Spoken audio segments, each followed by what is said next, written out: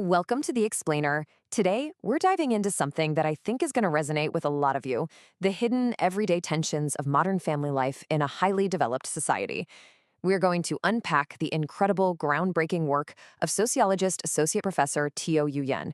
Her work has sparked massive national conversations, basically by holding up a mirror to society. And today, we're going to look right into that mirror together. Our goal is to summarize her two major pivotal books and, most importantly, explore exactly how they intersect.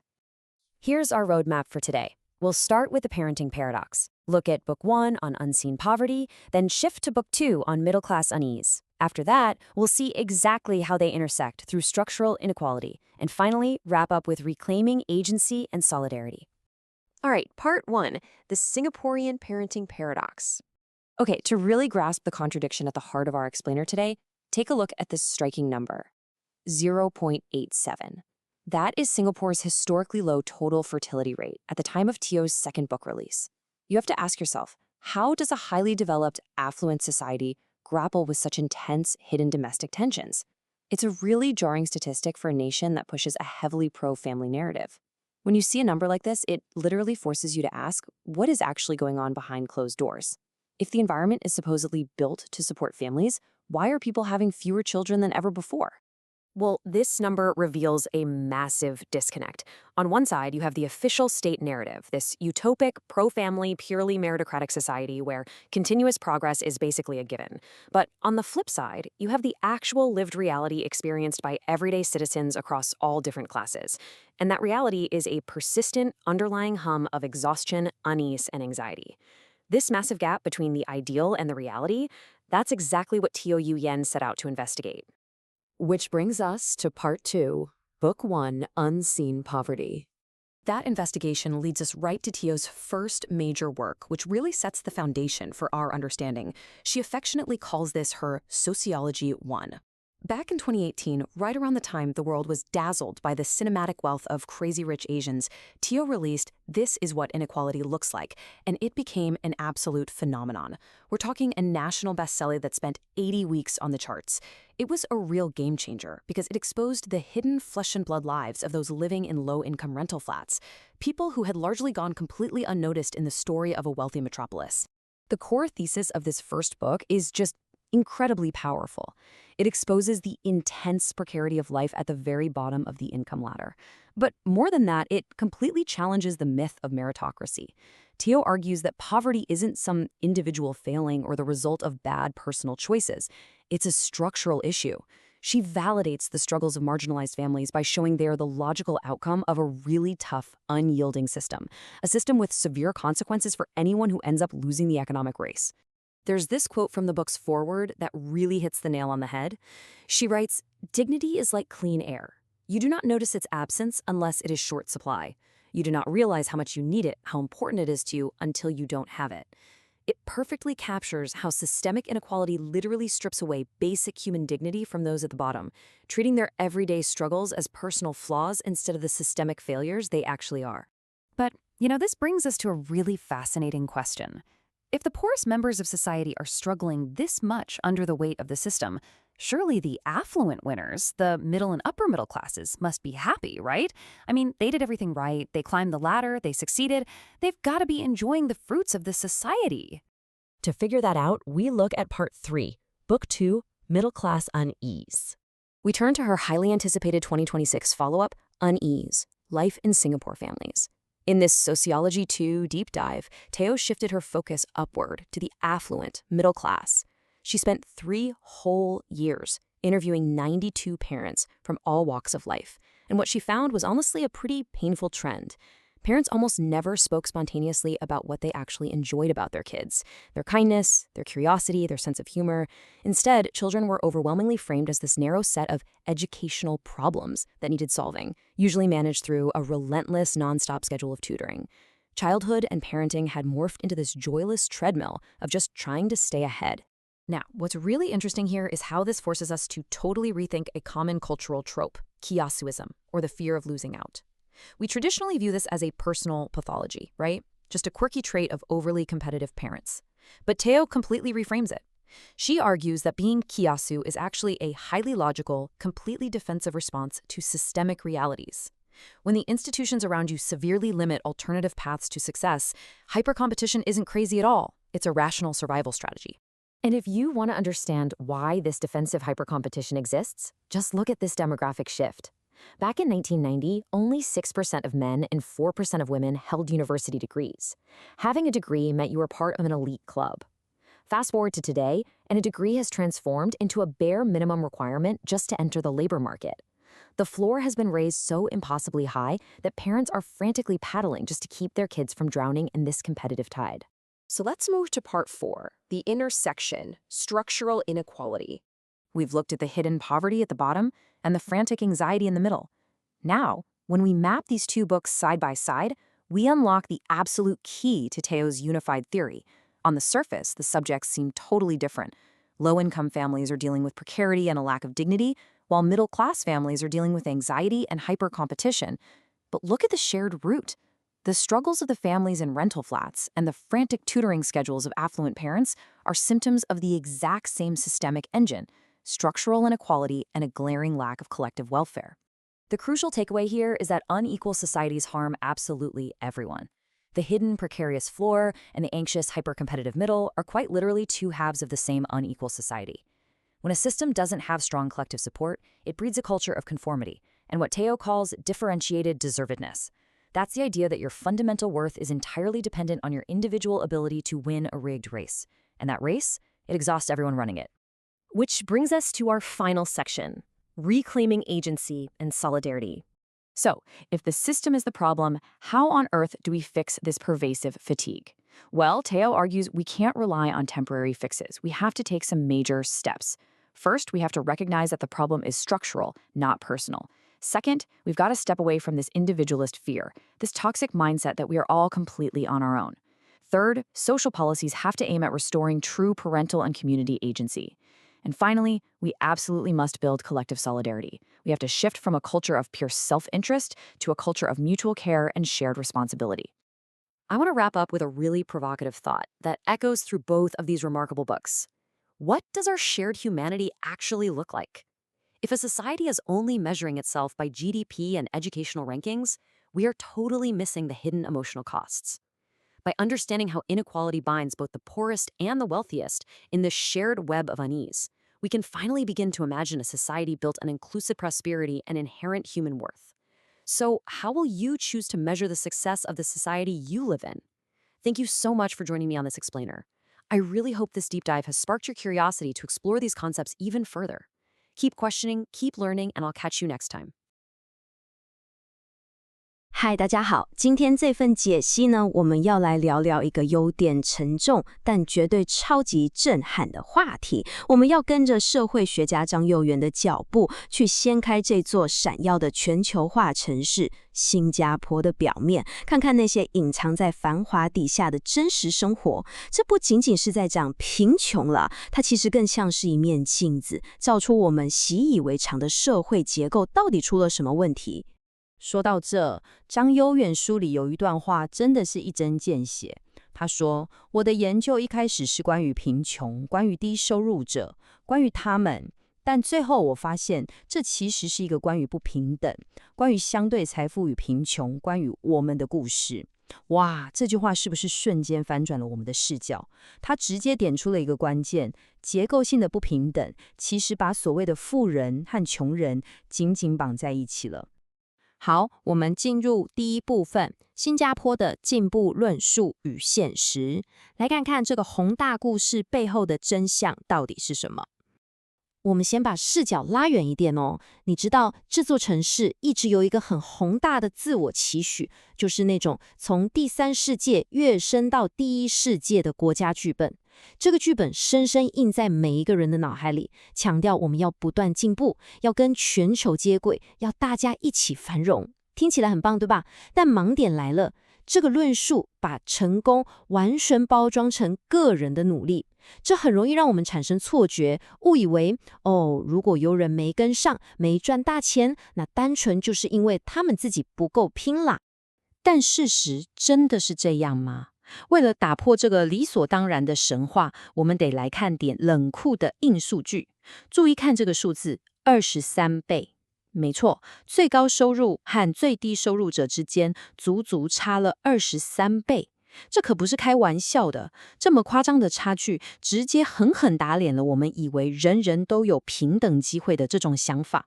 我们把这差距具体化一下，你看前10%的家庭人均收入高达12773元，但最低10%的群体呢，才543元。对，你没听错，543元，这是一个血淋淋的客观现实。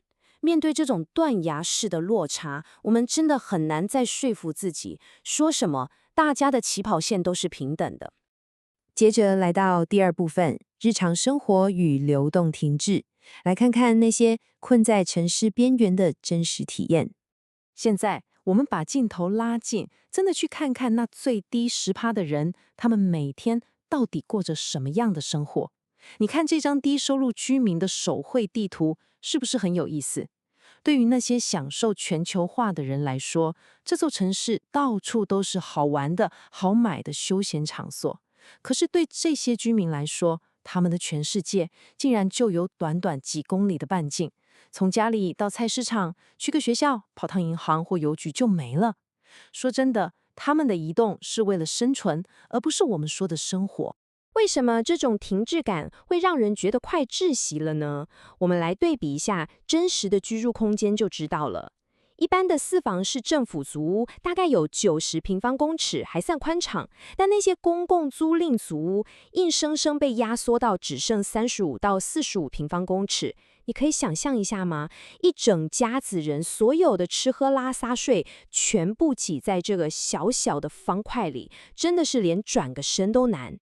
其实不用走进去，你光是站在街上往上看，就能感受到那种强烈的压迫感了。你看那些租赁组屋的门口密密麻麻的挤在一起，这种超高密度的居住环境，说真的，光看照片就让人觉得有点喘不过气。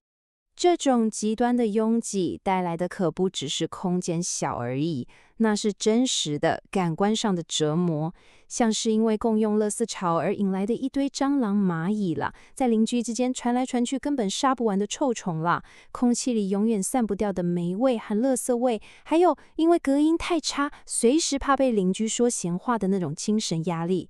让人无奈的是，比较富裕的人有时候会带着一种浪漫的滤镜，轻描淡写的觉得这只是老时代的旧痕迹，但对不起，这可是底层人民每天都在苦撑的现实生活啊！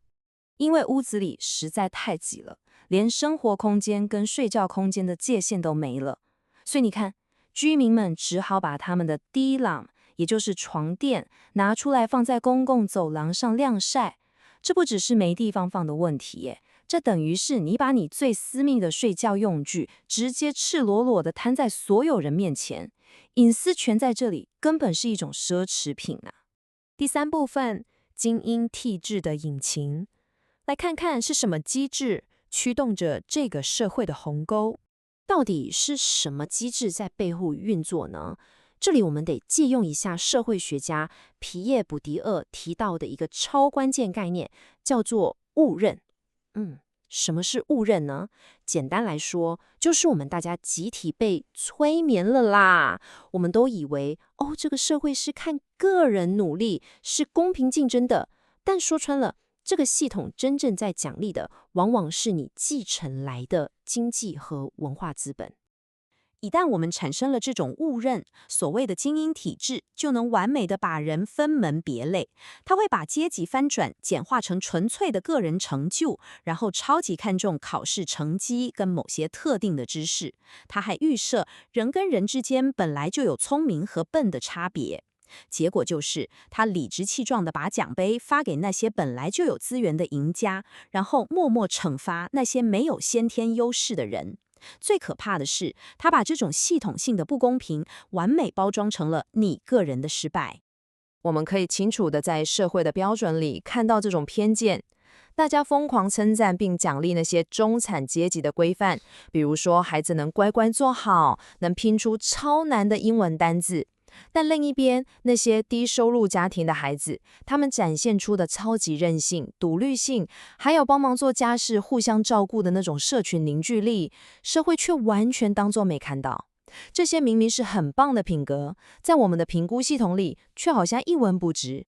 最后来到第4部分，打破我们的共同论述，重新检视我们在系统中的共谋角色。为了看清这个盲点，作者直接对我们下了战帖。他说，我们真的得停止把贫穷给孤立化了，别再觉得那是他们的问题，其实正是我们对精英体制的盲目崇拜，在无形中维持了我们自己的特权，而这一切都是踩在别人的人性尊严和社会边缘化之上的。聊到这边，我想留下一个问题，让大家回去好好想想：我们真的愿意去直面这个真相吗？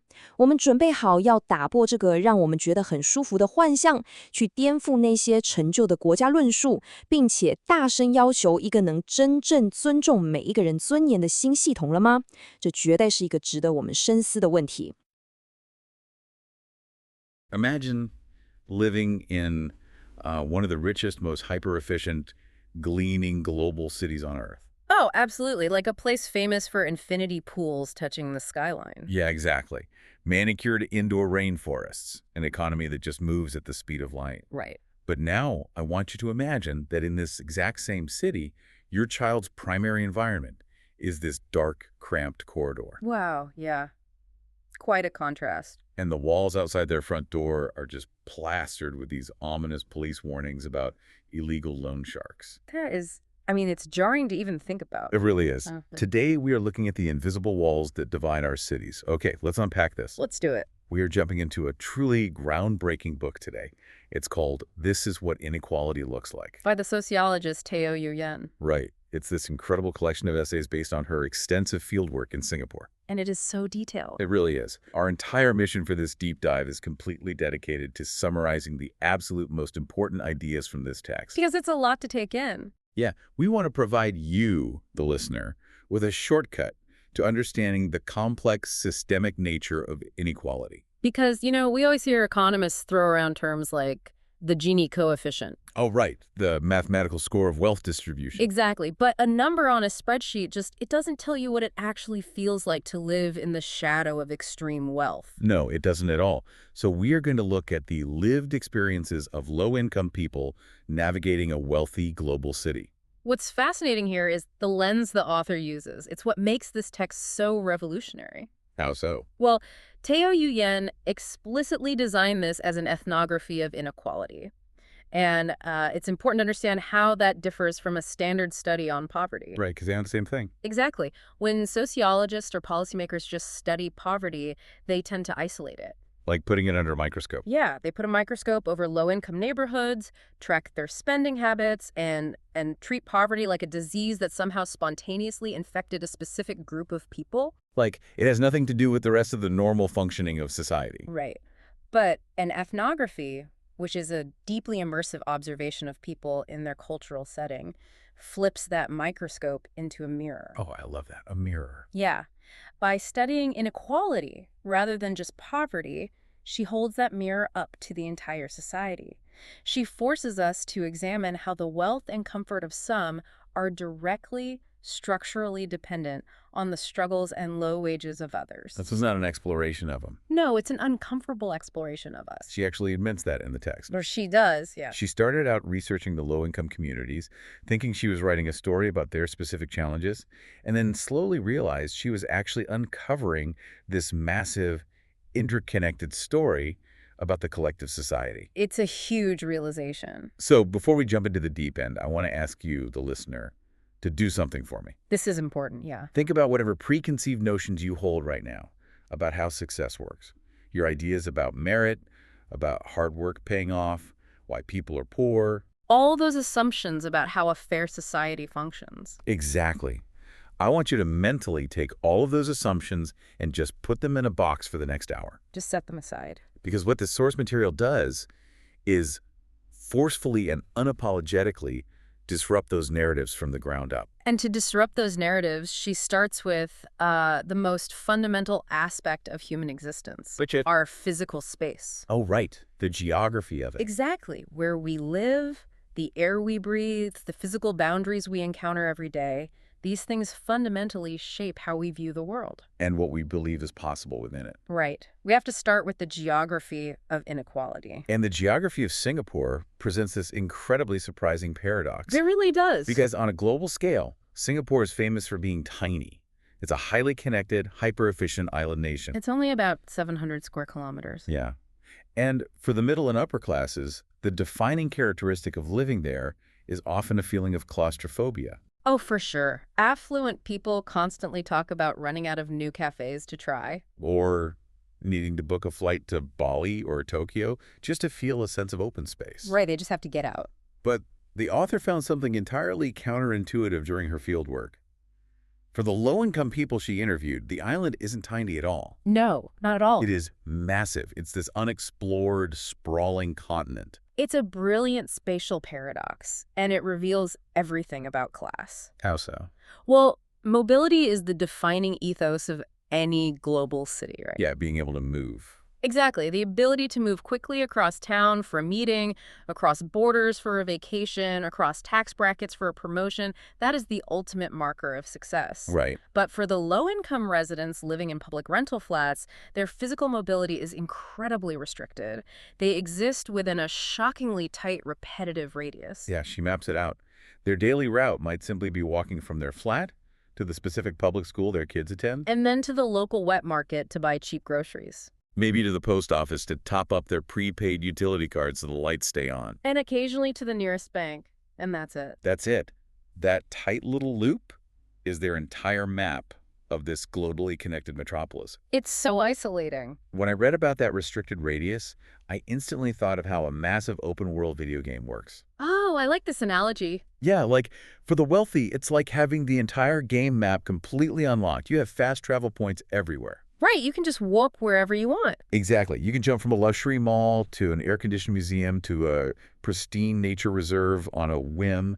You have the resources. The car, the ride-hailing app, the disposable income. Yeah, to go wherever you want, whenever you want. But for the low-income residents, it's like the fog of war. The fog of war. Yeah, you know, that dark, obscured part of the map in a strategy game that you haven't explored yet. Oh, right, where it's all grayed out. Yes.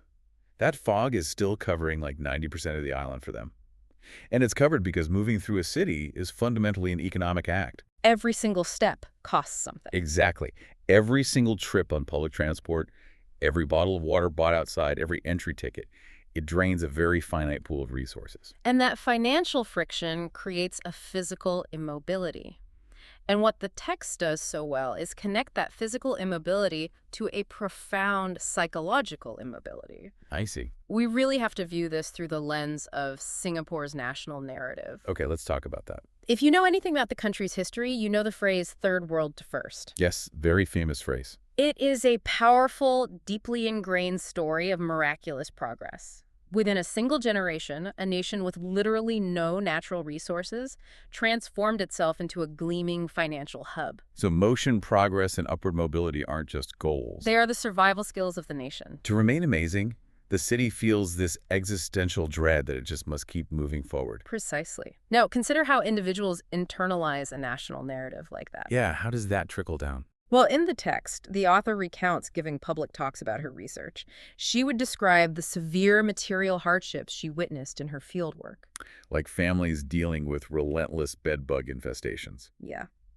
Or people having to take cold showers at 4 in the morning in public facilities because their utilities were cut off. And how did the audience react to that? Inevitably, older, affluent audience members would raise their hands and say things like, well, I actually prefer cold showers. It's quite refreshing in our tropical weather. Unbelievable. Or they'd say, when I was a kid, we all had bed bugs. It really builds character. It wasn't that bad. I found that part of the text so revealing. They were completely romanticizing poverty. They absolutely were.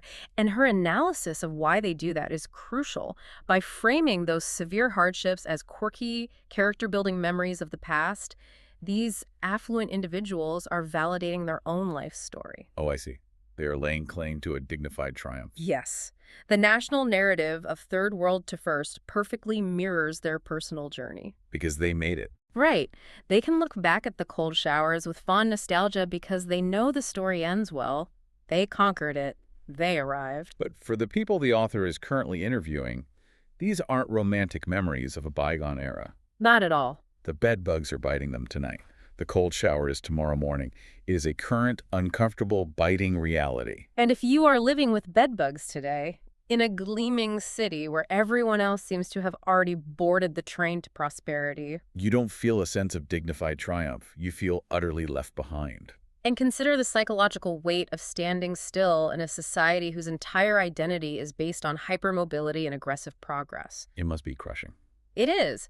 If the dominant story is that hard work guarantees upward movement, then standing still is immediately framed as a personal failure. So you aren't just experiencing poverty. No, you are a loser in the great game of progress. The society implies that you are somehow defective for being unable to keep up. That is an incredibly heavy, toxic psychological burden to place on someone who is simply navigating extreme structural disadvantages. It really is. So, if the entire island outside their neighborhood is shrouded in that financial fog of war we talked about, we need to look at the space they do inhabit. We have to zoom in on the physical reality of their housing. Because in this text, the housing blocks aren't just buildings. No, they are the literal concrete foundation of the inequality we are discussing. To understand this, we need a quick primer on public housing in Singapore. Right, which is managed by the Housing and Development Board, or HDB. It's the massive, highly successful system. Yeah. Like the vast majority of citizens live in HDB flats. True, but there is a stark structural divide within that system. Okay, what's the divide? The vast majority are owner-occupied flats, but a small percentage are public rental flats. And the author's fieldwork zeroes in on the residents of these rental flats. Exactly. These function as the housing safety net for households earning very low incomes.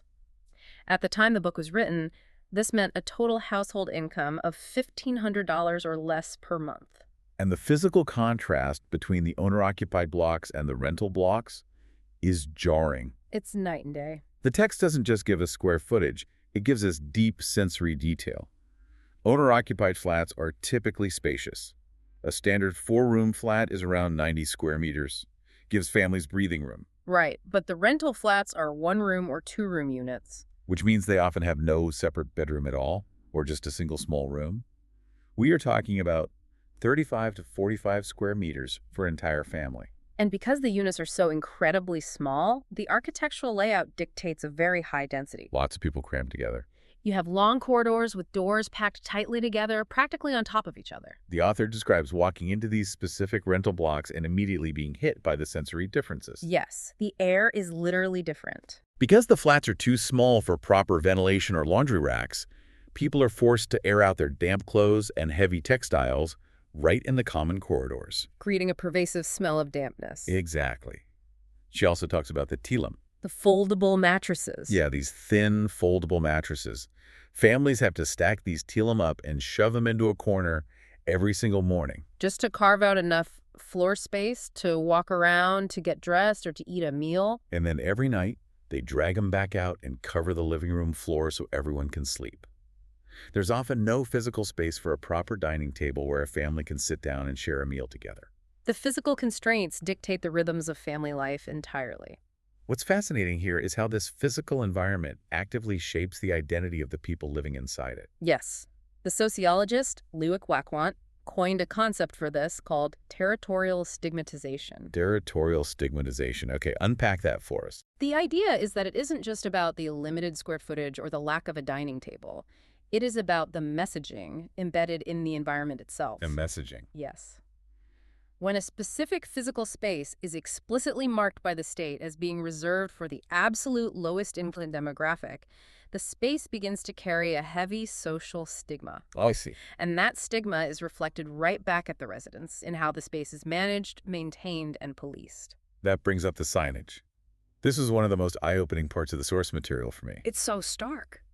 The author points out the drastic difference in the posters and public service announcements plastered in the elevators and common areas. If you walk into a typical middle-class, owner-occupied block, the signs are cheerful. Yeah, they promote community and virtuous, healthy living.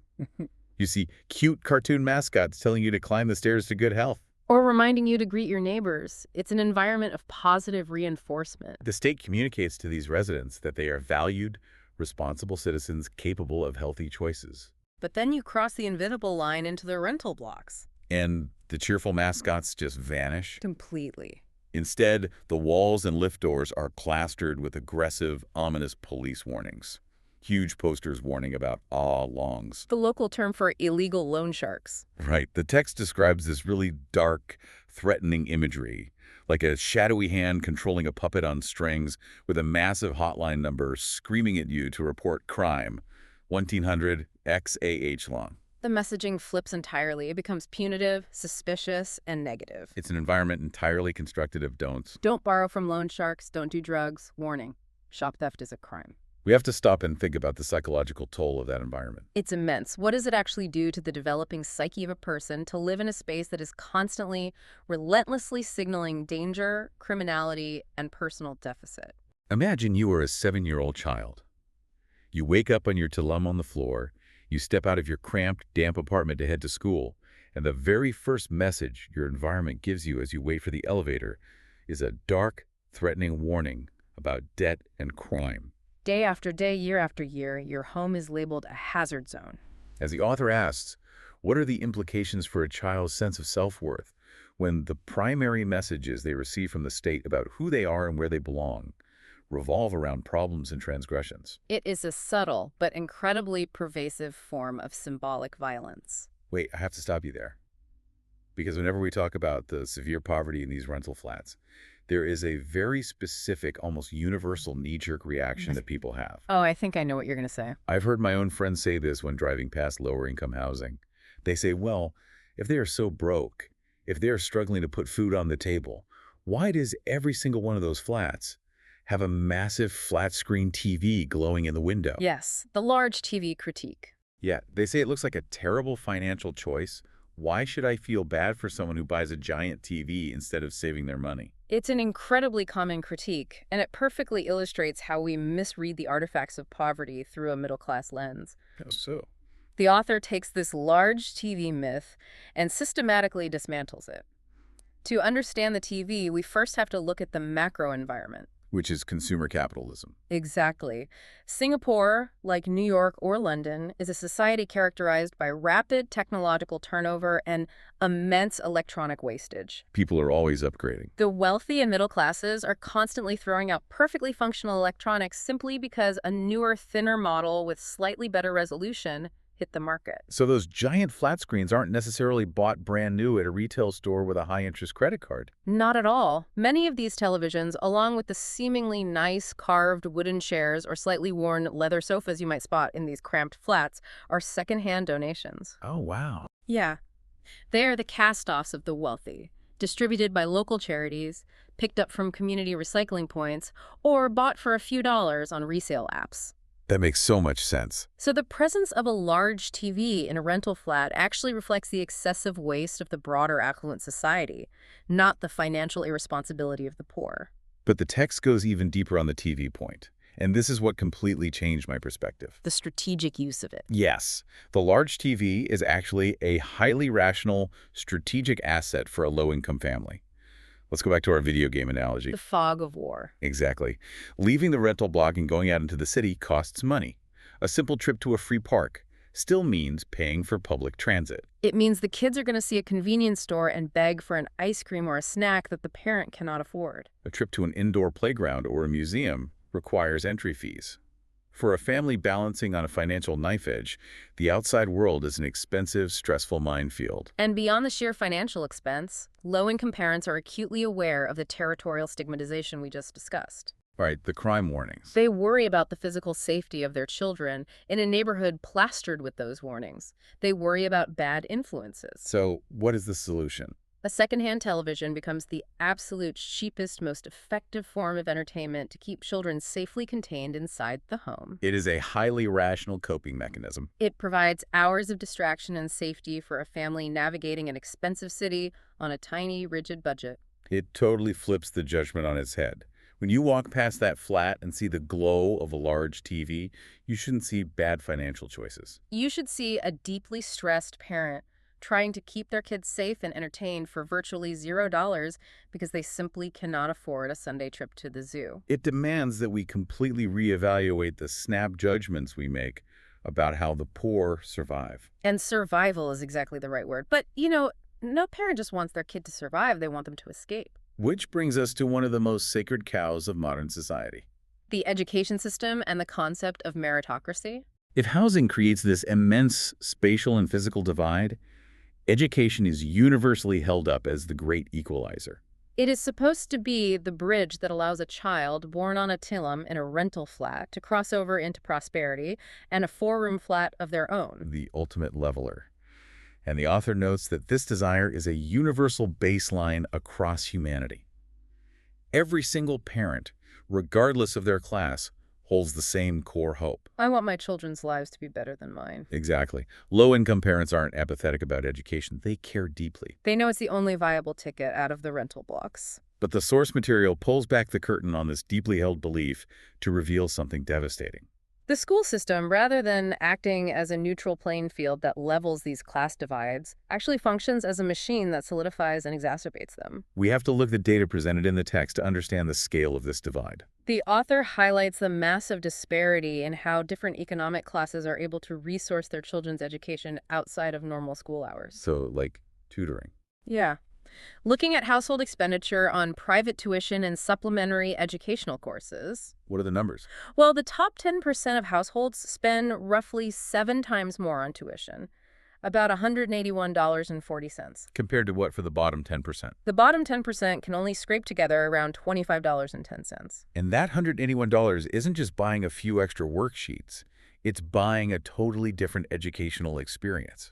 It's buying one-on-one attention. It's buying test-taking strategies. It's buying the peace of mind that if a child falls behind in class, there is a paid professional ready to catch them. Whereas a $25 from the low-income household might barely cover a generic group class or a couple of basic exercise books. But the financial data is just the surface layer, isn't it? Yeah. If we connect this to the bigger picture, the real intellectual revelation in this text is its sociological dismantling of the word meritocracy itself. Okay, unpack that. Because in everyday conversation, we use meritocracy as a direct synonym for fairness. We do. We assume it means a system that is inherently just, where the smartest and hardest working people automatically rise to the top. But the sociologist Pierre Bourdieu has a concept for what is actually happening here, and the author leans heavily on it. It's called misrecognition. Misrecognition, what does that actually mean in the context of a classroom? Well, it's a powerful concept. It means we look at a system and completely misunderstand what is actually rewarding. We misrecognize that the education system is purely rewarding raw, innate intelligence and natural hard work. But what it is often actually rewarding is the accumulation of cultural and economic capital. The system takes the advantages of wealth and mislabels them as natural merit. Let's make that concrete. What does cultural and economic capital look like for a kid walking into first grade? Well, the system expects a 6-year-old to arrive already possessing a very specific set of skills. Right. They need to be able to sit perfectly still at a desk for hours. They need to know how to take instruction from an authority figure in a very specific, docile way. They are often expected to already know how to read basic sentences and spell English words accurately, even when those words make absolutely no phonetic sense. Exactly. And who has those specific skills mastered on day 1 of first grade? The children whose parents possess the economic capital to enroll them in intensive, expensive preschools from the age of 3. Or the children whose parents had the cultural capital, meaning the free time, the higher education levels, and the fluency in English to sit with them for hours every evening drilling phonetics. Reading bedtime stories and enforcing classroom behavioral norms right in the living room. It's like hosting a baking competition. One contestant is led into a fully stocked, state-of-the-art professional kitchen with imported French butter, vanilla beans, and a convection oven. Okay, sounds like a huge advantage. And the other contestant is handed a tin can, some raw wheat, and is told to build a campfire in the rain. And when the person in the professional kitchen inevitably produces a spectacular multi-tiered cake, the judges pin a gold medal on their chest and announce, Well, they are simply a naturally superior baker. They possess more baking merit. It completely, willfully ignores the massive disparity in the starting ingredients. That analogy hits the nail on the head. The judges misrecognize the professional kitchen as the baker's innate talent. But the tragedy of misrecognition goes even deeper than that, doesn't it? It does. It's not just that the school system falsely rewards the treats cultivated by wealth. It actively ignores and devalues the incredible complex traits cultivated by hardship. What kind of traits? In her fieldwork, the author observed children in these low-income rental flats exhibiting remarkable human qualities. Like what?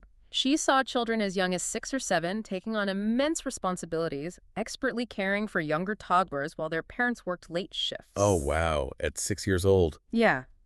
She saw kids demonstrating profound resilience, fierce independence, and a deep, intuitive generosity toward their neighbors in the corridors. They know how to navigate incredibly complex, stressful social environments. But navigating a stressful environment and keeping your baby sister safe doesn't get you an A on a standardized math test. No, it doesn't. In the strict, unyielding accounting of the formal education system, resilience and sibling caregiving are not legible as merit. They don't meet the state's key performance indicators for success. Because these children haven't mastered the specific, narrow skills of sitting still and phonetics, the system sorts them to the bottom. It labels them as low-achieving, slow, or unmotivated. And then society justifies their subsequent trajectory into low-wage jobs and rental flats of their own by throwing up its hands and saying, well, the system is a meritocracy. They just didn't have the merit to succeed. That is absolutely devastating. To be told by the most powerful, respected institutions in your entire society that your daily struggle to survive is simply a reflection of your own intellectual and moral inadequacy. It makes you realize why parents across all classes are trapped in this feverish rat race of private tutoring and exam anxiety. They are terrified of their child being sorted to the bottom of the pile. And since we know the education system relies heavily on unpaid parental labor to cultivate this very specific brand of merit, doing the reading drills, checking the homework, we have to confront the obvious question. Which is? Why can't low-income parents simply be more involved? Why can't a mother in a rental flat just sit down for an hour a day and teach her kid phonetics? This brings us directly into the harsh realities of low-wage work and what sociologists call the care gap. Because the easiest, most cynical critique to hurl at a low-income parent is, well, if you want your kid to succeed, you should just spend more time with them. Prioritize your family. But the text completely dismantles the corporate buzzword of work-life balance. It does. For the professional white-collar class, work-life balance is a luxury. It means having the autonomy to leave the office at 5:30 p.m. instead of 7 p.m. to catch your kid's soccer game, or taking a mental health day. But for low-income workers, work-life balance does not exist because their schedules are brutally inflexible. We are talking about cleaners, security guards, retail cashiers, warehouse packers. They are working grueling shift work. They're often working on weekends, on public holidays, or late into the night, precisely when the rest of the city is resting. Add to that the physical depletion.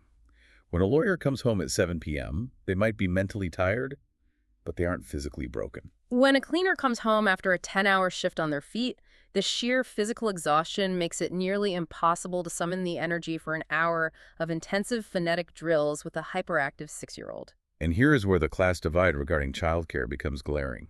Yes, in middle and upper-class households in Singapore, the standard, socially accepted model for plugging this gap in caregiving is hiring a live-in migrant domestic worker. You pay someone else to handle the cooking, the cleaning, and the supervision, freeing up the parents' time. But for a family surviving on less than $1,500 a month, hiring a domestic worker is mathematically impossible. So how do they cope?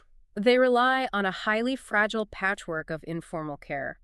A grandmother watches the baby in the morning, an aunt takes over in the afternoon, maybe a 10-year-old sibling is in charge until the parents get home at midnight. And because those extended family members, the grandmothers and aunts, are also likely living in the same socioeconomic bracket, dealing with their own precarious employment and chronic financial stress. This entire network of care is constantly on the verge of collapse. Right. If the grandmother gets sick or the aunt's shift changes, the whole system breaks down. So let's put this all together. You have parents who are physically exhausted, working long, completely inflexible hours for poverty wages. They're unable to afford hired childcare, constantly struggling to maintain a fragile, stressful network just to make sure their kids don't get hurt while they're at work. And then the school system hands them a stack of complex worksheets and demands that they also act as auxiliary teachers to cultivate academic merit. It's an impossible math problem. The equation cannot be balanced. It cannot, which naturally leads us to question the role of the state. If the wages are too low and the care network is collapsing, where is the safety net? The author introduces a deeply important concept to explain how the welfare system interacts with these families: differentiated deservedness. It's essential for you to understand that Singapore, unlike some Nordic countries, does not operate on a model of universal welfare. You do not get access to basic public goods like health care, housing subsidies, or retirement funds simply by virtue of being a citizen who breathes the air. No, the welfare system is residual, highly targeted, and strictly conditional. So what are the conditions? Who is deemed deserving? The system is primarily conditional on continuous, stable, formal wage work. And secondly, conditional on conforming to a very specific traditional family structure. Let's look at the cornerstone of Singapore's Social Security, the CPF, or Central Provident Fund. This is a mandatory savings scheme. Employees and employers pay into it, and citizens use this fund to buy their HDB flats, pay for major medical bills, and fund their retirement. But the fatal flaw for the low income is that CPF is entirely linked to formal employment. If you have a stable corporate job, your CPF grows automatically, the state helps you buy a flat, and you build wealth. But if you are a gig worker, a day laborer, an informal cleaner, or someone who bounces between precarious, low-paying jobs, Your CPF contributions are minimal or non-existent. so the system is designed so that the very people who need the financial safety net the most, the workers with unstable, low-paying jobs, are structurally excluded from the primary national mechanism for building basic security. And you mentioned a second condition, family structure. How does that impact deservedness? Access to the most substantial housing grants and family subsidies is heavily biased toward the traditional nuclear family, specifically a legally married heterosexual couple. The system is designed to reward this specific life script. Go to school, get a stable job, get married, buy an HDB flat together, have children. If a citizen falls out of that normal script, say a single mother raising a child alone or someone who went through a messy divorce and lost their home, The safety net does not easily catch them. Instead, they face immense bureaucratic hurdles to access even a baseline of security. the state differentiates who deserves help based on how closely they adhere to the government's preferred script. Okay, I can hear a listener thinking right now, look, I read the newspaper. I know there are government assistance programs specifically for the poor. There are ComCare schemes, grocery vouchers, utility grants. So if there are all these acronyms and programs meant to help, why are these families still living in such precarious, stressful conditions? That is the exact pushback the author frequently encounters. And the answer lies not in the existence of the help, but in the excruciating mechanics of how that help is administered. Because the welfare state is residual and highly conditional, it relies on intense, constant means testing. The state is terrified of giving $1 to someone who might not truly need it. Therefore, before the state provides a targeted payout, say a few $100s a month to keep the lights on, it demands that the applicant definitively prove their destitution. And the text provides visceral, agonizing examples of what this auditing process actually feels like for the applicant. It is the opposite of a streamlined service. Imagine walking into a fluorescent-lit social service office. You are already stressed. You are missing an hour of wages just to be there. You sit down across from a social worker, and you have to hand over months of bank statements, utility bills, and pay slips. And then the interrogation begins. The applicant might have to explain why a random $40 deposit appeared in their bank account 3 weeks ago. Was it a loan from a friend? Did they work an undeclared shift? They have to justify their grocery expenses? They have to explain the intimate details of their family dynamics, why their ex-husband isn't paying child support, or why their adult son isn't giving them an allowance. Imagine the psychological toll of that interaction. The entire process is fundamentally built on an architecture of distrust. The state is essentially communicating to the citizen. We suspect you might be trying to cheat the system. We suspect you are poor because of your own bad choices or laziness. And therefore, the burden of proof is entirely on you to convince us that you are sufficiently desperate to receive our charity. This intense surveillance and relentless auditing doesn't just provide money.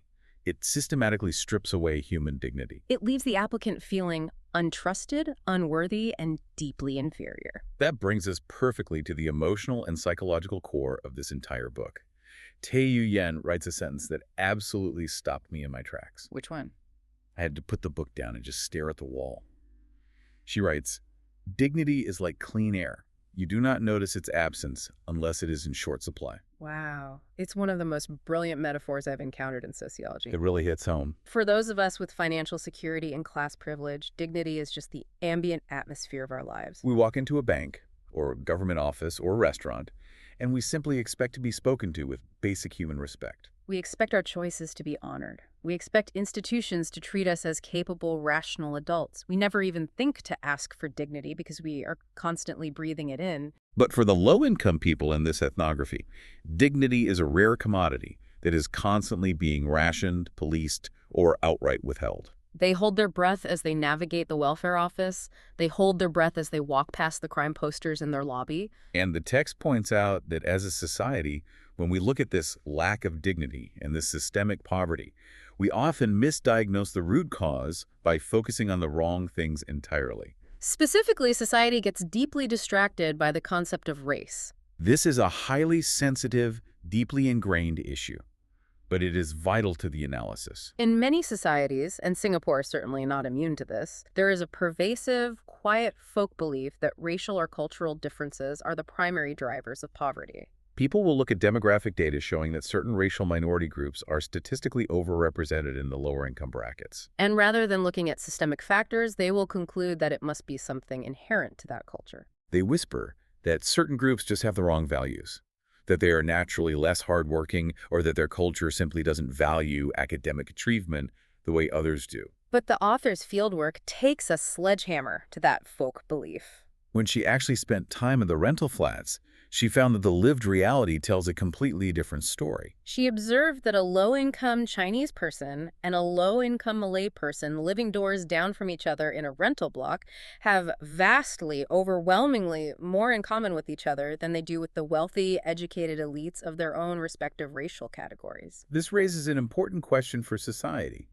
Why do we focus so heavily on racial and cultural narratives when class is clearly the true defining factor of a person's life trajectory? The author argues, with compelling evidence, that class location is the truest, most accurate predictor of the options, the constraints, and the daily realities these individuals face. The crushing anxiety of figuring out childcare on a shift worker schedule, the indignity of sitting in the social service office explaining a $40 bank transfer, The physical exhaustion of low-wage labor. These are universally class experiences. They are not racial experiences. So why the distraction? Why does the media, and sometimes even the government, lean so heavily into the narrative of helping specific communities uplift their culture rather than addressing class directly? Because weaponizing race or culture is incredibly convenient for the people who benefit from the status quo. How so? Think about it. If a society can successfully blame poverty on the supposed cultural deficits of a specific racial group, then the society is completely absolved from looking at its own structural exploitation. It doesn't have to question the inherent cruelty of the sorting mechanism in meritocracy. It doesn't have to reckon with the fact that wages for essential work are kept artificially low. It doesn't have to dismantle its punitive welfare system. The race narrative neatly shifts the blame from the powerful system to the marginalized individual. It is a highly effective smokescreen designed to avoid the uncomfortable truth that our current economic model explicitly requires a low-wage, compliant underclass in order to function smoothly and profitably.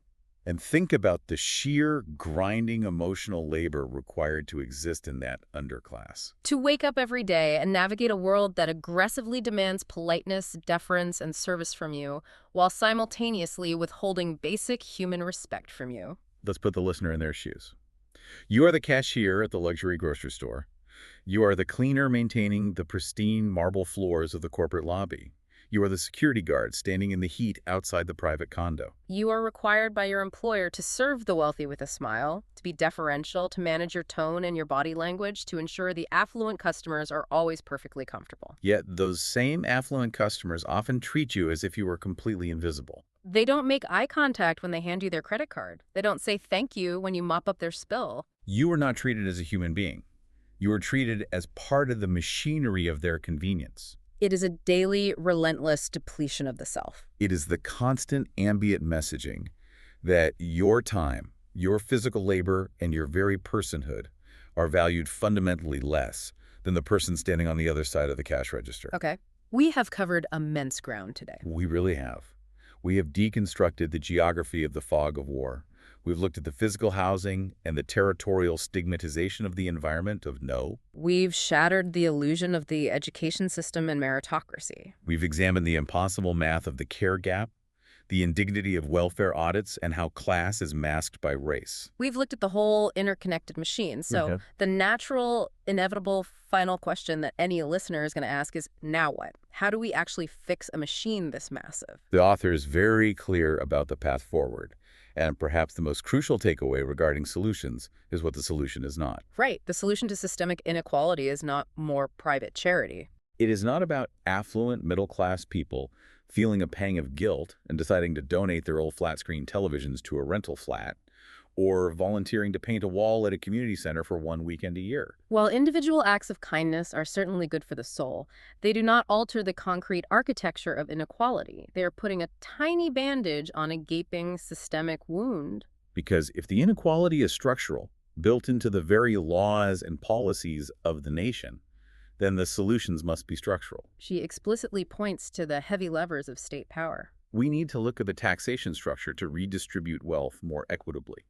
We need to move away from residual, humiliating welfare audits and implement forms of universal social protection. We need to radically increase spending on public health and education to truly level the playing field. And we need to fiercely protect labor rights to ensure that anyone working a full-time job is guaranteed a living wage. The fundamental paradigm shift required here is recognizing that inequality is an outcome of specific policy choices. It is not an inevitable mathematical law of physics. It is not just the natural, unavoidable result of globalization or the free market. It is the direct result of decisions made by humans in air-conditioned rooms about how to distribute resources, who deserves protection, and who is expendable. We have to violently disrupt the narrative that the current, highly unequal system is the only way a modern, efficient society can possibly function. She uses a really powerful everyday metaphor to explain how we currently view our role in society. She says that right now, we interact with our country as if we are simply customers. Customers. Think about how a customer behaves. We pay our taxes, which we treat like a subscription fee, and in return, we expect our services. Clean streets, good schools, efficient trains. We evaluate the nation based entirely on our own personal transaction. And what's the fundamental problem with that mindset? Customers don't care about the well-being of other customers. If you are sitting at a restaurant and your steak is cooked perfectly and your waiter is attentive, you don't really care if the guy at the next table is getting terrible service or cold food. You just care about your own meal. That is the exact trap of the modern consumer citizen. To build a more equitable society, we have to undergo a radical transition from being isolated customers to being engaged citizens. Citizenship implies a shared fate. It implies a moral obligation to the collective well-being of the entire community, recognizing that an injustice to the person serving your food fundamentally diminishes the society you live in. But I have to be honest and push back here on behalf of the listener. Because while transitioning to citizenship sounds beautiful in theory, systems are incredibly stubbornly resilient. I'm thinking of a profound analogy that a friend of the author shared with her in the book. This friend compared society to standing on a moving train. A moving train. Okay. Everyone is holding onto the handrails. Sometimes an activist or a shocking news story causes the train to jerk violently. Everyone sways, people lose their balance for a split second, maybe a few people yell out. But then the moment passes, everyone adjusts their grip, they find their footing again, and they just keep standing there. The train keeps moving in the exact same direction at the exact same speed. The system absorbs the shock and normalizes it. So if the system of inequality is that massive, that heavy, and that resilient, how on earth do we actually change the tracks? It's an incredibly valid fear. That feeling of powerlessness against the sheer momentum of the capitalist machine is what keeps most people passive. But the author's response to that train analogy serves as the philosophical climax of the entire book. She acknowledges the momentum. She points out that yes, the train of society is heavy and moves fast. But we must remember that we are not just molecules bound by the inescapable laws of physics. We are not atoms reacting blindly to gravity. We are moral actors capable of choice. Humans wrote the code. Humans built the train. Precisely. Humans sat in committee rooms and wrote the specific rules for the CPF. Humans looked at blueprints and decided exactly how small those HDD rental flats should be. Humans designed the primary school curriculum and decided exactly which traits would be rewarded as merit. And because human beings made these choices, human beings possess the power to unmake them. If we can successfully change the overarching narrative, if we collectively refuse to misrecognize the privileges of wealth as innate merit, If we demand universal dignity for every worker, rather than conditional charity based on suspicion, we can generate the political will to change the policies. but it requires the courage to look in the mirror, to see the system for what it truly is.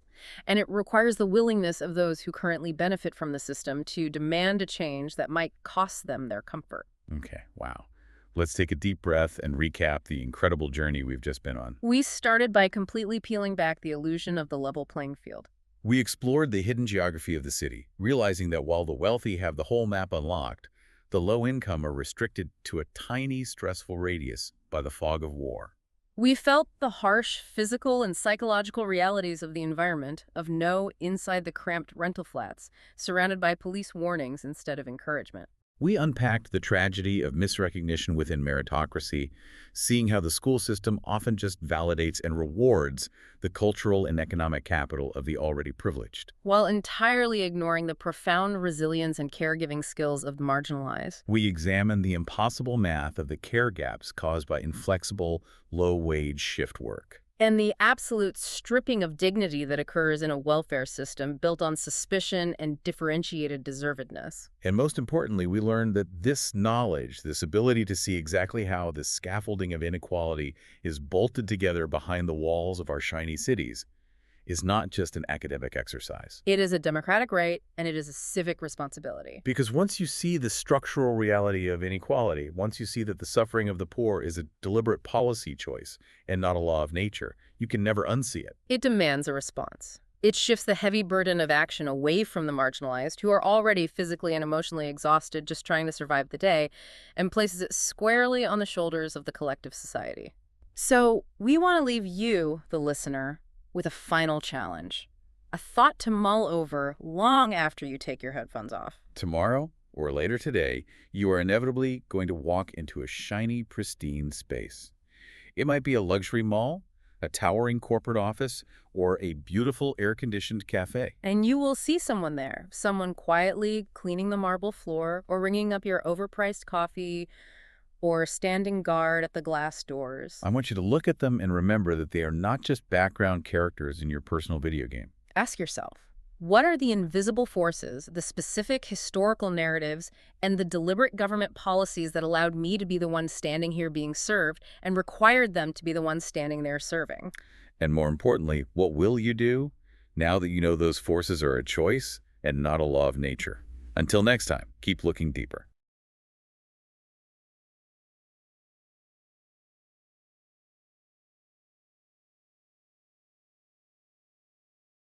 Imagine your kid wakes up with a fever.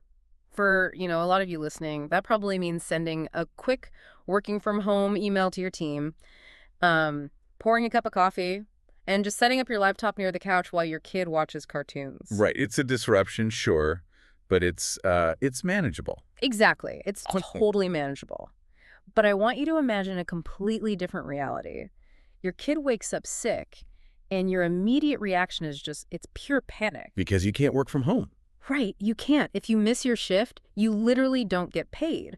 Or worse, you might lose your job entirely. So you find yourself standing in a crowded emergency room, and you're pulling out your smartphone, and you're actively recording a video of your visibly sick, crying child. Which is just, it's so bleak. It is. You have to capture their distress on camera just to send it to your supervisor as, prove that you aren't lying to get out of work. Yeah, and what's fascinating here is that it fundamentally shatters how most of us prefer to think about social safety nets. Oh, totally. You're not just managing a medical issue in that moment.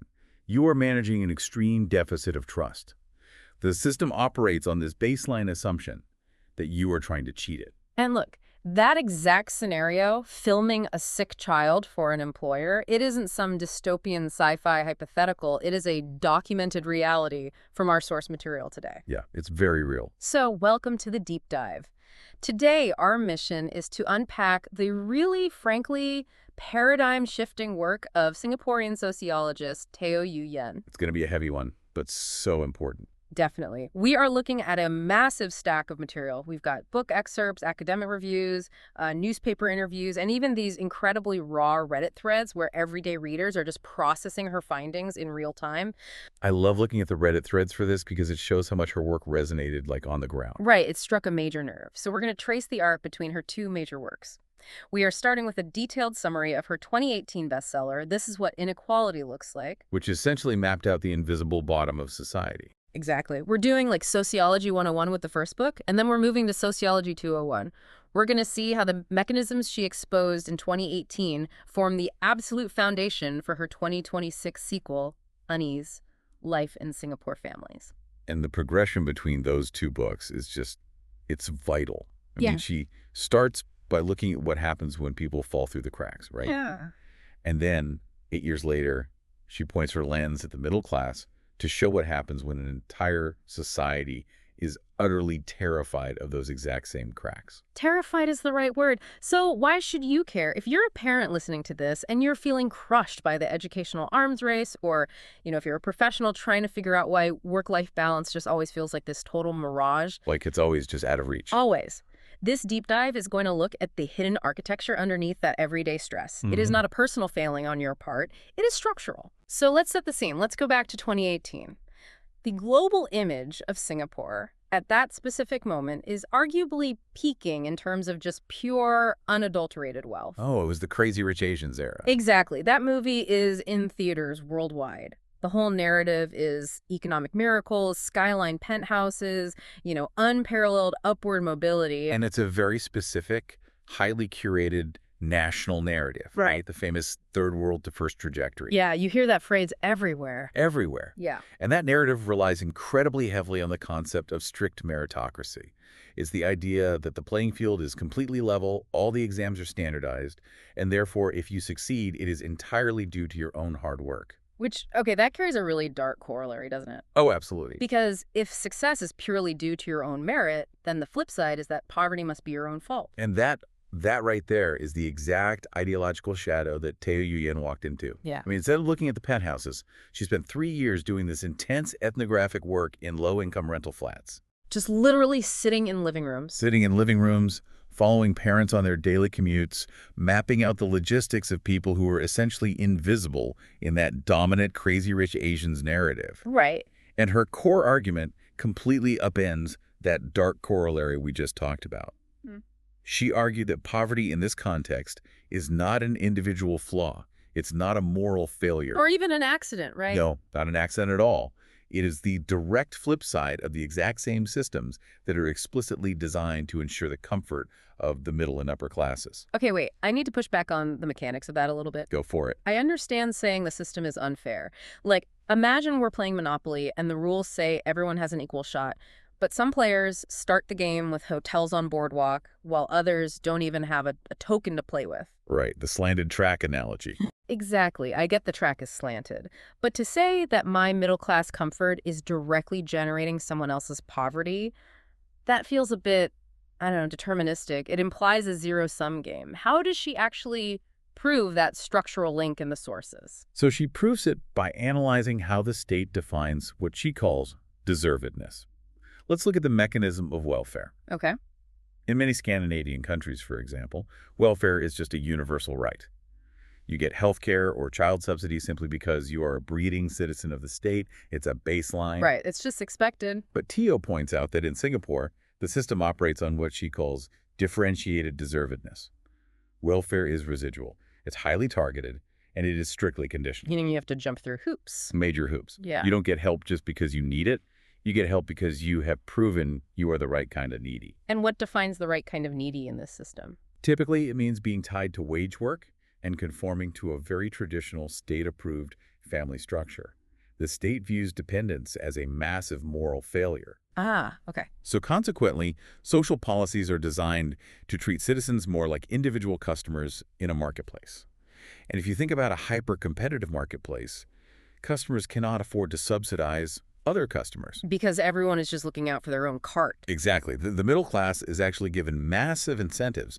We're talking substantial tax reliefs for having children, matched savings accounts, and they receive these automatically without any moral scrutiny. Okay, so if I'm an upper middle class professional, the state gives me a baby bonus or a tax rebate, and nobody comes to my house to check if I spent it on, like, diapers or a beach vacation. Right, nobody cares. My dignity and my autonomy are just presumed. Yes, your deservedness is assumed because you are successfully participating in the capitalist growth model. But for the low-income resident living in a rental flat, Yeah, what does it look like for them? accessing even a fraction of that financial support requires running this grueling bureaucratic gauntlet. They have to prove repeatedly that they are not trying to game the system. Which brings up, honestly, one of the most powerful, striking quotes from all of our source texts today.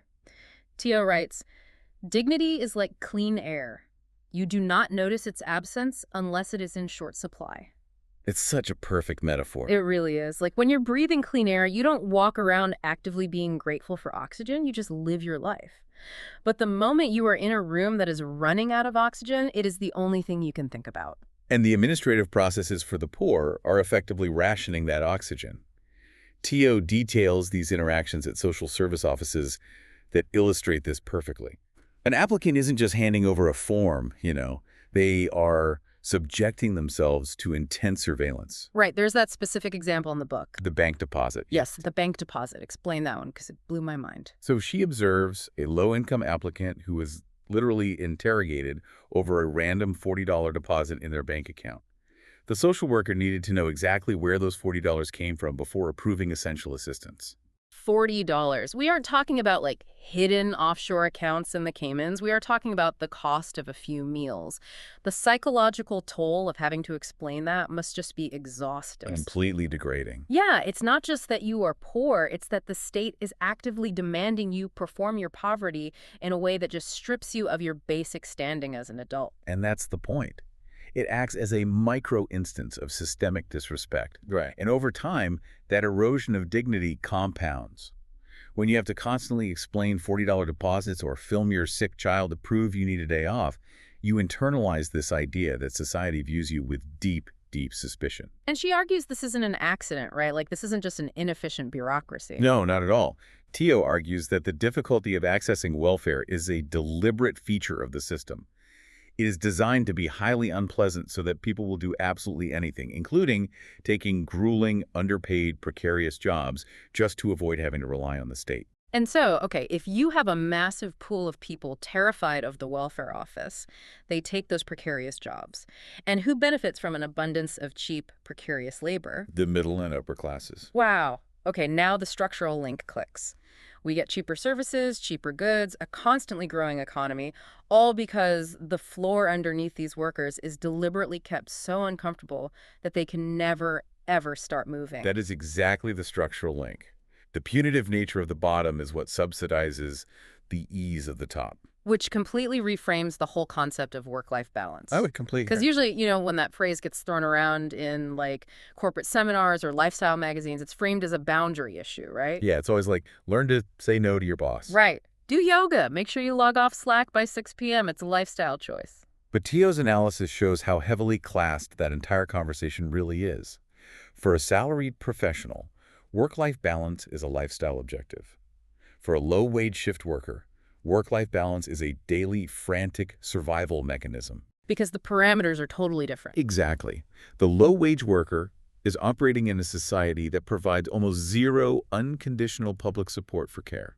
Let's walk through what that actually looks like on the ground. Because if a system demands that everyone engage in wage work to survive, but it doesn't provide universal childcare or elder care, what happens to the family structure in a low-income household? It buckles.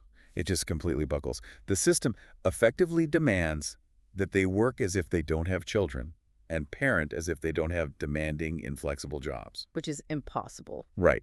Now, middle-class families solve this care gap by purchasing private solutions. They hire domestic workers, they pay for expensive after-school enrichment centers, or they just have flexible knowledge economy jobs where they can work from the couch. Like we said at the start. Right. But low-income families cannot buy their way out of this structural deficit, so they have to rely on informal networks. a neighbor watching a kid, an older sibling acting as a parent, and those networks are incredibly fragile. And when those fragile networks break down, say, the neighbor gets sick and can't watch the toddler that day, the low-income parent misses a shift. They lose income. And suddenly they are viewed by the state and the school system as neglectful or irresponsible. That's the sheer cruelty of the individual failing myth. The system fails to provide the infrastructure for care, and then it penalizes the individual for the resulting chaos in their lives. I can completely see why this book hit such a nerve in 2018. It didn't just point out that poor people exist. It held a mirror up to the middle class and essentially said, your lifestyle is structurally dependent on their precarity. Yeah, it made people very uncomfortable. And the sources show the fallout was massive. The book sold 43,000 copies. It stayed on the bestseller list for 80 weeks. Which, for an academic sociology book, those numbers are astronomical. I mean, you don't see that. Never. It clearly articulated a feeling that a lot of people had but just couldn't quite put into words. It provided a vocabulary for structural critique in a society that was so heavily conditioned to only ever think in terms of personal responsibility. And naturally, that shift in vocabulary caused significant friction. Right, the pushback from the establishment. The sources outline this, and it is wild. The pushback was quite literal. According to the reporting at the time, 2 senior civil servants actually hand-delivered a large envelope to Teo Yen. The literal envelope. Hand-delivered. Yeah. And the envelope contained a list of what the government agencies deemed, quote, factual errors in her sociological analysis. And they requested that she place an errata sticker on her books to correct the record. And she politely declined to do so. Which is such a flex. It really is. And that refusal is a defining moment for public sociology. Because the state essentially wanted to debate the granular details of specific policy mechanisms, right? They wanted to argue over the exact dollar amounts of subsidies or the specific criteria of programs. Like, well, actually, the subsidy covers 40%, not 30%. Exactly. But Teo's work wasn't a policy audit. It was an ethnography of lived experience. Her point was, even if a subsidy exists on paper, if a citizen feels too humiliated by the process to actually apply for it, the structural reality is that the safety net has failed. That's such a crucial distinction. By refusing the errata sticker, she held her ground on the premise that the lived experience of citizens is a valid empirical fact.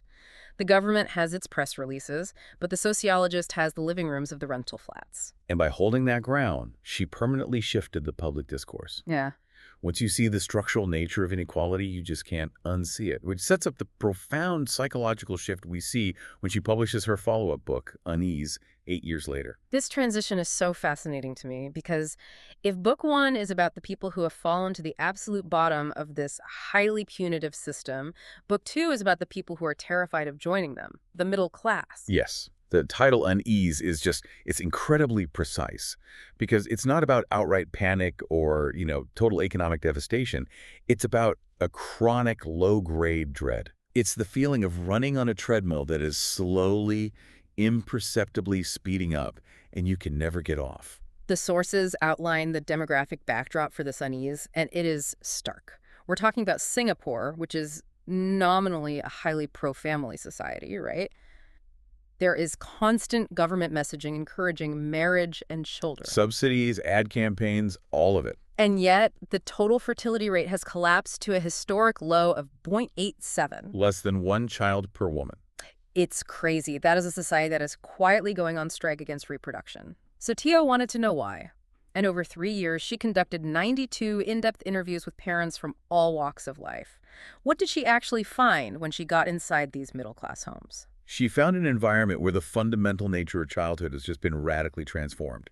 The most devastating finding from those 92 interviews, and this really stuck with me, was what parents didn't say. What do you mean? Parents almost never spoke spontaneously about enjoying their children. Yeah.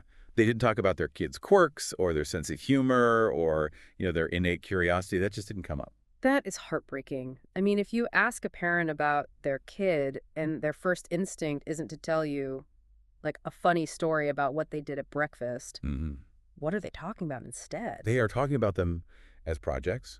Teo observed that children have been reframed into this very narrow set of educational problems in need of a solution.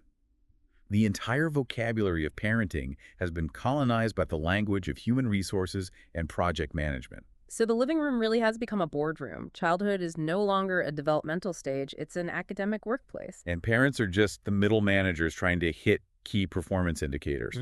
The inherent human worth of the child is entirely secondary to their performance metrics in the national exam system. Okay, I want to push back on the cultural explanation here for a second, because I think a lot of international observers, and honestly, even people within Singapore, tend to brush this off as just a localized cultural quirk. The kiasu argument? Yes. The famous Hokkien term, kiasu, which loosely translates to, like, a fear of missing out, or this hyper-competitive desire to always be first. It's often used self-deprecatingly, as if to say, oh, we Asian parents just love comparing test scores, it's just in our DNA. How does Teo handle that kiasu defense? She completely eviscerates it. Really? Oh yeah. She argues that leaning on kiasu as a cultural explanation is a lazy cop-out. And worse, it masks a severe structural reality. These parents are not acting out of some irrational cultural pathology. They are acting with cold, defensive rationality in response to a bottlenecked economy. Okay, walk me through the math of that bottleneck. Why is the pressure so much worse now than it was, say, 30 years ago? Okay, so let's look at the generation of parents Teo interviewed. In 1990, only about 6% of men and 4% of women in Singapore had university degrees. Right, really. Single digits. Single digits. A degree was an elite credential. If you had one, you were essentially guaranteed entry into the upper echelons of the economy. But the vast majority of people made a totally decent, comfortable living with secondary or vocational education. So the floor was relatively stable. You didn't need a degree to survive. Precisely.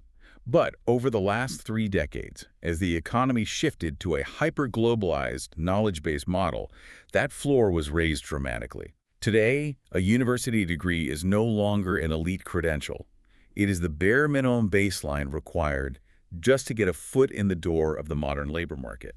Okay, so the parents looking at their kids today realize that if their child doesn't get that degree, they aren't just missing out on becoming a CEO. They might be entirely locked out of a livable wage. Yes, they aren't pushing their kids because they are obsessed with status or because they're naturally kiasu.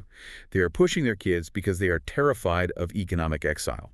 And this connects directly back to Book 1. How so? These middle-class parents know exactly how punitive the system is for those at the bottom.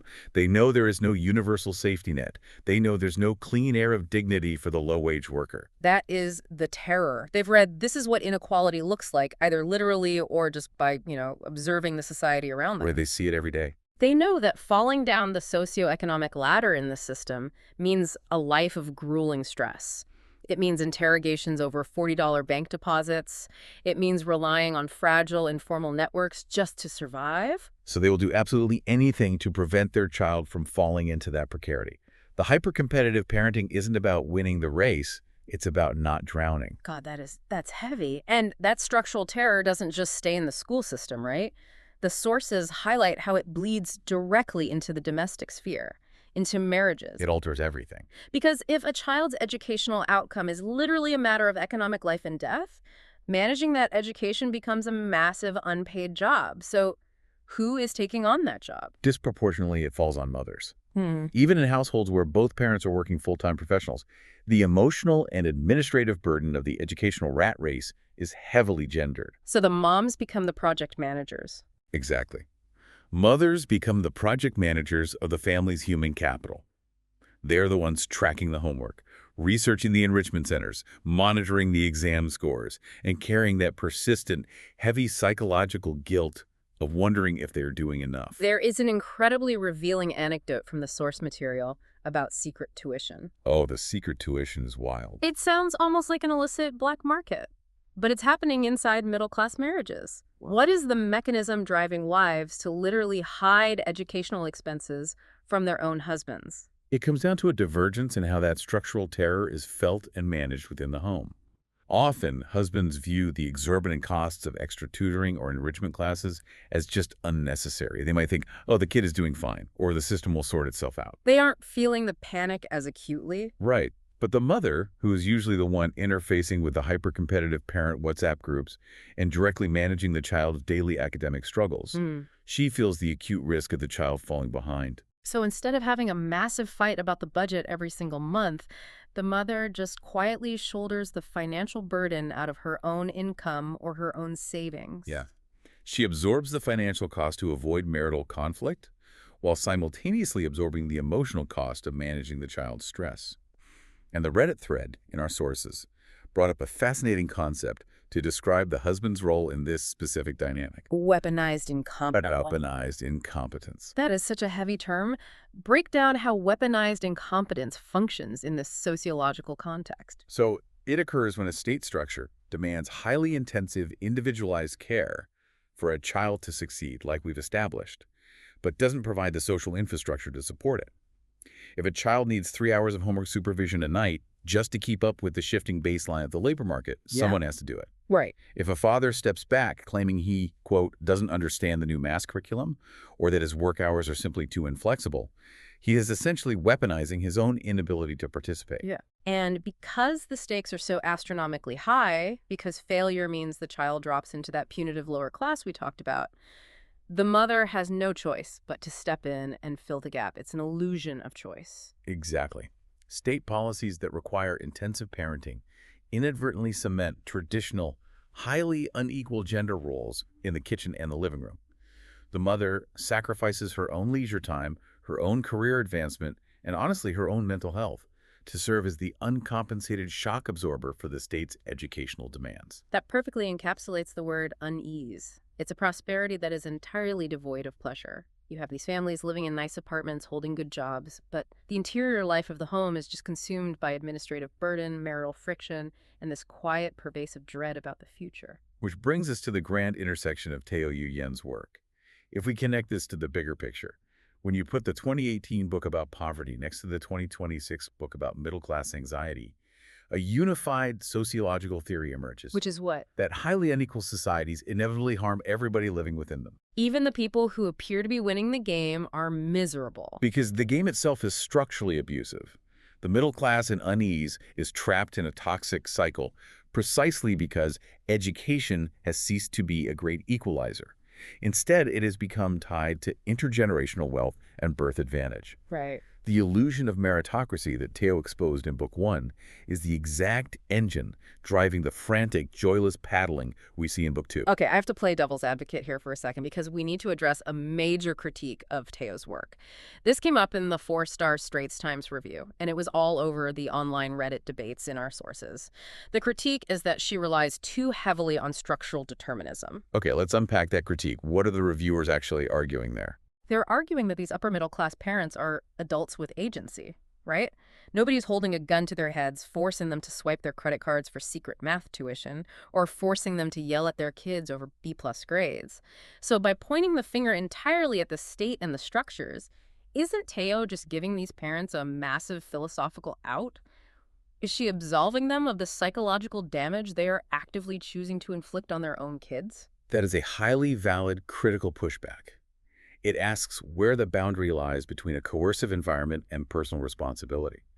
Sociologically, we have to recognize the concept of bounded rationality. Bounded rationality, what's that? It means, yes, the parents are making choices, but they're making choices within a menu of options that has been severely restricted by the state. They're choosing the least bad option on a terrible menu. Right. It is possible to hold two truths simultaneously here. First, that the system is objectively bottlenecked and relies on the threat of poverty to motivate compliance. That's true. But second, that individual parents must still be held accountable for how they filter that structural stress down to their vulnerable children. That makes total sense. You can critique the state's exam system while still condemning a parent who uses, emotional abuse to enforce study habits. Exactly. You don't have to choose one or the other. Now, the other major critique from the sources revolves around international context. The reviewer asked, what would happen if we broadened the lens? Yes, the lack of international comparisons. This is a very common critique of localized sociology. If you look at Japan or South Korea, you see remarkably similar patterns, right? Collapsing fertility rates, massive shadow education industries, and intense middle-class unease. Yeah, the Hagwons in Korea are legendary for this exact type of stress. Exactly. Yet those countries have different political histories and different specific policy frameworks than Singapore. So the question the sources are raising is this a uniquely Singaporean problem created by its specific brand of state capitalism, or is this just the inevitable endgame of any highly developed, globalized economy? If parents in Seoul are just as miserable as parents in Singapore, maybe tweaking a local housing policy won't fix the underlying rot. It's a vital question for the broader sociological field. However, Teo's methodology is deliberately hyper-local. Her argument is that even if global capitalism is the broader weather system, the state still controls the local infrastructure. Right. You might not be able to stop the global storm, but you can choose whether to build a leaky roof or a solid shelter. That's a perfect way to put it. And she doesn't just diagnose the leaks in the roof. She outlines specific structural reforms in the sources. She wants to move the conversation from providing ease to providing agency. Break down that distinction for me. What is the difference between ease and agency in this context? Ease is the current policy approach. It's a temporary alleviation of a symptom. Handing out a one-time tax rebate, offering a minor child care subsidy, or giving a cash bonus for having a baby. It makes the burden slightly lighter for a moment, but it doesn't change the rules of the game. It's giving you a slightly more comfortable pair of running shoes for the treadmill, but the treadmill is still speeding up. Exactly. Agency, on the other hand, is about giving people the power to actually step off the treadmill. It's about restoring fundamental control over how families structure their lives, free from the terror of economic ruin. And the sources highlight two specific, honestly radical policy changes she proposes to achieve this agency. Let's look at the first one. An equal division of parental leave from childbirth. This one is huge. Yeah, not just like 12 weeks for the mother and 2 weeks for the father. A mandatory equal split. How does that actually change the structure? It directly attacks the weaponized incompetence and the gendered care gap we discussed earlier. If state policy dictates that the father is equally responsible for full-time care in the crucial early months of a child's life, it prevents those unequal habits from becoming entrenched in the first place. Oh, that makes sense. It rewires the negotiations in the kitchen before they even start. Exactly. It signals on a macro level that care work is a universal human responsibility, not a female biological destiny. Wow. Okay, the second major reform she proposes is arguably even more disruptive. She calls for completely delinking a parent's occupational status and wealth from school access. And this strikes at the very heart of the meritocracy myth. Currently, affluent parents can leverage their wealth, their alumni networks, or their ability to buy expensive real estate near elite schools to secure an advantage for their children. It's the monopoly game where you start with the hotel again. Yes. But if you sever that link, if access to high-quality education is genuinely decoupled from class privilege, and every single school is resourced to provide an excellent outcome regardless of the neighborhood, you instantly lower the stakes. You reduce the terror. Exactly. The frantic paddling stops because the fear of falling to the bottom is mitigated by a robust, unconditional safety net. It's about shifting the societal baseline from individualism and fear to collective solidarity. Which is a massive paradigm shift. It really is. Let's just trace the causal links of this incredible journey we've been on today. We started in 2018 with This is What Inequality Looks Like, where Teo Yu Yen shattered the illusion of meritocracy. She showed us how the state rations dignity, making welfare deliberately punitive to ensure a desperate, low-wage workforce that subsidizes the comfort of the upper classes. Which then creates an environment where basic human needs, like the ability to care for a sick child without losing your job, become exclusive class privileges, rather than universal rights. Right. And then we followed that causal chain up the economic ladder to 2026 and her book Unease. We saw how the terror of falling into that punitive lower class drives the middle class into a state of hyper-competitive panic. A panic that literally hollows out the joy of domestic life. Exactly. We saw how this structural anxiety forces parents to view their children as educational KPIs and disproportionately burdens mothers with the unseen labor of managing the rat race. Teo's ultimate revelation is that a system built on extreme competition and conditional human worth is just a machine that eventually grinds down everyone inside it. But by exposing the invisible architecture of that machine, she gives citizens the vocabulary to demand fundamental structural agency. Before we wrap up, I want to leave you, the listener, with a final, really provocative thought to mull over. As we were going through the Reddit discussions in our source material, one reader brought up a massive wildcard that intersects with all of this anxiety. Think about the impending impact of artificial intelligence. Oh man, it is the ultimate disruptor of the knowledge economy. Right. Think about the entire ecosystem we just discussed. The multi-million-dollar shadow tuition industry, the sacrificed childhoods, the secret financial burdens wives hide from husbands.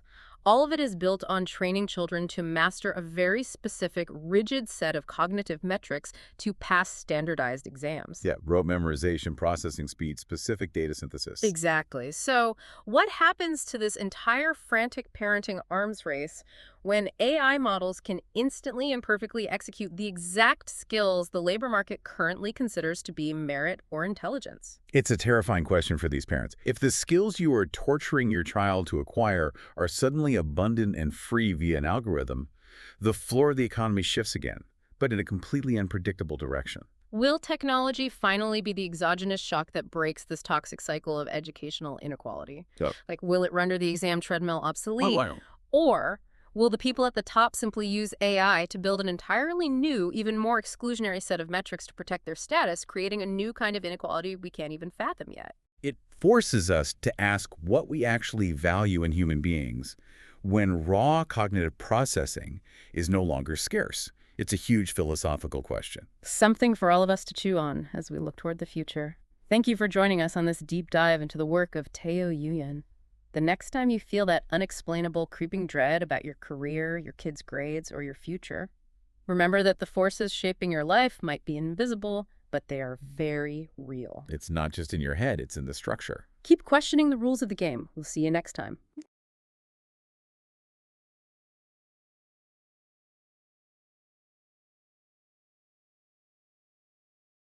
How does one of the um, wealthiest, safest, and most officially pro-family countries on Earth end up with like the lowest birth rate in human history? Yeah, it's a stunning paradox, really. Right. Today, we are looking past that spectacular, world-class skyline of Singapore to find out why a society where everyone is supposedly winning feels, well, completely crushed by anxiety. Because if you look at the macroeconomic dashboard, you see steady growth, extreme safety, world-leading educational outcomes. Which all sounds great on paper. Oh, absolutely. But if you walk into the actual living rooms of the families who are, generating those statistics, you find a pervasive, almost suffocating psychological toll. Welcome to the Deep Dive, everyone. For those of you joining us, we are incredibly glad you're here. Thrilled to be here and ready to get into it. Yeah, so today our mission is to basically deconstruct that polished facade. Right. We're going to explore how systemic inequality affects everyone in a hyper-competitive society. Right, from the most marginalized families,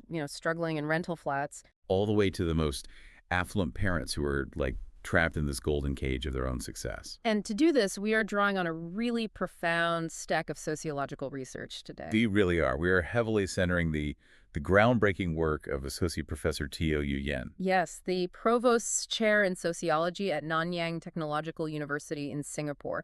Her work is it's absolutely essential for this. It really is. So we're looking at her 2018 national bestseller, This is What Inequality Looks Like. Which, by the way, completely upended the national conversation around poverty when it came out. Oh, totally. And we're also diving into her highly anticipated 2026 book, Unease, Life in Singapore Families. Which turns the lens onto the middle and upper classes, which is fascinating. Right. And alongside her books, we have the 2023 Minimum Income Standard Report she co-authored, a brilliant 2019 research paper by Nathan Peng on Singapore's social compact. And, clinical protocols on the family stress model, plus just a mountain of academic reviews. It is a phenomenal collection of data. Yeah. And the reason it's so good is because it refuses to let us stay at that, 10,000-foot view. Exactly. We are going to be moving from high-level state policy analysis right down to ethnographic, agonizingly intimate interviews with parents who are just, trying to navigate their Tuesday afternoons. And the hook that pulled me into this mountain of sources, the thing that just blew my mind, is that historic fertility rate I mentioned earlier. Right, the 0.87 figure. Yes. In the year 2026, Singapore's total fertility rate sits at an absolute low of 0.87. I mean, that is well below the replacement rate. It's unprecedented. And so the sources force us to ask, why do parents across all socioeconomic classes feel this crushing sense of unease? If the system is working so beautifully on paper, why does everyone feel so terrible? Exactly. And you are the absolute perfect person to help us synthesize these complex sociological theories, to help us untangle the structural reality from the individual blame game, and to really connect the dots for everyone listening.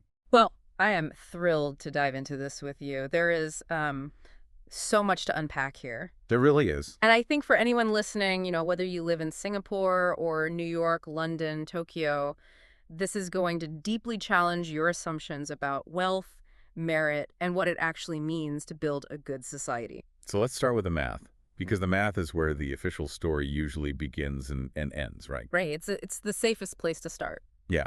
Our sources, particularly that research by Nathan Peng, suggest that to understand this modern paradox, we first have to grapple with the massive gap between the official numbers on an economic spreadsheet and the reality of waking up in the city every single day. Yes, exactly. Peng wrote this paper in 2019 that coined a term I find incredibly useful. He calls it the Singaporean dualism. The Singaporean dualism, okay. Yeah, it perfectly captures the cognitive dissonance of living in a highly developed state. So dualism meaning two conflicting realities existing in the exact same geographic space at the exact same time. Precisely. Because if you look purely at the empirical indicators, the macro level trends that economists just love to track, Singapore has actually been doing remarkably well on the inequality front. Okay, let's unpack this because I want to make sure we ground this in the data for everyone listening. The sources specifically mention the Gini coefficient. Right, the Gini coefficient. For those who might not, look at economic indices over breakfast, the Gini coefficient is the standard measure of income dispersion across the population. Exactly. So 0 means perfect equality. Yeah. Like every single person makes the exact same amount of money. And 1 means perfect inequality, where one person has absolutely all the wealth and everyone else has 0. Right. And in Singapore, if you look at the Gini coefficient after taxes and transfers for household employment income, the number has actually improved significantly. It has. It went from 0.409 in 2015 down to 0.359 in 2025. Wow. Yeah, in the world of macroeconomics, a half-point drop over a decade is a massive, tangible improvement in income equality. So the state can accurately point out that generational upward mobility remains strong, right? Compared to international peers in the OECD. They absolutely can. Okay, so the math is undeniably saying things are getting better. The gap between the richest and the poorest, post-tax, is closing. On paper, yes. But then, Peng points out this massive divergence. Because despite these improving numbers, qualitative research, which means actually talking to human beings about their lives, shows a pervasive, deepening felt inequality among citizens. Yes, felt inequality. So the math says the gap is shrinking, but the people feel like the divide is as wide as ever, maybe even insurmountable. How do we reconcile that? Well, we reconcile it by separating wealth distribution from lived experience. Okay. The state can point to that 0.359 Giordani coefficient and declare, quite accurately, look, our wealth distribution mirrors other advanced mature economies. Right, the numbers don't lie. But the qualitative data reveals that in Singapore, your socioeconomic status, your SES, dictates far more than just your purchasing power. What else does it dictate? Your educational performance, your occupational trajectory, your social circles, and fundamentally, your sense of dignity and belonging to the society. Well, Those things are rigidly, almost inextricably tied to that SES. it's like telling someone it's 75 degrees and sunny outside based on a national average, but they are personally standing in a localized, violent thunderstorm. That is a phenomenal analogy, yes. I mean, the national average doesn't keep them dry, and it doesn't stop them from feeling like they're literally drowning. The average temperature is completely irrelevant to the person getting soaked. And this is where Peng's characterization of Singapore as a pragmatic meritocracy really comes into play. Pragmatic meritocracy. Right. The state is not ignoring the thunderstorm. It is highly competent and actively recognizes that systemic inequalities exist. But the state's approach is deeply incrementalist. So let's break down what that incrementalism looks like on the ground. Because the sources mention specific mechanisms, right? They do. Short-term financial assistance programs like ComCare. Progressive wage credits, workfare income supplements. GST vouchers, yes. The government is actively moving money around to prevent the formation of a permanent underclass. Which is good. It is good. They are doing it, and those redistributive tweaks are exactly why the Gini coefficient dropped. Okay, so what's the catch? Here is the critical sociological distinction. Incremental tweaks do not change the underlying social structure. Ah. Giving a low-income family a quarterly grocery voucher helps them survive the week, absolutely. But it does not change the fundamental architecture of the education system. Or the labor market that placed them at the bottom in the first place. Precisely. So you end up with this profound disconnect. The official narrative loudly promises equal opportunity and highlights these policy tweaks. But the daily lived reality for citizens feels entirely decoupled from that promise. The structural pressure is, like, identical to what it was before. Exactly identical. Okay, so if that felt inequality is so persistent, despite the government throwing money at the symptoms, we really need to look at the disease itself. We do. We have to examine the very engine of Singapore's social mobility. The core philosophy that dictates who gets what. We have to talk about meritocracy. Yes, meritocracy. I mean, how does a system that is literally designed to be fair, blind, and objective end up making so many people feel systematically marginalized? To truly understand that, we have to open up Teo Yin's 2018 book, This Is What Inequality Looks Like. Which was huge, right? Oh, this wasn't just an academic text. It was a cultural earthquake in Singapore. It sold over 43,000 copies. Wow, for an academic sociology book. Yes. It spent 80 weeks on the bestseller list and completely shifted the public discourse because it forced the middle class to look at the mechanisms of their own success. And she did that by spending 3 years doing ethnographic research, right? Yeah. Sitting in public rental flats, observing the lives of people in the lowest income bracket. She did. And she asks a very simple but devastating question.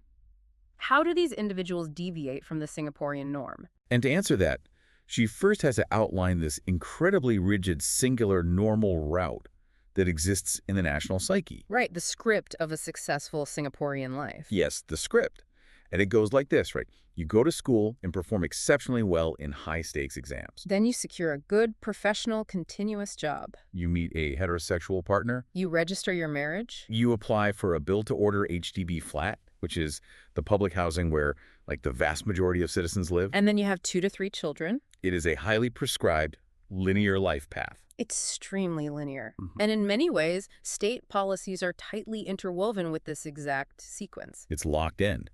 And Teo argues that because the middle class and the state view this sequence as the one true, normal, respectable Singaporean way, anyone who deviates from this path is heavily penalized. They are. Like, if you're a single mother, if you drop out of school to care for a sick parent, if you work informal gig economy jobs and can't afford that HDB flat. You aren't just seen as struggling. You are almost automatically cast as deviant. Deviant. That's a strong word. It's sociologically precise, though. And the primary engine that enforces this path, the ultimate arbiter of who gets to stay on the script and who gets cast out, is the education system. Right. It operates under the absolute banner of meritocracy. Which brings us to one of the most vital sociological concepts in all of these sources. Okay, lay it on me. It's drawn from the French sociologist Pierre Bourdieu, the concept of cultural capital. Okay, let's unpack this. Because the sources lean really heavily on cultural capital, and I think it's very easy to confuse it with just having a big bank account. But it's much more insidious than economic capital, isn't it? Vastly more insidious. Economic capital is straightforward, right? It's the money in your bank account, the assets you own. You can measure it. I could look at a bank statement and see economic capital. Exactly. Cultural capital, on the other hand, refers to abstract qualities, behaviors, tastes, and knowledge bases that a society, and specifically its institutions like schools, rewards. So it's not money. It's how you act. It's how you act, how you speak. The catch is that the system rewards these qualities even though it does not explicitly teach them. Give me a visceral example of this from the sources, because this is where the light bulb really went on for me. Sure. Imagine 2 7-year-old children entering primary 1. Okay, 2 7-year-olds. The first child comes from a high-income, highly educated family.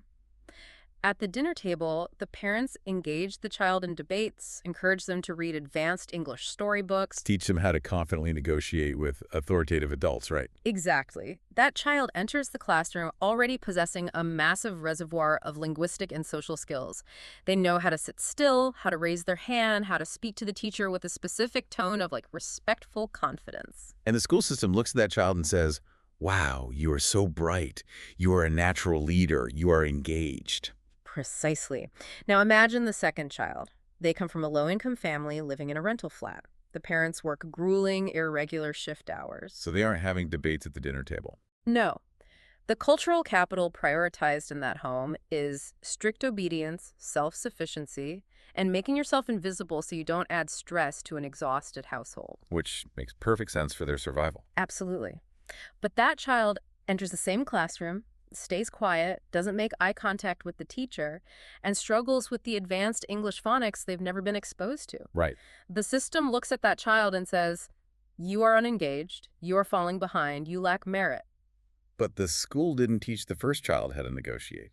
And it didn't teach the second child to be invisible. The families did. Exactly. The inheritance of cultural behaviors is masquerading as individual intelligence. That is exactly Bourdieu's concept of misrecognition. With recognition. Yes. The meritocratic system misrecognizes inherited cultural capital as natural, individual ability, or merit. It takes the invisible privileges of class and magically transforms them into objective academic grades. Which leads to Teo's highly provocative argument about meritocracy itself. Because usually when we talk about inequality, you hear well-meaning people say, oh, meritocracy is broken. We need to fix it. We need to level the playing field so the best and brightest can rise. Right. That's the standard liberal talking point. But Teo says, no, meritocracy isn't broken at all. It is working exactly as it is designed to work. What's fascinating here is how radical, almost uncomfortable that reframing is. Sociologically speaking, meritocracy is not an egalitarian utopia. It's not meant to be. No, it is a system specifically designed to sort, select, and differentially reward people. Right. It uses early high-stakes examinations like the primary school leaving examination, the PSLE, which occurs at age 12. Age 12. That is so young. It is. And it uses those exams to ruthlessly weed people out and stream them into different rigidly defined educational tracks. It is a highly efficient, unsentimental sorting machine. But I have to push back here. On behalf of anyone listening who has, stayed up until 2 a.m. studying for exams, burning themselves out to succeed. Yeah. Of course. Isn't hard work part of the equation? We can't just dismiss the sheer grueling effort that the winners put in. Surely the kids who succeed in Singapore are working incredibly hard. Oh, Teo's work does not deny the effort for a second. The students at the top are working agonizingly hard. The parents are sacrificing immensely. Okay. What Teo is pointing out is the psychological legitimization process that the system performs. What does that mean, legitimization process? Meritocracy takes the victors, the ones who had the cultural capital, the private tuition, and the hard work to navigate the exam successfully, and legitimizes them as fully and uniquely deserving. It hands them a certificate that essentially says, your success is 100% due to your own individual superiority. And the dark, devastating flip side of that coin is what the system tells the people who don't succeed. Exactly. It implies that those at the bottom have individual failings. If the game is objectively fair, which the system insists it is, Then losing the game means you are fundamentally flawed. yes. It tells the low-income student, you didn't work hard enough, you aren't smart enough, you lack merit. And over time, society and the individuals themselves internalize that judgment. But Teo's 3 years of ethnographic research with low-income families completely destroys that narrative of the lazy poor. Completely destroyed it. I mean, she sat in these rental flats, she observed the daily survival tactics, and she found that these low-income individuals possess immense, awe-inspiring qualities. You really do. They have deep resilience, they have incredible independence, they have profound community-level generosity. They share food, they watch each other's kids. They have to possess these qualities just to survive the sheer friction of being poor. But, and this is the tragic crux of the sociological argument, in the specific framework of a hyper-competitive global city like Singapore, those qualities simply aren't legible as a merit. Because they can't be graded on an exam. Exactly. The education system does not have a standardized test for community generosity. The labor market does not hand out high-paying managerial roles based on your ability to stretch $20 to feed a family of 4 for a week. Wow. So the system categorizes these resilient, generous individuals as lacking merit, simply because their specific strengths don't map onto a corporate or academic spreadsheet. And society absorbs that categorization. That is the true violence of meritocracy. It doesn't just deprive people of wealth, it deprives them of respect. If this meritocratic sorting machine is so incredibly efficient at producing these categorized winners and losers, it forces a really uncomfortable question. What's that? What does the state actually do with the people it categorizes as losers? How does a society catch the people who fall off that rigid normal script? which leads directly to how welfare actually operates on the ground and Teo's concept of how the state interacts with its most vulnerable citizens. Right, because it's not a simple safety net. Not at all. Teo introduces a concept she calls differentiated deservedness. Differentiated deservedness. Okay, break that down. In many welfare states, certain things are considered universal rights. But in Singapore, access to basic public goods, things like housing subsidies, healthcare, and your retirement funds through the Central Provident Fund, or CPF, is heavily mediated. So there are very few blanket universal entitlements just for being a citizen. You don't get a safety net just for breathing. No, absolutely not. Access to the safety net is largely contingent on fulfilling those script requirements we talked about earlier. Continuous wage work, being part of an individual heteronormative family. Exactly. The state's social policies are explicitly designed to support and reward a specific type of family structure: married, heterosexual, formally employed. And if you fall outside of that matrix. If you are an unmarried single mother, or if you cannot maintain continuous formal employment due to caregiving duties or health issues, you are forced to navigate a staggeringly complex, often punitive, and highly discretionary welfare system. I was reading the sections of the source material where Teo describes these interactions, and it just paints a visceral, painful picture. It's agonizing. It's not just a matter of logging onto a website and filling out a form. Imagine the indignity of having to go down to a social service office, sitting across a desk from a welfare worker, and having to answer interrogating questions about your most private financial details. Right.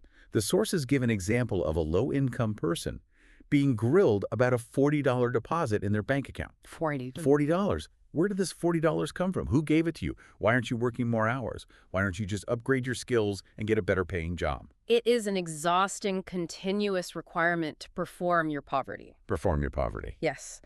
You have to constantly prove that you are sufficiently poor, but also sufficiently trying to not be poor, to be deemed deserving of temporary help. The tightrope. It is an exercise in submitting to authority, and it systematically strips people of their dignity. Teo has this quote in the book that I think is one of the most powerful things I've ever read. Oh, the clean air quote. Yes. She writes, "Dignity is like clean air. You do not notice its absence unless it is in short supply. You do not realize how much you need it, how important it is to you, until you don't have it." It is a profound sociological observation. Think about the contrast. When a university professor like Teo herself gets an annual merit increment or an award, it boosts their self-esteem, their material wealth, and their social standing. They are told institutionally that they are valuable. Exactly. But when a low-income person goes to the social service office and has to beg for a temporary grocery voucher and explain a $40 deposit, It actively adds to their sense of being inferior, unworthy, and socially excluded. yes. The welfare system itself, by design, inflicts a psychological toll. I hear this constantly, though. The common refrain you hear in opinion pieces, and Teo mentioned being asked this repeatedly at her public talks, is a variation of, well, why don't the poor just make better choices? Right. Why don't they just put their kids in the subsidized childcare, take the skills upgrading course, and go get a full-time job? Exactly. Why are they making these irrational decisions? And that exact question reveals how successfully structural inequality has been misrecognized as individual failing. Because it's not a failure of choice. No. Right. When we look closely at the ethnographic data, Teo unpacks these incredibly complex phenomena called care gaps. Care gaps. Right. When a low-income mother chooses against taking a formal, full-time job, it is almost never a lack of motivation or laziness. It's an agonizing, impossible calculation. Precisely. They are looking at the stark reality of their available options. The formal work available to them is often low quality, low wage, physically demanding, and highly inflexible. If their child gets sick, they get fired for missing a shift. Exactly. Meanwhile, as we established, the education system places immense, unforgiving stress on children, requiring constant parental supervision for schoolwork, spelling tests, exam prep. So these mothers are weighing the minimal financial gain of a precarious, low-wage job against the severe, long-term detriment to their children's well-being and academic survival if they aren't home to guide them. It is a totally rational choice to stay home and keep their kids out of trouble. It is not a lack of motivation. It is lack of material power.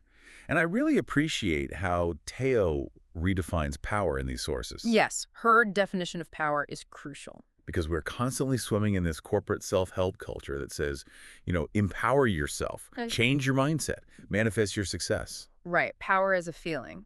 But Teo argues that power is not a state of mind. Power is material. Yes. People in positions of authority, CEOs, policymakers, wealthy parents, are powerful not because they feel powerful, but because they actually possess material resources, capital, and institutional authority. They feel empowered precisely because their structural position grants them that reality. Right. So telling a low-income mother navigating a brutal care gap to just feel empowered or change her mindset is not just unhelpful. It completely distracts from the root structural issues that are violently limiting her choices. Her decisions to stay home or take informal gig work are deeply rational defensive responses to severe structural constraints. Okay, so if we understand that the welfare system is highly conditional, heavily tied to employment, and often dignity-harming in its administration, it naturally raises a huge practical question. Which is? If this system is constantly asking people to prove they deserve the bare minimum to survive, what does a family actually need to survive? And I don't just mean like enough calories to not die. What do they need to feel like respected, participating members of this society? This brings us to a fascinating and highly rigorous piece of research from 2019, which was then updated in 2023, conducted by Teo Yuyen, Eng Kok Ho, and several other researchers. Yes, the minimum income standard. Exactly. They set out to establish a minimum income standard, or MIS, for Singapore. Let's break down this MIS methodology because it's fundamentally different from how governments usually calculate poverty lines. This isn't just a bunch of economists sitting in an ivory tower calculating the cost of a bag of rice, a bottle of cooking oil, and a bus fare. No, the MIS approach flips the traditional model on its head. It's a research method that has been used extensively in the UK since 2008. How does it work? Instead of experts deciding what poor people need to simply avoid starvation, the researchers hold extensive, highly structured focus groups with ordinary citizens across various demographics. Oh, it's brilliant. They ask the public to negotiate, debate, and agree on exactly what items, services, and activities are required for a household to meet their basic needs. And the definition of basic needs is the key here. It explicitly includes social inclusion. It goes beyond bare necessities. Right. The prompt they give these focus groups is essentially, what do you need to be able to participate in society, to feel a sense of belonging, and to maintain your dignity? It is about calculating the cost of not being alienated from the society you live in. The researchers had these groups debate hundreds of items. Yes. Does a family need a television? Yes. For shared cultural experience, does a teenager need a smartphone? And in a society where school updates and social lives are entirely digital, the focus groups overwhelmingly agreed a smartphone is a basic need, not a luxury. What about perfume? What about an occasional meal at a restaurant to celebrate a birthday? The granularity of these debates is amazing. And the findings from the 2023 MIS report on household budgets are deeply revealing, particularly regarding the hidden costs of parenting. They are. I want to zero in on a stark gender disparity that emerged from these focus groups. Yes, the focus groups revealed patterns regarding educational expenses that researchers observed over and over again, specifically breaking down along gender lines. Right. When looking at the budget and debating whether private tuition should be considered a basic need, fathers in the focus groups were much more likely to view private tuition for their kids as an unnecessary expense. They felt that the public schools should be enough. But the mothers in the groups felt completely differently. Completely differently. Because the mothers are usually the ones interfacing with the intense day-to-day pressure of the education system. They're helping with the homework, seeing the exam results, talking to the teachers. Exactly. So they viewed tuition as absolutely critical for their child's survival in the system. They saw it as a non-negotiable basic need. So when fathers deemed it unnecessary and wouldn't allocate household budget for it, the mothers were left to figure out how to pay for it on their own as a last resort. And how do they pay for it? By sacrificing their own basic needs.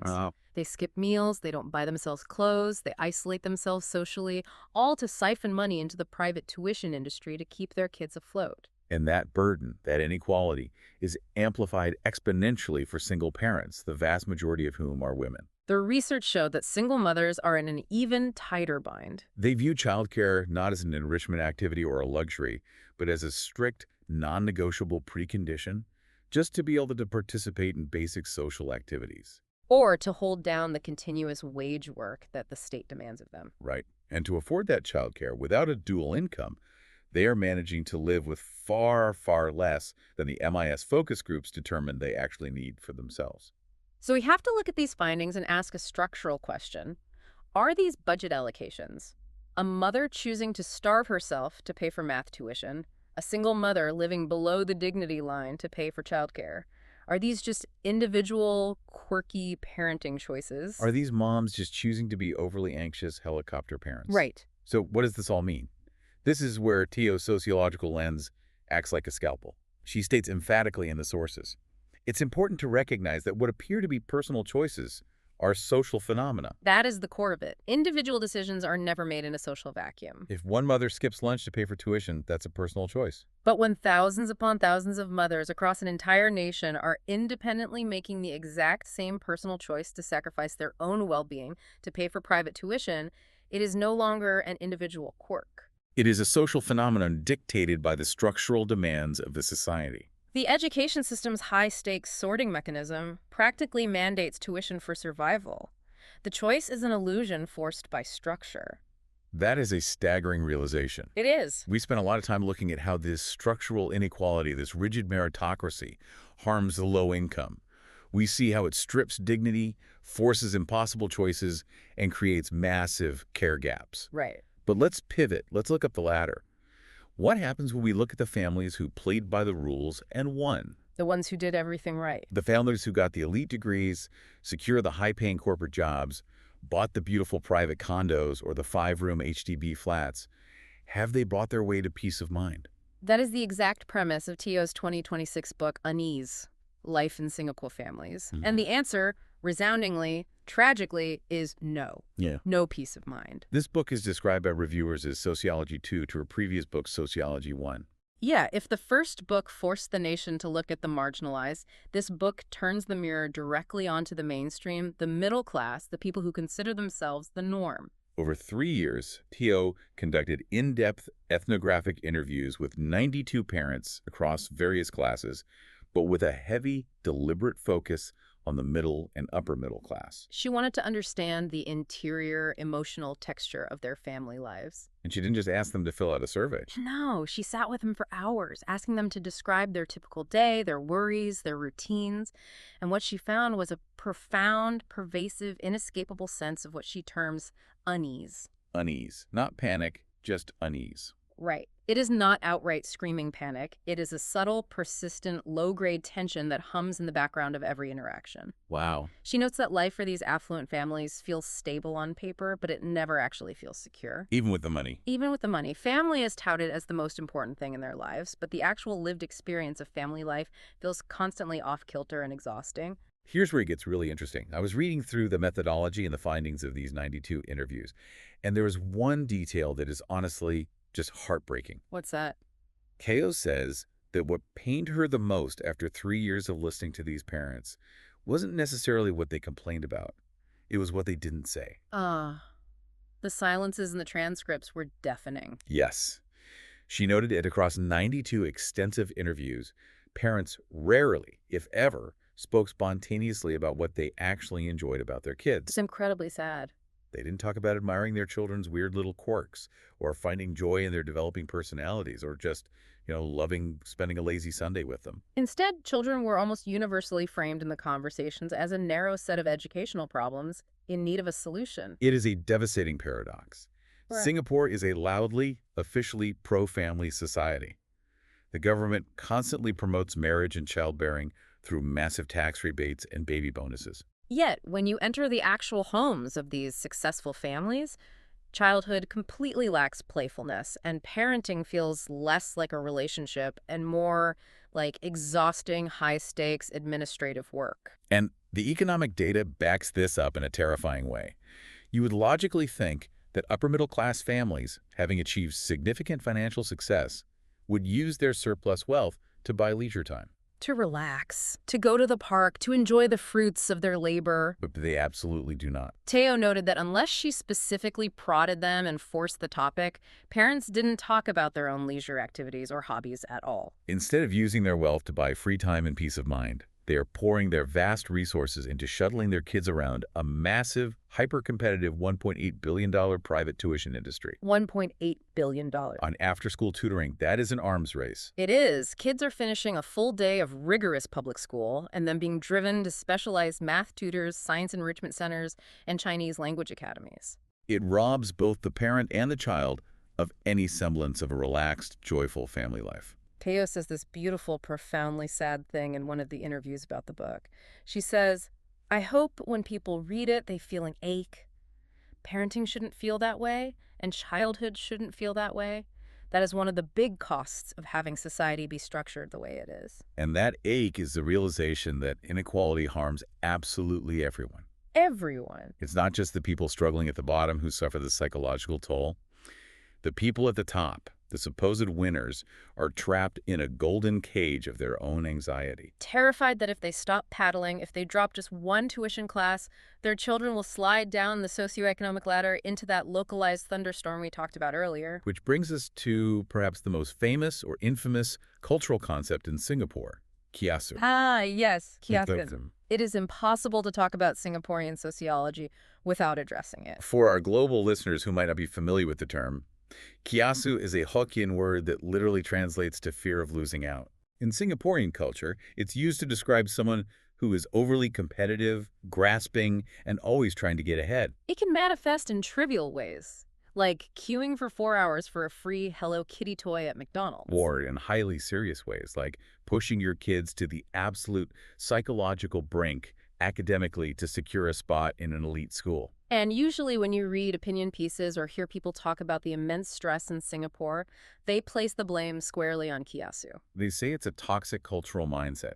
It's a personal failing of the parents. You hear things like, if only these kiasu parents would just chill out, let kids be kids, the system would be perfectly fine. That is the dominant narrative. But Teo's work, layered with the broader sociological theories in our sources, provides a radical, essential reframing of this entire concept. I love this part of her argument. If we connect this to the bigger picture, she argues that blaming kiasu culture is intellectually lazy. It misdiagnoses the problem entirely by blaming the victims of the structure. She says, kiasu is not a lazy cultural excuse or a genetic personality flaw. It is actually a highly logical, deeply rational, defensive strategy. Think about the structural realities these affluent parents are facing.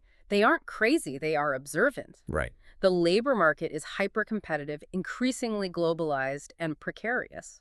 And the education system, as we discussed, uses early, high-stakes sorting mechanisms like the PSLE. If your child doesn't perform well on an exam at age 12, they are streamed into a lower tier, and their statistical life trajectory, their earning potential, is significantly, permanently altered. And the sources point out a massive demographic shift in educational attainment that has raised the stakes even higher. Yes. 30 or 40 years ago, a university degree was a truly elite credential. It set you apart from the pack. It guaranteed a comfortable middle-class life. Today, because of mass education, a degree is no longer an elite credential. It is a baseline requirement for mere survival in the white-collar labor market. If you don't have it, you are entirely locked out of most professional avenues. So, when a parent forces their child into 3 different tuition classes, curates a portfolio of violin and coding extracurriculars, and sacrifices their own weekends to drill them on math problems. They aren't doing it because they have a defective, greedy kiasu personality. Exactly. They are doing it because they are reading the structural signals of their society perfectly. They know how brutal the drop is if you fall off the script. I was reading the piece by Annette Leroux in our source stack, and she provides a perfect framework for this. Leroux is brilliant on this. She's an American sociologist, and she developed this concept of concerted cultivation. She argues that in highly stratified, unequal societies, high-income parents are structurally forced to view their children as projects. Yes, the child as a project to be managed. They can't just let them run around outside, play in the dirt, and figure life out organically. They feel compelled to tightly, relentlessly structure their lives with enrichment activities, specialized lessons, and constant academic monitoring. The goal is to systematically build their cultural capital and secure their future socioeconomic position. It ceases to be parenting in the emotional sense and becomes project management in the corporate sense. And the emotional toll of viewing your child as a project and yourself as the project manager is severe.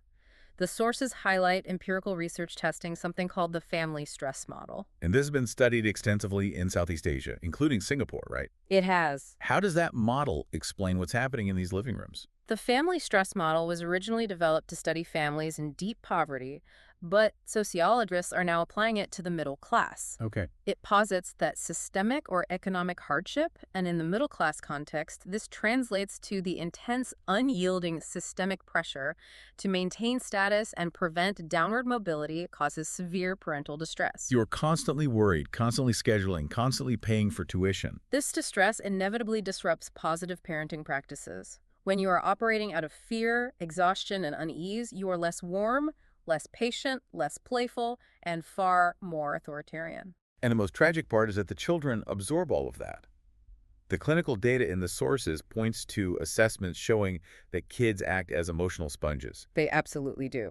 even if the parents try to hide it. Even if they aren't explicitly yelling about exam scores, the children absorb this unvocalized ambient stress humming in the house. It leads directly to clinical, emotional, and behavioral issues. The data shows this systemic pressure manifesting as defiance, lying, severe anxiety, or complete emotional withdrawal in children as young as 8 or 9. The stress of the macro system, the demands of the globalized labor market, filters all the way down through the parents directly into the micro interactions between a mother and her child in their living room. It completely shatters the illusion that a high GDP and a dropping Gini coefficient equate to a healthy society. It reveals that the system itself, the pragmatic meritocracy we praise, is actually an engine of immense shared anxiety. It is incredibly heavy. Yeah. And it completely upends the narrative that if you just keep your head down, work hard, and get a good job, everything will be fine and you will find peace. You don't find peace. You just find a different, more expensive type of warfare. So let's take a breath and summarize the journey we've been on today. It's been quite a journey. We started by looking at a shiny, highly polished economic spreadsheet. We saw a nation with broad-based wage growth, improving Gini coefficients, and a hyper-competent government actively managing the economy. From a distance, it looked like a total, flawless developmental success story. But then, guided by Teo Yuyen's sociological lens, we stepped past the numbers, off the polished streets, and ended up inside the anxious, tense living rooms of Singaporean families across the class spectrum. We saw how the meritocratic system, while supposedly fair and objective, actually misrecognizes cultural privilege as natural ability.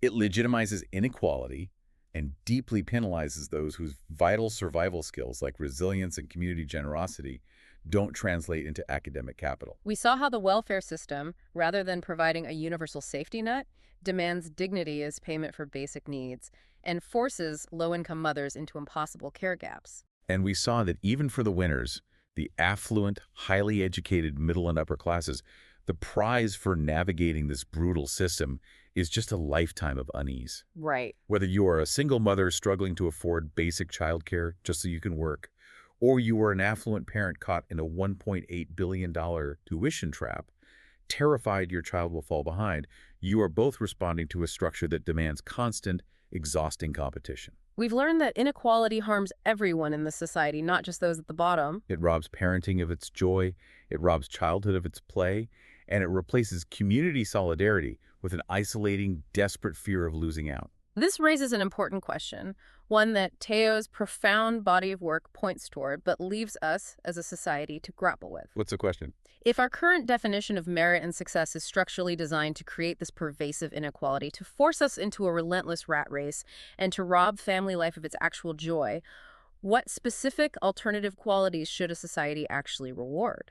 Wow. Yes. If we stop measuring human worth by standardized test scores and salary brackets, what do we replace it with? Exactly. How do we redefine merit to foster collective care and solidarity? How do we build a society where, as Teo hopes, we prioritize our shared humanity over this exhausting hyperachievement? What would a structural system look like that financially and socially rewards generosity, caregiving, empathy, and community betting just as much as it rewards academic excellence and corporate efficiency? That is the ultimate question we need to answer. That is a profound thought to end on. Because as long as we only measure our collective health by the spreadsheet, we will never fix the ache in the living room. So true. Thank you so much for joining us on this deep dive. We hope this conversation encourages you to keep looking past the surface of the systems you live in every day, to question the script you've been handed wherever you are in the world. Until next time, keep asking the hard questions.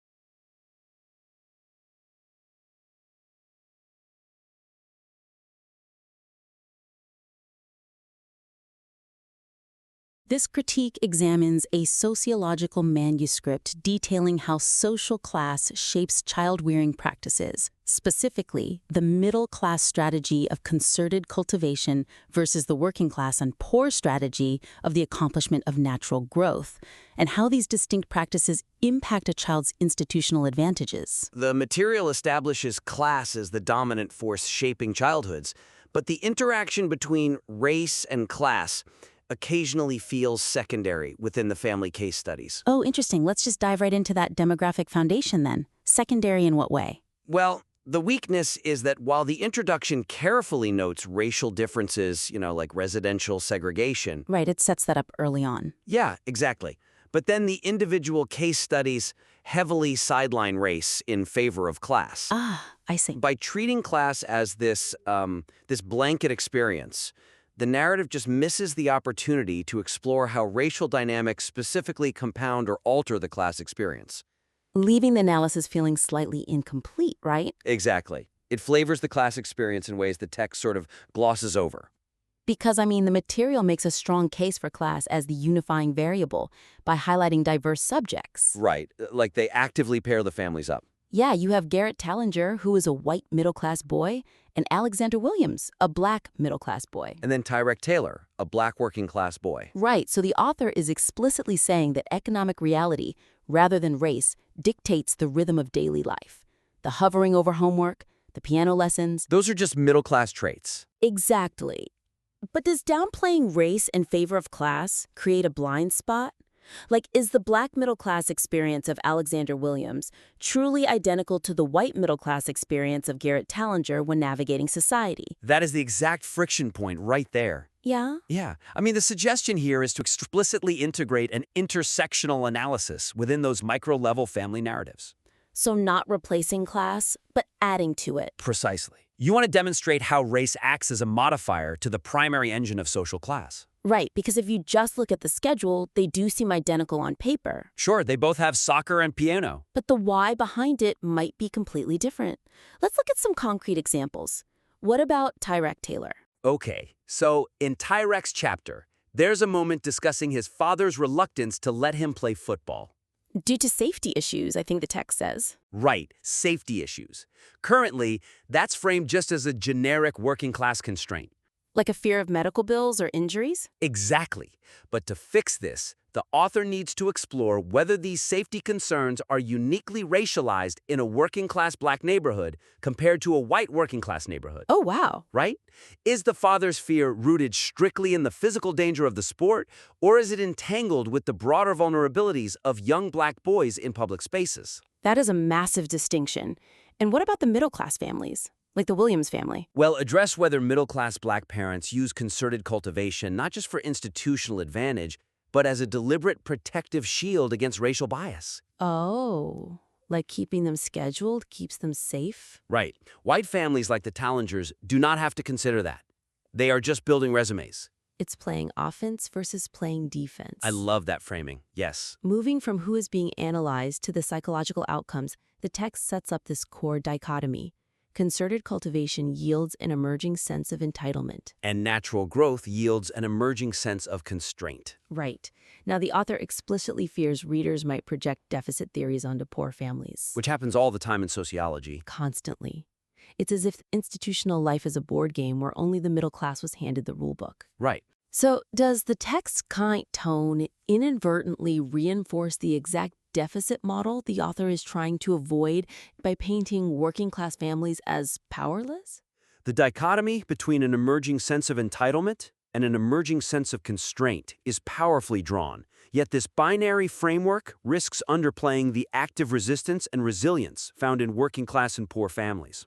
Underplaying the resilience? How so? Well, the weakness is that the text frames constraint largely as a deficit or a failure in institutional settings. Like when Wendy Driver's mother feels frustrated by the school? Exactly. Or when Katie Brindle silently accepts being ignored by adults. Right, it's a focus on powerlessness. And by focusing heavily on those moments, the text inadvertently casts working-class families as passive victims of institutional norms. Which completely contradicts the author's goal. Completely. They want to present both methods as legitimate, but right now it just looks like a lack of a strategy. So what is the suggestion to fix that tone? Recalibrate the tone to highlight moments of working-class agency, peer-based social capital, or institutional skepticism as distinct, active forms of navigation.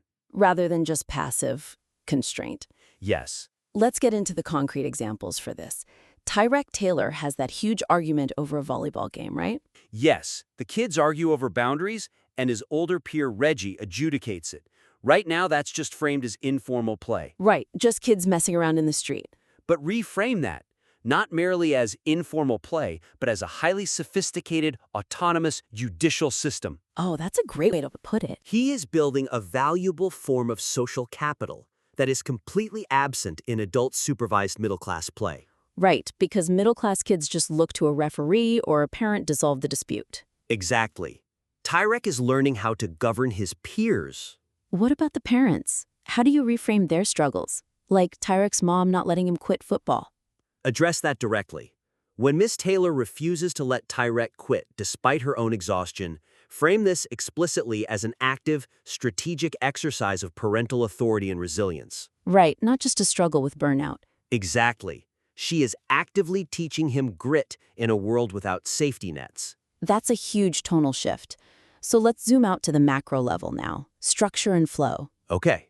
The text shifts from Chapter 2, which outlines the macro-institutional disparities between Lower Richmond and Swan. The urban versus suburban schools. Right. It shifts from those macro disparities to these deeply personal, micro-level family chapters. Yeah, the biographical sections. Okay, so what I really like about this part is how compelling those biographical details are, like Miss Brindle's depression or her daughter Jenna's illness. They are incredibly vivid and moving. They are, but as a structural critique, doesn't forcing structural analysis into these deeply personal, tragic moments risk stripping them of their humanity? The vivid micro-level portraits of daily family life occasionally become unmoored from the macro-level institutional realities established early in the text. Wait, unmoored? So you think the structural connection is getting lost? Yeah, the weakness is that as the text dives into the family case studies, particularly in Katie Brindle's chapter, it becomes so immersed in personal biographical hardships that the direct line back to systemic, structural inequality gets blurred. Oh, I see. So the reader gets lost in the tragedy of it all. Exactly. The reader risks walking away thinking Miss Brindle's struggles are purely individual or psychological, rather than the intended point that they are exacerbated by structural poverty. Right. They might just think, wow, she really has bad luck, instead of seeing the system at work. Which is the exact opposite of a sociological analysis. So how does the author fix that without sounding callous? The suggestion is to create explicit narrative tether points throughout the family chapters that connect individual biographical hardships directly back to the institutional frameworks discussed in Chapter 2. Narrative tether points. Give me a concrete example of how that looks on the page. Sure. So when recounting Mrs. Brindle's grueling 2-hour ordeal involving buses and crowded rooms just to get food stamps, Which is a heartbreaking section to read. it is, but explicitly link this back to the cumbersome bureaucracy discussed in the Lower Richmond School chapter. Ah, mapping the school bureaucracy onto the welfare bureaucracy. Exactly. Show how the exact same systemic friction that delays special education referrals for working-class kids also delays their basic survival needs. That is the same structural machinery at work. Right.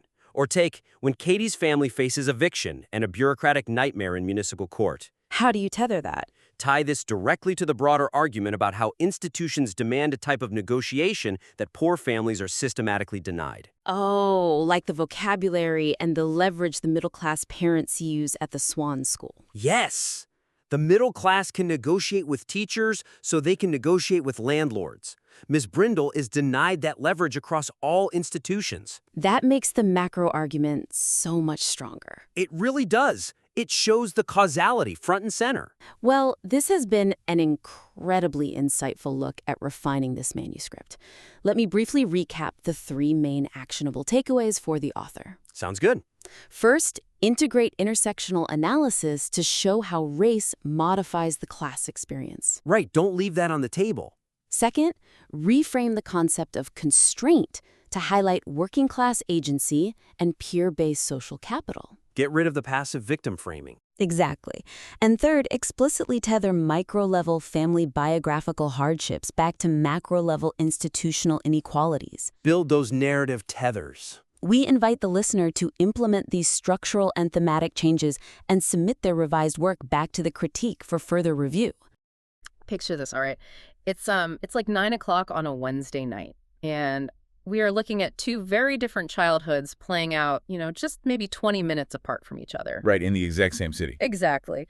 So on one side of town, we have this kid, Alexander Williams. He's a black fourth grader, and he's riding home in this beige, leather-upholstered Lexus. His mom is driving, and she has this brutal, 4:45 a.m. business flight the next morning. Oh, wow, that is early. Right. But even though she's got that early flight and they're riding in the dark, she is engaging Alexander in this incredibly quiet, probing conversation. She's asking him all these questions, actively trying to get him to share his opinions on things as they are just rushing between his piano lessons and choir rehearsals and soccer games. It sounds exhausting, honestly. Yeah, it's highly intentional, though. It's almost like this localized seminar is happening right in the front seat of a car. But then, okay, cross town, just 20 minutes away, we find Harold McAllister. He is another black fourth grader, but he's hanging out in a public housing project on a summer evening. And I'm guessing there are no scheduled piano lessons going on there. Right, no schedule at all. Instead, he's having this Twilight water balloon fight. Yeah, it's a great scene. There are people sitting outside in those white plastic lawn chairs. Music is kind of drifting out of the open windows, and Harold is just entirely immersed in this multi-generational, unstructured community setting. So they're 20 minutes apart, Yeah, but essentially living in two completely different universes. exactly. Two different universes. And if we track these two boys into adulthood, the statistics tell us they will likely end up in vastly different economic strata. Now, I think the comfortable answer for why that happens is just money, right? Yeah, or the comforting answer is that maybe one family just, cares more about education or tries harder. Right. But the data from the massive multi-year sociological study we are unpacking today, which is Annette Lareau's Unequal Childhoods, it reveals something much more uncomfortable. It reveals that class basically rewires the very definition of what a child is supposed to be. Yeah, and I want to jump in right there because the differences we are looking at in this deep dive, they have absolutely nothing to do with how much these parents love their children. That's a really important point. It is. Every parent in this source material deeply, fiercely loves their kids. And as that opening scene with Alexis and the water balloons illustrates, the dividing line isn't race. The dividing line is social class. So what exactly does that mean in practice? Well, what Lareau's ethnographic research captures is that class dictates an entirely different, a cultural logic of child rearing. It's not merely that affluent parents can just afford to buy more toys or hire better tutors. Right. It's that they possess this fundamentally different philosophical framework regarding, the actual purpose of childhood and what the role of the parent even is. It's almost like we are looking at two completely different operating systems for raising humans. That is a great way to put it. Right, because one operating system treats the child as this complex development project, and the other treats the child as a naturally growing plant that basically just needs a safe environment to bloom. So let's look at the mechanics of that first operating system, the one utilized by the middle and upper middle classes. The sources call it concerted cultivation. Yeah, concerted cultivation. Yeah. So in this model, parents really view their children as projects to be continuously developed and optimized. They deliberately try to stimulate their children's cognitive, social, and cultural skills. And how does that actually look on a day-to-day basis? Well, it manifests in a few very specific, highly recognizable ways. First, there is this heavily hectic schedule of adult organized activities. We are talking sports, music lessons, tutoring, clubs, you name it. Basically, every minute is accounted for. Exactly. And second, There is a heavy reliance on reasoning and negotiation in everyday language. So parents don't just, issue directives. They explain the reasoning behind the rules and actively invite the child to negotiate. Oh, I want to pause on that language piece, actually, because the way Alexander's mother speaks to him in the Lexus, it isn't just about passing the time, is it? Not at all. Yeah, she is essentially training him in rhetorical strategy. She asks him why he thinks a certain way, pushing him to articulate a thesis and defend it. It's wild to think about that happening in fourth grade. It really is. And third, concerted cultivation involves active, constant parental intervention in institutions like schools and medical offices. Right. Which brings us to the second operating system, the one Harold is experiencing in that courtyard. That operates on a completely different linguistic wavelength, doesn't it? It does. Leroux defines that second operating system as the accomplishment of natural growth. And this is the dominant philosophy in working class and poor families. So, In this framework, parents view their primary responsibility as providing love, food, and safety. And given the formidable economic constraints these families are facing, just surviving and providing those basic pillars is viewed as a massive, exhausting accomplishment. which makes total sense. If you are working double shifts, keeping the lights on is the project. Exactly. So beyond that baseline of care, children are basically expected to grow spontaneously. They experience these long, uninterrupted stretches of unstructured leisure time entirely separate from the adult world. So no adults organizing a water balloon tournament with brackets and medals? No, definitely not. There are strong, clear boundaries between adults and children.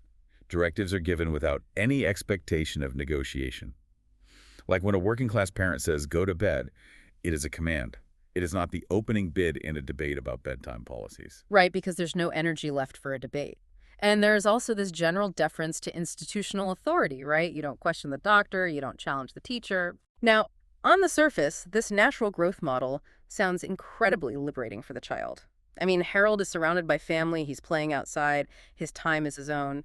But Leroux's research indicates a massive structural penalty for this type of childhood.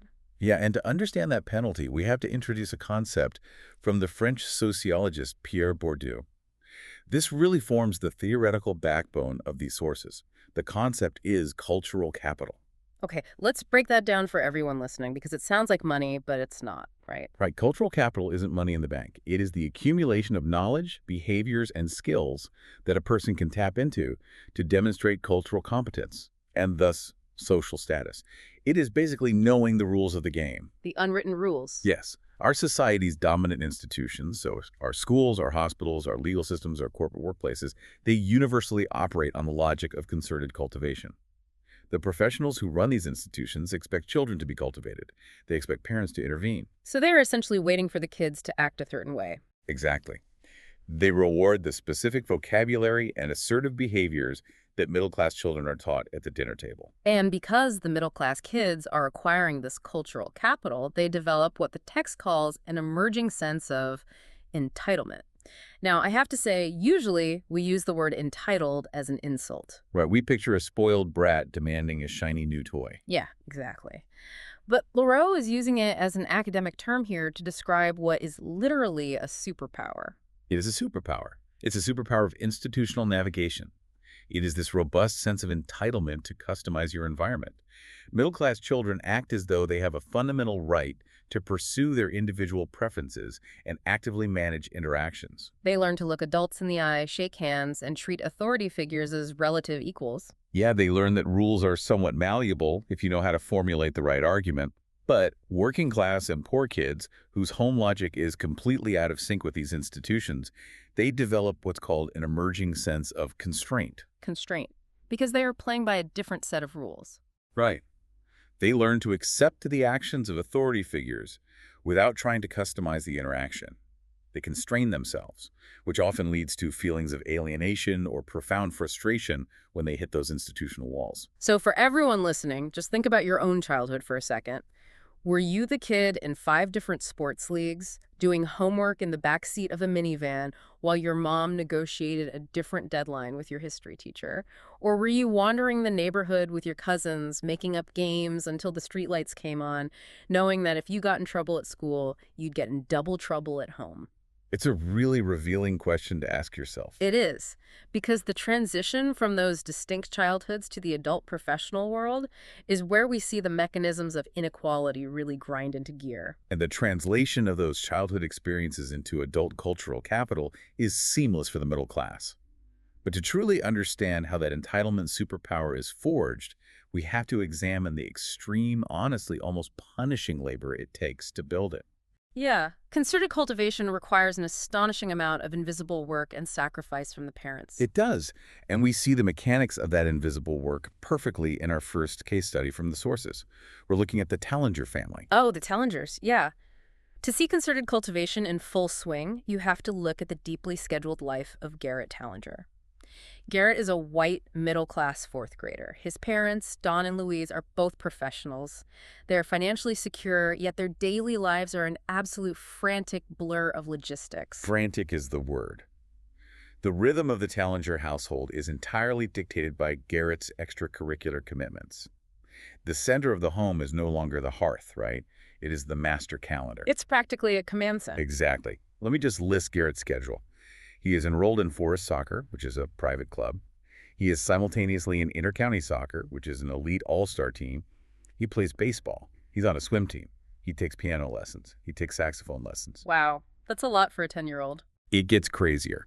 In one single week documented in this study, the family manages a baseball game, 2 different soccer practices, swim team, a spring concert, and a 4-hour drive for a weekend out-of-state soccer tournament. Honestly, just hearing you read that schedule induces a mild panic attack.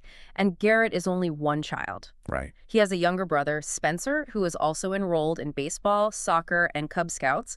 Plus, both Don and Louise are working full-time professional jobs that require occasional out-of-state travel. The parents are constantly rushing home from the office, rifling through the mail while still in their work clothes, frantically searching for lost sports equipment, and basically tag-teaming transportation duties. The scene with the shin guards captures this perfectly. It is so telling. Oh, please share that one. So Don comes home from work completely exhausted and tells Garrett to get ready for a soccer game. But Garrett is just sitting in front of the television, totally riveted by a World Cup match, languidly pulling on his shin guards. He announces that he can't find his shiny green soccer shorts. And let me guess, he doesn't get up to look for them. Nope, he doesn't move. He expects the adults to facilitate his preparation. Don gets increasingly frustrated, rushing around the house, snapping, "Move, we're late."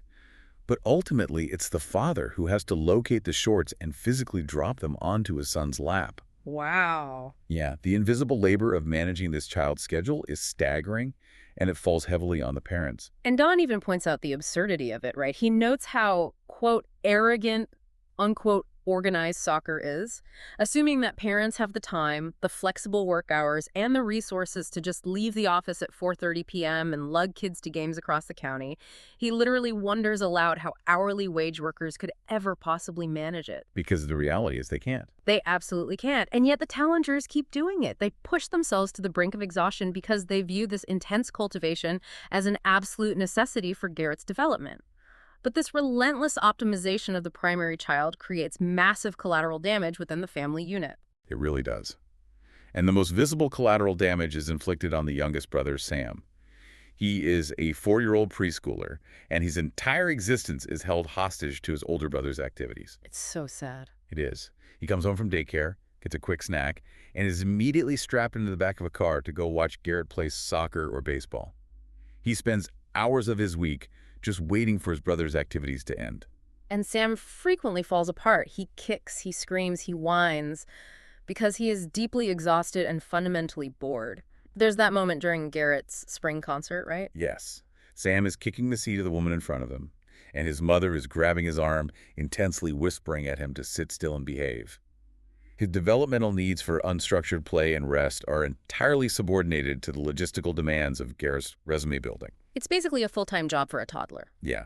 And another fascinating dimension of this concerted cultivation operating system is the strategic cloaking of financial realities. Oh, this part blew my mind. Because Garrett's activities cost thousands of dollars. The Forest Soccer warm-up suits alone were $100. Summer camps are $200 a week. And at one point during the observation period, the parents' company experiences severe cash flow issues. Right, they get hit with a massive penalty, right? Yes, a $7,000 penalty for late mortgage payments. Don is physically losing sleep over the financial strain. But the kids have zero clue. Like, money is rendered completely invisible to the children. When Don is filling out the form for baseball pitchers, Garrett actually complains that they only got 9 trading cards this year when last year they got 12. And how does Don react? Don just quietly adjusts the form to $11 to get the larger package and never mentions the cost or the budget to Garrett. See, by completely shielding the children from financial strain like that, the parents inadvertently solidify that sense of entitlement we talked about. Garrett assumes that his needs and desires will simply be funded as a matter of course. He actually complains to the researcher that he feels deprived because he can't go to a private school like some of his elite soccer friends. He assumes his affluent lifestyle is a baseline rate, not this massive financial privilege carefully maintained by his parents' stress. Exactly. Which raises the central question for you guys listening. Why do it? Why subject your 4-year-old to endless hours on the sidelines? And why absorb $7,000 mortgage penalties just to keep a 10-year-old in elite intercounty soccer? It can't just be a deep love for the sport of soccer. Right. It isn't about soccer. It is about the hidden curriculum. Garrett is actively learning corporate survival skills. Let's unpack that. Well, think about the specific competencies he is mastering in these activities. He is learning how to perform under intense public scrutiny. During games, parents and coaches are constantly yelling from the sidelines, hold the ball, watch your feet, push up. He is becoming deeply comfortable with continuous performance-based assessment. Which is basically every corporate job ever. Exactly. And he's constantly navigating shifting networks of professional adults. He gets a new coach for forest soccer, a different coach for intercounty soccer, a swim coach, a piano teacher, a saxophone instructor. He has to learn how to walk up to an adult he barely knows, shake their hand, look them directly in the eye, interpret their specific demands, and work with them effectively. And when Garrett's dad compares a difficult math assignment to a tough soccer game, telling Garrett to dig down deeper and push through the fatigue, he is explicitly translating athletic grit into academic and eventually professional resilience. Yeah, Garrett is practicing white-collar work skills. He learns to prioritize his time between conflicting events. He learns how to travel out of state, navigate hotel lobbies, and even sign official photo ID cards for his club teams. He is actively practicing being a middle-class professional at age 10. But this laser focus on individual achievement comes at a steep sociological cost. Look at the sibling dynamics. Gary and his second-grade brother Spencer are relentlessly competitive. Oh, it's intense. Spencer actually draws a picture of his family for a school assignment and literally titles it Watching Soccer, because that's all he feels his family does. That's heartbreaking, honestly. It is. At one point, Spencer points out that Garrett isn't the best at basketball, just to take him down a peg. And Garrett immediately claps back, "I'm better than you." They tell each other they hate one another. The open hostility is palpable. Yeah, concerted cultivation builds an incredible individual resume, but it frequently starves the collective family bond. The Tallengers' entire social architecture is organized around the children's activities, leaving almost no room for extended family. Right. They see Garrett's cousins maybe a few times a year on major holidays. Exactly. And when a significant graduation party for Don's nephew takes place, Garrett doesn't even attend because he has a baseball game and 2 soccer games scheduled. Soccer is explicitly named as the higher priority over family. Wow. So Garrett has a resume that would make a corporate executive jealous, but he is fundamentally isolated from deep kin networks. He doesn't know how to exist without an adult directing his progress. Yeah. So what happens when you remove the adults? What kind of skills develop in the vacuum of unstructured time? That brings us to Tyrek Taylor. Tyrek is a Black, working-class 4th grader, and his life offers a masterclass in the accomplishment of natural growth. I love talking about Tyrek's world. If Garrett's life is defined by the rigid blocks of a calendar, Tyrek's life is defined by free-flowing, open-ended time.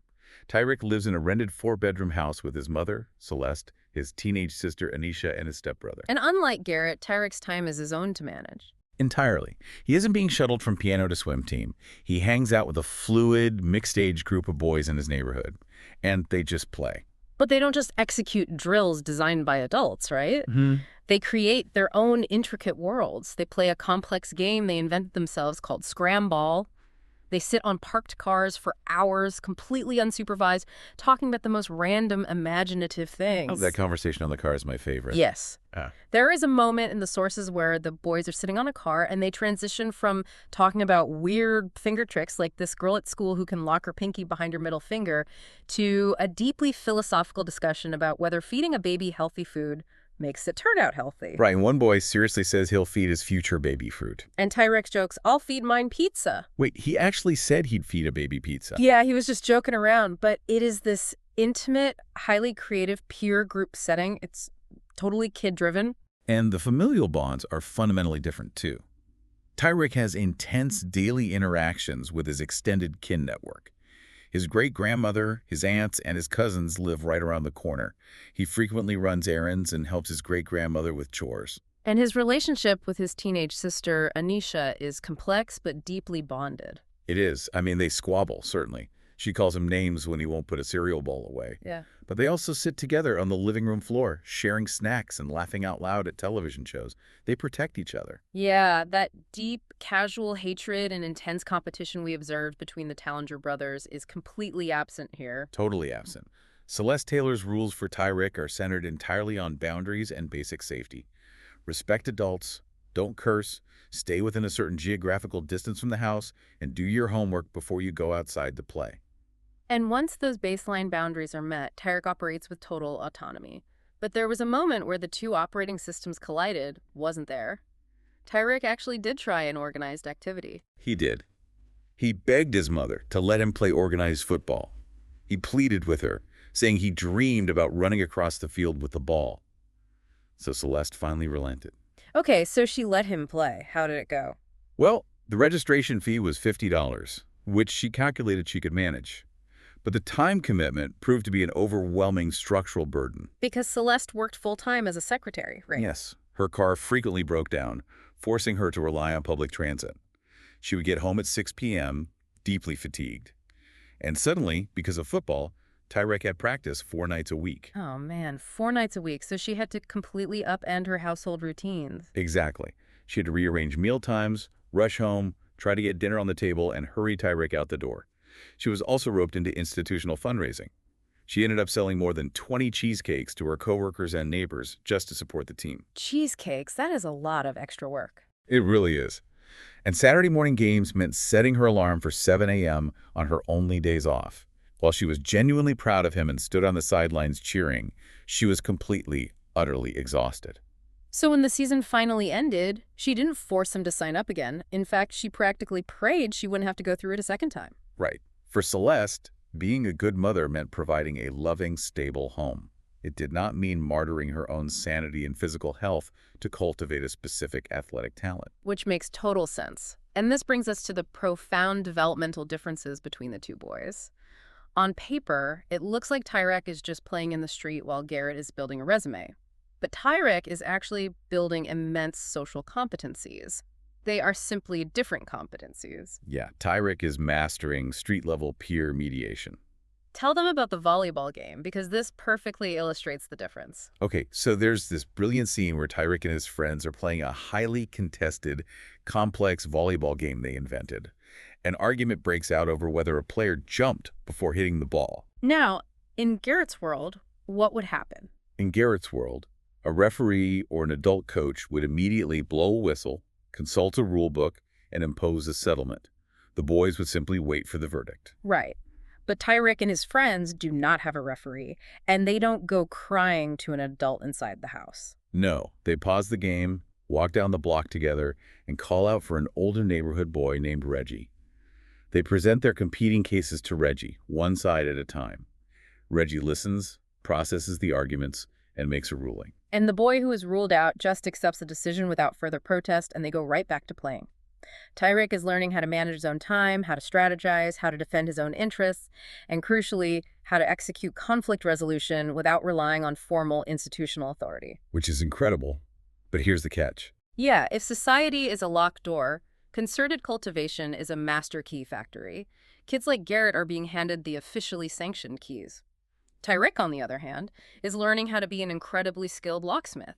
He is figuring out the raw mechanics of the door entirely on his own. He is independent, resilient, and resourceful. Right. But when he eventually gets to the school, the corporate office, he is heavily penalized because he didn't use the official key. That analogy cuts right to the core of Bourdieu's theory. The institution simply does not have the time, the mandate, or the rubric to evaluate a locksmith. The institution only recognizes the master key. Yeah, a teacher with 30 students in a classroom needs the child who knows how to format a request properly, not the child who creatively dismantles the problem outside the established parameters. Exactly. Modern institutions reward individuals who know how to ask for extensions, how to read a syllabus, and how to defer to formal authority while subtly negotiating for personal advantage. So Tyrek is incredibly socially competent within his peer group, but he is completely isolated from the specific bureaucratic skills that institutions demand. It's vital to point out, though, that Tyrek's autonomy is largely joyful. He loves his life. The accomplishment of natural growth provides him with deep kin networks and profound independence. But this approach isn't always just a philosophical choice rooted in working-class culture. No, it's not. Often, the sharp boundary between adults and children is forced upon parents by the crushing weight of economic limitations.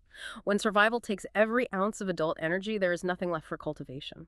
And to understand the extreme end of the spectrum, we have to look at Katie Brindle. Yeah, Katie Brindle's story is tough. Yeah. She is a white fourth grader living in severe poverty. She lives in a small, cramped apartment with her mother, Cece, her toddler half-brother, Mel, and occasionally her older half-sister, Jenna. And the economic strain here is of a completely different magnitude than what we saw with the Tallengers or even the working-class Dailers. Yes. The sources describe their living conditions with devastating clarity. Cece refers to their apartment as a roach motel. Roaches crawl up the walls even during the daytime. The living room ceiling leaks continuously, forcing them to constantly move furniture to avoid the dripping water. But Cece fights back against the chaos with extreme, almost desperate tidiness. The apartment constantly smells of bleach, and clothes are meticulously hung on hangers as complete outfits just to maintain some semblance of order. But despite Cece's relentless efforts, the structural barriers of poverty are immense and unyielding. Even basic hygiene is a logistical nightmare. Oh, the laundry room situation. Right, the laundry room at the apartment complex is practically non-functional. The washers are broken and full of freezing, stagnant water. The pipes frequently burst because there is no heat in the room. Doing a simple load of laundry requires hoarding quarters, which banks refuse to provide without an open account. So what does she do? Cece has to take a 20-minute city bus ride to a grocery store just to get change. When Katie runs entirely out of clean clothes, she literally cannot go to school. Her attendance is dictated by the availability of functional washing machines. Wow. We also see the grueling physical labor of simply acquiring food. The text details a horrific 2-hour ordeal Cece faces just to secure her food stamps. Oh, that scene is so incredibly stressful to read. It really is. She has no vehicle, so she has to wait at an unsheltered bus stop for slow, unreliable city buses, holding a squirming toddler on her lap. They stand in line outside the welfare office in the freezing cold before the doors even open. And once inside, they wait in a dirty, crowded room with no public bathrooms and no drinking fountains. The clerks are slow and overwhelmed. And on this particular day, amidst the yelling and the bureaucratic chaos, Cece loses her concentration for a brief moment and gets shortchanged $40 by the clerk. $40. I mean, that is a massive, catastrophic loss for a family operating on the absolute brink of insolvency. And to compound the stress, it happens to be Katie's birthday. They go straight from the food stamp office to the grocery store. Cece buys the absolute basics: bread, milk, bologna.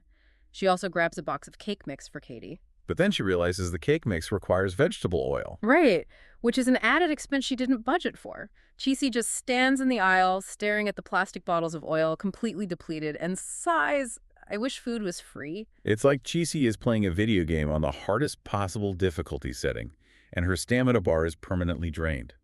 Every basic task, washing a shirt, securing a loaf of bread, keeping the ceiling from collapsing, takes maximum cognitive and physical energy. And this chronic, unrelenting stress fundamentally shapes how Cece reacts to Katie's childhood.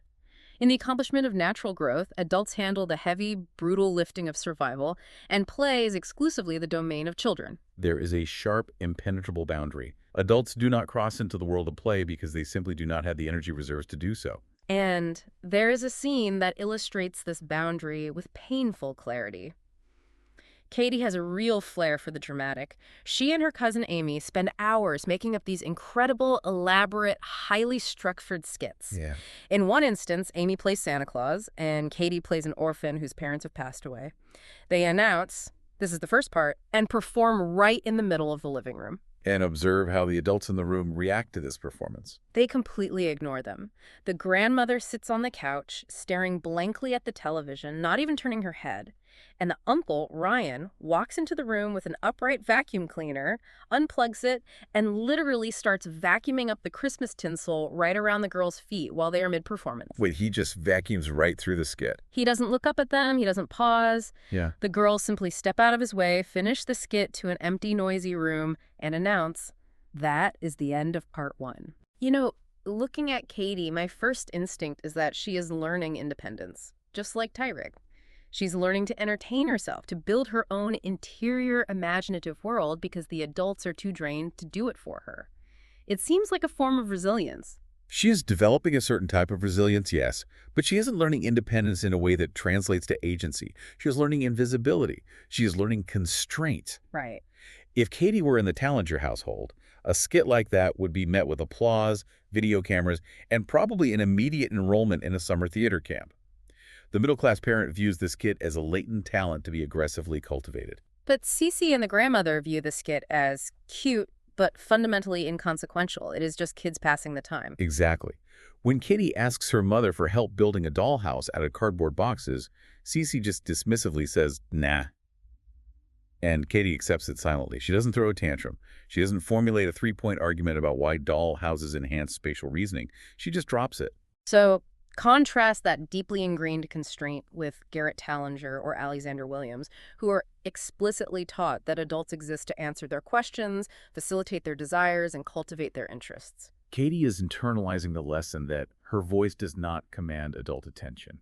She is learning not to bother the exhausted authority figures around her. So we have Garrett, the master key, trained like a corporate executive to demand attention, customize his environment, and leverage adults for his own advancement. We have Tyrek, the locksmith, a brilliant street-level mediator who is totally disconnected from formal bureaucratic rules. Now we have Katie, whose primary survival strategy is to remain invisible and ask for nothing. Right. What happens when we take these three completely different children, operating on completely different cultural codes, and march them into the exact same institution? Let's look at the schools. This is where Bourdieu's concept of cultural capital becomes extremely tangible. The sources provide a stark contrast between two specific schools in the study. Swan School, which is suburban and affluent, and Lower Richmond, which is urban and serves working class and poor students. Okay, let's start with Swan. Swan School sounds like a country club. It is sprawling, it has a grassy sloping hill, red mulch playgrounds, and the classrooms feature massive walls of windows.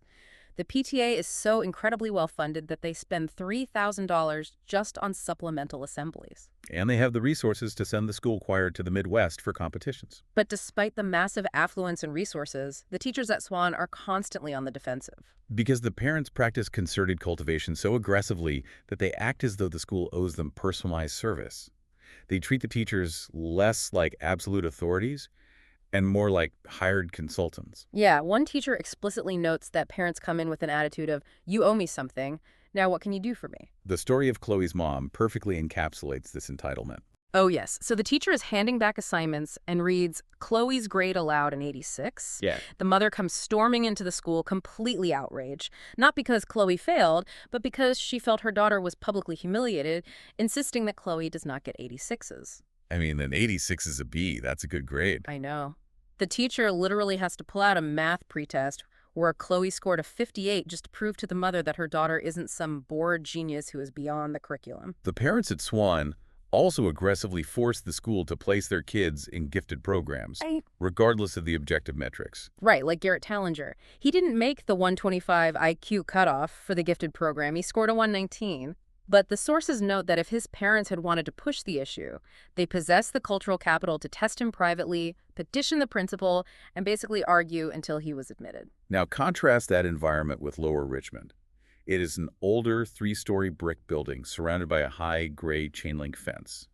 There is visible graffiti in the surrounding neighborhood. The district suffers from massive chronic teacher shortages. Yeah, one third grade class had a revolving door of long-term substitutes for the entire academic year. And the bureaucratic hurdles are staggering. A simple referral for special education requires 2 pre-referrals, each taking up to 60 days. This means an entire school year can pass before a struggling child receives any formal intervention. But the tragedy of Lower Richmond isn't that the teachers don't care, they genuinely care. They desperately want the parents to be involved in the educational process. And this creates a devastating institutional catch-22. How so? Well, the teachers at Lower Richmond, like all educational professionals, are operating on the hegemonic standard of concerted cultivation. They expect parents to read to their kids every night, aggressively supervise homework, and intervene positively in the classroom. But the working class and poor parents are operating entirely on the logic of natural growth. They believe there is a strict, impermeable boundary. The school does the educating, and the parent does the home care. They trust the professionals to do their jobs without interference. And when the working class parents do feel compelled to intervene, they are basically playing the game with the wrong rulebook. Oh, like the Yanelli family. Yes. Take Billy Yanelli. He is getting bullied on the playground. Now, in Garrett's world, his parents would draft a polite but strongly worded email to the principal demanding mediation, referencing anti-bullying policies. But the Yanellis don't do that. They tell Billy to defend himself physically. So Billy beats up the bully. And his parents are incredibly proud of him. They feel he handled the situation like a man. But the school, operating on middle-class institutional rules, suspends him. Wow. This is exactly how a lack of cultural capital penalizes working-class families. Cultural capital is knowing the specific vocabulary, tone, and bureaucratic procedures that institutions reward. Middle-class parents have the cultural capital to challenge a teacher, demand a gifted placement, and advocate aggressively for their child while still being viewed by the institution as involved, caring, and supportive. Working-class parents lack this specific middle-class capital. When they try to intervene or express frustration, they use a different linguistic code. They might raise their voices or advocate physical self-defense. Consequently, the institution views them as inappropriate, hostile, or neglectful. Over time, these parents feel utterly powerless. They realize the game is rigged against their rulebook. Missy Yanni literally tells her son she hates the school. And the child internalizes that profound frustration, and the sense of constraint solidifies into a permanent barrier between them and institutional success. It leads us to a critical realization about the professionals running these systems. Yeah. The teachers, the doctors, the counselors, they are not malicious actors. They are not intentionally conspiring to punish poor children. Right. They are operating on a dominant societal consensus of what good parenting looks like. They genuinely deeply believe that reasoning with children, organizing their leisure time, and constant parental oversight is the empirically superior way to raise a human being. But that consensus explicitly validates the middle-class way of life and fundamentally penalizes the working-class way. It takes deep, structural, economic inequality and magically sanitizes it, turning it into a seemingly natural difference in a child's capability, intelligence, or behavioral merit. Well, we have journeyed through an incredible amount of sociological data today. We started by examining the frantic, exhausting calendar of the middle class. We saw how concerted cultivation, despite starving extended family bonds and driving parents like the Tallengers to the brink of exhaustion, successfully builds massive institutional superpowers. Yes, it gives children like Garrett and Alexander a deep-seated sense of entitlement and the exact corporate skills required to thrive in modern bureaucracies. And we saw the accomplishment of natural growth in the Taylor and Brindle families. The unstructured, peer-rich lives of working class and poor kids build incredible resilience, creativity, and autonomy. Tyrek manages his own conflicts. Katie builds her own imaginative worlds. But because our dominant institutions simply do not have a rubric to value those specific skills, these children face profound institutional alienation. They learn constraint. They learn to be invisible. Exactly. I'm going to leave you with a final thought to mull over as we conclude this deep dive. We live in a culture that absolutely worships the idea of the self-made individual. We love the myth of the meritocracy. Yeah. We love the narrative that success is purely a product of raw talent, inherent intelligence, and sheer elbow grease. Oh, absolutely. But as Annette LaRoe's research meticulously details, the very way a child learns to speak, the way they learn to play, whether they learn to look an adult in the eye and demand a different outcome, All of this is quietly, invisibly dictated by their parents' social class. If the rules of the game are written by the middle class, for the middle class, and only explicitly taught to the middle class, can we ever truly claim to have a meritocracy? Or are our institutions simply efficiently rewarding children for the economic bracket they happen to be born into? Man, that is a question that completely reorients how you view the world. As you go about your week, look closely at the invisible scripts operating in your own life, your own workplace, and your own family. Think back to those 2 Wednesday nights we started with. Alexander Williams having a debate in the Lexus, Harold McAllister throwing water balloons in the courtyard. The institutional paths they are walking were paved long before they took their first steps. Until next time, keep diving deep.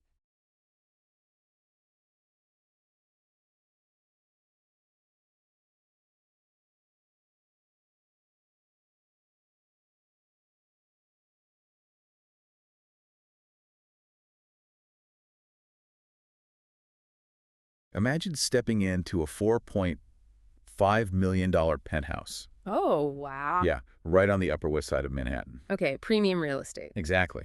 And you, the listener, you've just bought it. Nice. Yeah, but here's the thing. The previous owner poured an absolute fortune into this massive, completely opulent renovation. So it's basically pristine. Pristine doesn't even cover it. Like, every surface is gleaming. The master bathroom is quite literally dripping in imported marble. Dripping in marble, okay. Yes. There are custom fixtures, sweeping views, enough space for each of your 3 children to have their own room. Which, in New York City, is basically the ultimate luxury, right? That's unheard of. Logically, you should be popping champagne right now. Absolutely, you've made it. But instead, you walk through the front door, take one look at that marble, and you feel a deep, visceral wave of revulsion. Wait, revulsion? Yeah, it feels unbearable to you. So unbearable, in fact, that you absolutely refuse to move in. Which is a reaction that completely defies our standard cultural narrative about, wealth and desire. Right. Because we're conditioned to believe that acquiring the marble palace is the finish line. Exactly. But for this couple, and let's just call them Scott and Olivia for today. Okay, Scott and Olivia. Right. They're both 39, Yeah. sitting on immense inherited and earned wealth. But for them, that opulence was a literal psychological crisis. Really? Why? Because the aesthetic of the apartment was screaming a word they desperately wanted to avoid. And what word is that? Ostentatious. Ah. Yeah, it didn't reflect who they believed they were at all. So they hatched a plan to renovate. Wait, to make it nicer? No, not a renovation to make it nicer. Yeah. A renovation to deliberately strip away the grandeur. Kidding! I am not. They wanted to dress the $4.5 million apartment down. So they were prepared to spend, what, hundreds of thousands of dollars to essentially artificially downgrade their own living space? Yes, to make it look more ordinary. That is wild. But then they hit these unexpected structural problems. The budget ballooned. And Scott, despite having this massive trust fund and plenty of liquid capital, Right. He could easily afford it. easily, but psychologically he could not bring himself to sign off on another $1 million. Because spending it felt wrong to him. Exactly. It felt deeply wrong. It triggered this massive marriage destabilizing fight. Oh, wow. And the resolution to this conflict is the truly fascinating part. Okay, what happened? Well, they eventually moved in, but they just stopped fixing things. What do you mean they stopped fixing things? I mean, they lived in this multi-million-dollar penthouse for over 2 years with a broken closet door. And they purposefully refused to repair it. Purposefully. Yeah. And it gets crazier. When they first moved to New York, it took them 2 years just to buy an air conditioner. Wait, in New York? During No. the summer? Yes. They lived through New York summers, sweating in their bedrooms entirely by choice. See, the refusal to buy an air conditioner when you are literally a multimillionaire, that's such a stark behavioral anomaly. It really is. It requires an incredible amount of cognitive dissonance. Totally. And Scott explicitly justified it. He said, we have to feel like we're doing it the hard way. Doing the hard way. Wow. Yeah. Olivia called it a mental trick she had to play to be okay with having so much money. That's fascinating. Okay, let's unpack this. It's like buying a violently scratchy wool sweater, right? Right. And choosing to wear it directly against your skin every single day just to prove to yourself and the world that you haven't gone soft. That's a perfect analogy. So that brings us to the core mystery of today's deep dive. Why would people with virtually unlimited resources intentionally make themselves uncomfortable. Well, what's fascinating here is that the discomfort serves a vital psychological function. Right. And today we are unpacking the sociological findings from Rachel Sherman's book, Uneasy Street, The Anxieties of Affluence. Yes, which is such an incredible source for this. It really is. Because Sherman did something incredibly difficult. She actually gained access to the private homes and, more importantly, the private financial anxieties of 50 affluent New York parents. And we are talking serious wealth here, right? Oh, yeah. Households earning anywhere from $250,000 to well over $10 million a year. $10 million a year. Just let that sink in. Right. And the unifying thesis that emerges from these interviews is profound. Which is? In an era defined by extreme economic inequality, an era where the rich are highly scrutinized, the wealthy are locked in this almost existential struggle to feel morally worthy of their privilege. They want to feel like good people. Exactly. They are absolutely terrified of the label entitled. So whether you are prepping for a sociology meeting or you're just insanely curious about how the other half lives, this deep dive is going to make you rethink how we all use money to signal our moral goodness. Because the American cultural landscape presents a massive contradiction when it comes to class, you know? What? Well, wealth is universally presented as the ultimate goal. It's the very definition of the American dream. Right. Work hard, get rich. Exactly. Yet the caricature of the wealthy person in our cultural imagination is overwhelmingly negative. Oh, totally. Greedy, lazy, out of touch. Detached from reality, morally deficient. The concept of entitlement has become deeply toxic. Yeah, it implies a person who consumes without producing, right? Someone who thinks they deserve the world just for existing. Precisely. Which means if you actually win the capitalist lottery, or if you were lucky enough to be born holding the winning ticket, You are instantly on the defensive. yes, your bank account makes you suspicious. You have to constantly prove you aren't one of those quote-unquote bad rich people. You have to prove you're just a normal, struggling person at your core. And the first, perhaps most staggering illusion these individuals construct to achieve this is how they map their own position within society. The illusion of the middle class. Exactly. The sheer mental gymnastics involved in defining the middle is Olympic level. Okay, the deep dive shifts here to how the wealthy physically and mentally position themselves. And the text reveals two primary orientations, right? Yes.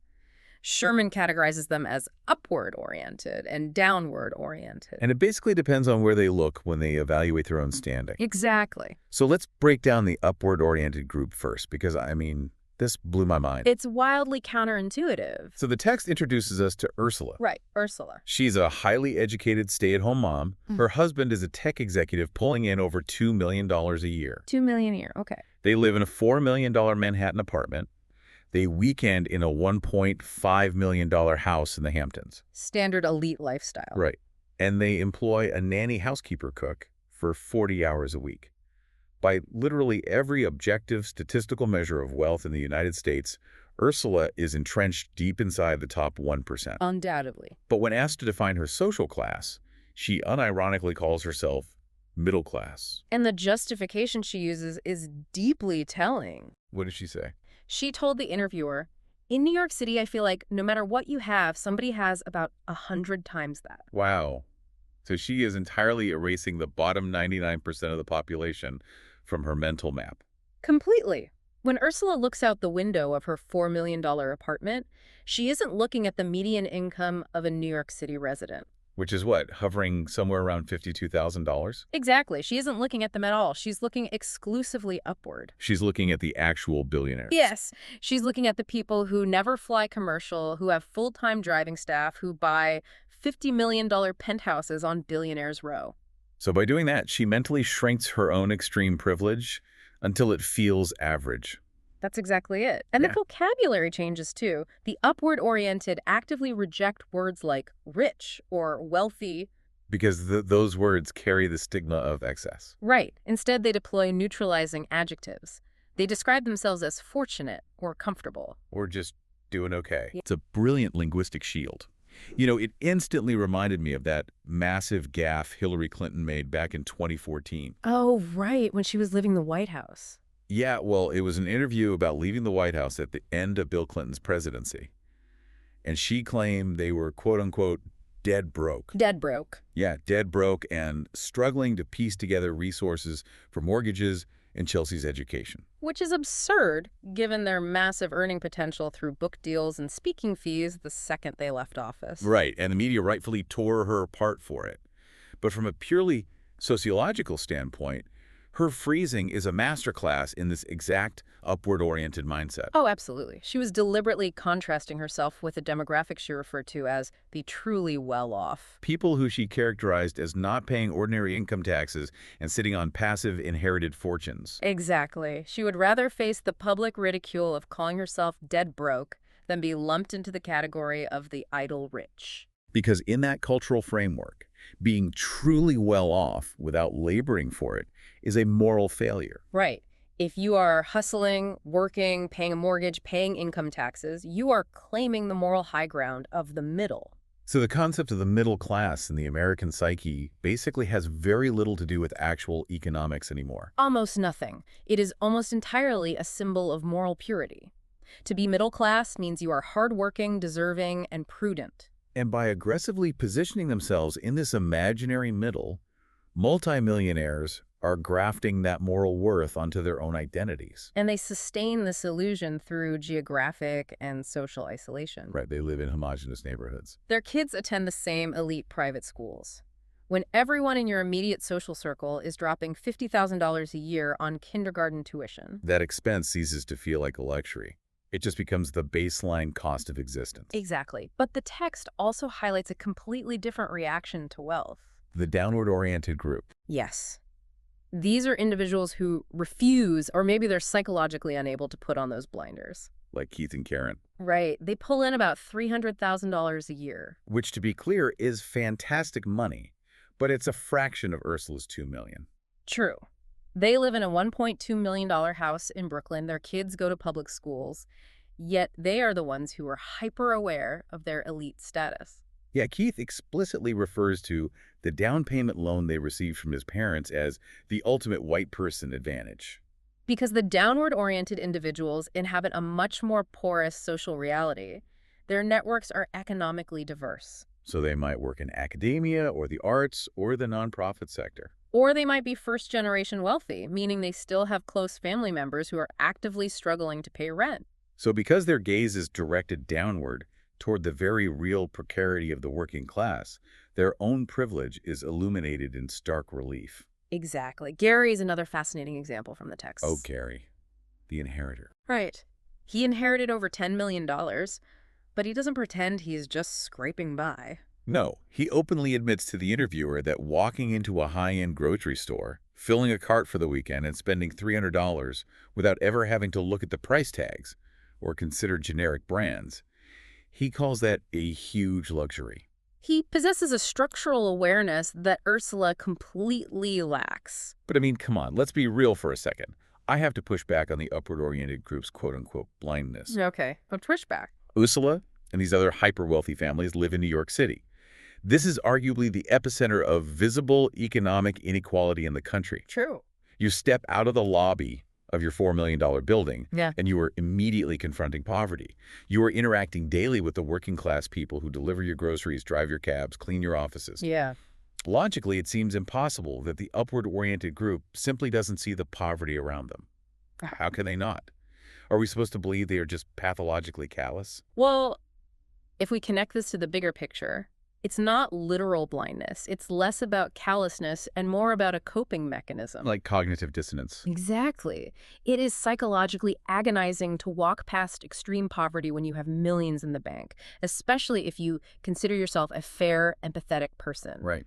To resolve that dissonance without actually giving away their wealth, the brain engages in selective blurring. So they don't literally unsee the unhoused person, but they categorize that reality as a separate, tragic world that doesn't bear upon their own moral standing. Precisely. To keep the good person narrative intact, they must focus their critical evaluations strictly on the extreme wealth above them. You know, it's interesting to look at the sociological reaction to political rhetoric from that era, too. Like what? Like the massive focus on the 1% during the Obama administration, or when Bill de Blasio was campaigning for mayor of New York, on the narrative of the tale of two cities. Ah. And just to clarify for the listener, we're taking no political sides here. We're merely reporting on the findings in the source text. Right, just looking at the sociological data. But the data shows that the wealthy didn't view this merely as a debate about marginal tax rates or civic policy. They internalized it as a deeply personal attack on their character. The reaction documented in Sherman's interviews was incredibly visceral. Many of these interviewees felt personally indicted by the systemic political rhetoric. Because when politicians spoke about the haves and have-nots, or income inequality, these wealthy parents felt they were being painted as villains. Exactly. In their own internal narratives, they were simply hardworking parents trying to provide the best possible lives for their children. So they frequently complained that politicians were creating division. Or stoking class warfare, yeah. Because if the political rhetoric is true, if the system is inherently rigged to favor the wealthy, then their own personal success isn't entirely earned. And that is a terrifying, destabilizing thought for them. Right. It means that simply hiding in the middle class isn't a strong enough shield against the guilt. No, it's not. To truly insulate themselves, to prove their moral worth, they have to prove they earned it. Which leads directly to the American obsession with productivity. Yes. Section 2. The moral imperative of hard work. The American dream dictates that success comes from hard work. So the wealthy lean heavily on this to legitimize their bank accounts. Because if I am successful, it is proof positive that I am hardworking and intelligent. Work is the ultimate moral purifier of capital. Let's look at the earners. The deep dive highlights Paul. He's an executive in his mid-40s, bringing in roughly $500,000 a year. So very high earner. Yeah. And when the interviewer asked him a very direct question, did he feel he, quote-unquote, deserved his affluent lifestyle, he didn't hesitate. What did he say? He definitively stated, absolutely. Damn right I fucking deserve it. I've earned every dime on my own. Wow, very blunt. Very. Now, he briefly acknowledged that his in-laws had provided some early financial help, but he immediately swatted that detail away. He pivoted back to himself. Exactly. He pivoted back to say, my job, my career, this is all me. So I've earned every fucking dime. Absolutely. Paul is providing the most unfiltered, aggressive articulation of this ideology. He draws a direct, unbroken line between earning and deserving. And he uses that exact same logic to judge those beneath him. Right, like when the topic of the less fortunate came up. Yeah, he specifically referenced the Occupy Wall Street protesters, saying, what have they done? They sat in the park doing nothing. See, he ties moral worth entirely to visible, productive, paid labor. In his worldview, wealth is the natural reward for effort, and poverty is the natural consequence of laziness. It's an incredibly robust emotional armor. If you believe that, you never have to feel a shred of guilt. But the nuance here is important. Paul is actually somewhat of an outlier in his absolute blunt certainty. Yeah, most of the high earners Sherman interviewed were far more cautious in how they framed their success. They don't just blindly claim it was 100% their own blood, sweat, and tears. Oh, right. They frequently introduce the concept of luck. Exactly. Look at James, a highly successful real estate executive worth millions. What was his take? He explicitly told the interviewer, I hit the lottery in so many ways. I was lucky to be born to a mom and a dad who gave a shit. He insists he worked relentlessly, but he openly concedes there are people just as smart and hardworking who simply didn't get the same opportunities. Which sounds much more palatable, right? It does. Acknowledging luck serves as a performance of humility. But from a sociological perspective, this concept of luck is doing some incredibly heavy lifting. How so? It actually serves as a massive conceptual blind spot. Attributing success to luck conveniently obscures structural advantages. Right. I was thinking about this. It's like, okay, imagine you're running a 100-meter dash. Okay, a foot race. But you get to start at the 50-meter line. Oh, wow. Yeah, a massive head start. Exactly. And then you win the race, obviously. Because you started halfway down the track. Right. But when you win, you do the post-race interview and you say, wow, I got really lucky with the wind at my back today. Completely ignoring the fact that you started 50 meters ahead of everyone else. Exactly. You're attributing it to this random environmental factor, the wind, to sound humble, while completely ignoring the structural advantage of your starting position. That is a brilliant analogy. Because luck implies a random, arbitrary distribution of fortune, a roll of the cosmic dice. But the advantages James is talking about aren't random at all. No. Being born into a stable family, living in a zip code with exceptionally funded public schools, moving through the corporate world without facing systemic racial or class bias, these are not random strokes of luck. They are entrenched systemic structural inequalities. By relabeling systemic advantage as random luck, these earners avoid confronting the uncomfortable reality of the tilted playing field. So they claim hard work to prove they earned it, and they sprinkle in luck to prove they are humble. Right. But there's another darker layer to this obsession with work. Oh, Hard work isn't just about accumulation, it's an emotional shield. It's an active, daily, psychological state they force upon themselves. wait, really? Like they intentionally stress themselves out? Yes. Earners adopt what Sherman calls a mindset of prudence to stave off the constant anxiety of losing their jobs. The story of Helen illustrates this perfectly. Oh, Helen, yes. Let's talk about her. She is a stay-at-home mother married to a corporate lawyer. Their combined household income exceeds $2 million a year. So they are incredibly secure financially. You would think so. Yeah. Yet, Helen describes their existence as living on a quote-unquote slippery slope. A slippery slope with $2 million a year. She actively channels the extreme frugality of her immigrant parents. She explains how her parents had to count every single penny to survive, and she forces herself to maintain that exact same mindset of scarcity. She constantly warns herself, don't get too comfortable. It is a rigorous emotional discipline. Despite having millions in assets, she forces herself to maintain the visceral feeling of being financially at risk. Because feeling precarious feels morally superior to feeling secure. If they feel at risk, it means they are still struggling. And in the American moral framework, struggling equates to virtue. Exactly. The moment they allow themselves to feel secure, they cross into feeling entitled. Which is the ultimate sin. But this transitions us to a massive, unavoidable question. Okay. If grueling hard work and the constant fear of losing your job is the armor that protects you from the stigma of entitlement, what happens when you inherit your money and didn't work for it at all? Section 3. Inheritors and the dilettante dread. Yes, because inheritors face a totally unique psychological burden. They do. Their wealth is completely disconnected from any morally supported form of earning. They didn't grind out 60-hour weeks at a law firm. Someone else did that. Consequently, they suffer from acute guilt and the absolute terror of being seen as a dilettante. And the word dilettante just drips with judgment, doesn't it? It conjures images of a wealthy socialite dabbling in poetry, totally insulated from consequences. Right. And the inheritors in this study run from that label like their lives depend on it. Like Sarah. Oh my gosh, Sarah's story is wild. She inherited well over $10 million. Okay. But she recounts how her parents relentlessly drilled it into her that she had to have a job.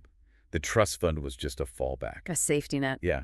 She and her husband explicitly sat down, ran the numbers, and realized they had enough passive income to just pack up, move to Jackson Hole, and be ski bums for the rest of their lives. Logically, they should have bought the ski lodge and retired. But they chose not to.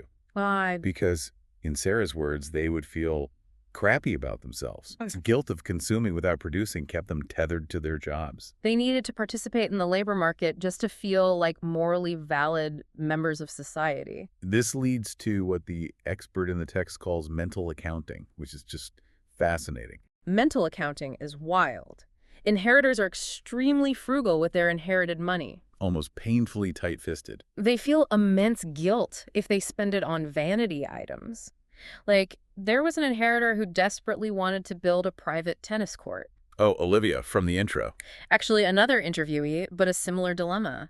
She had the funds, but she couldn't justify it because a tennis court was purely for her own leisure, and she hadn't personally sweated to earn the money. The inherited money feels unearned, so it has to be preserved or spent strictly on basic needs. But observe what happens when they spend money they actually earned from a paycheck. Oh, they feel perfectly fine blowing it. Exactly. One inheritor said, I feel a little bit more entitled to blow that money because the earned money has been sanitized by labor. It is clean, and they will go to absurd lengths to try and launder their inherited wealth through physical effort. You're thinking of Nicole?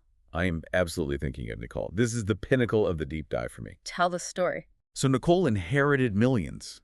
She bought a massive luxury apartment and initiated a huge renovation.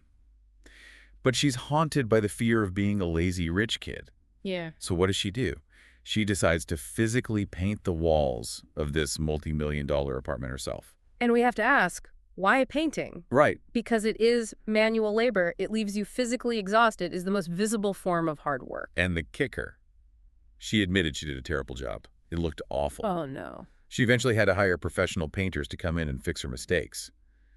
But the final quality wasn't the point. The point was the performative suffering. Yes, she proudly said, I put a lot of elbow grease into this. I feel like we worked for it through physical labor. She literally tried to scrub the stigma of a trust fund away with a cheap paint roller. It's incredible. Yeah. But here's where it gets really interesting. Why do inheritors sometimes view their own guilt as a useless emotion?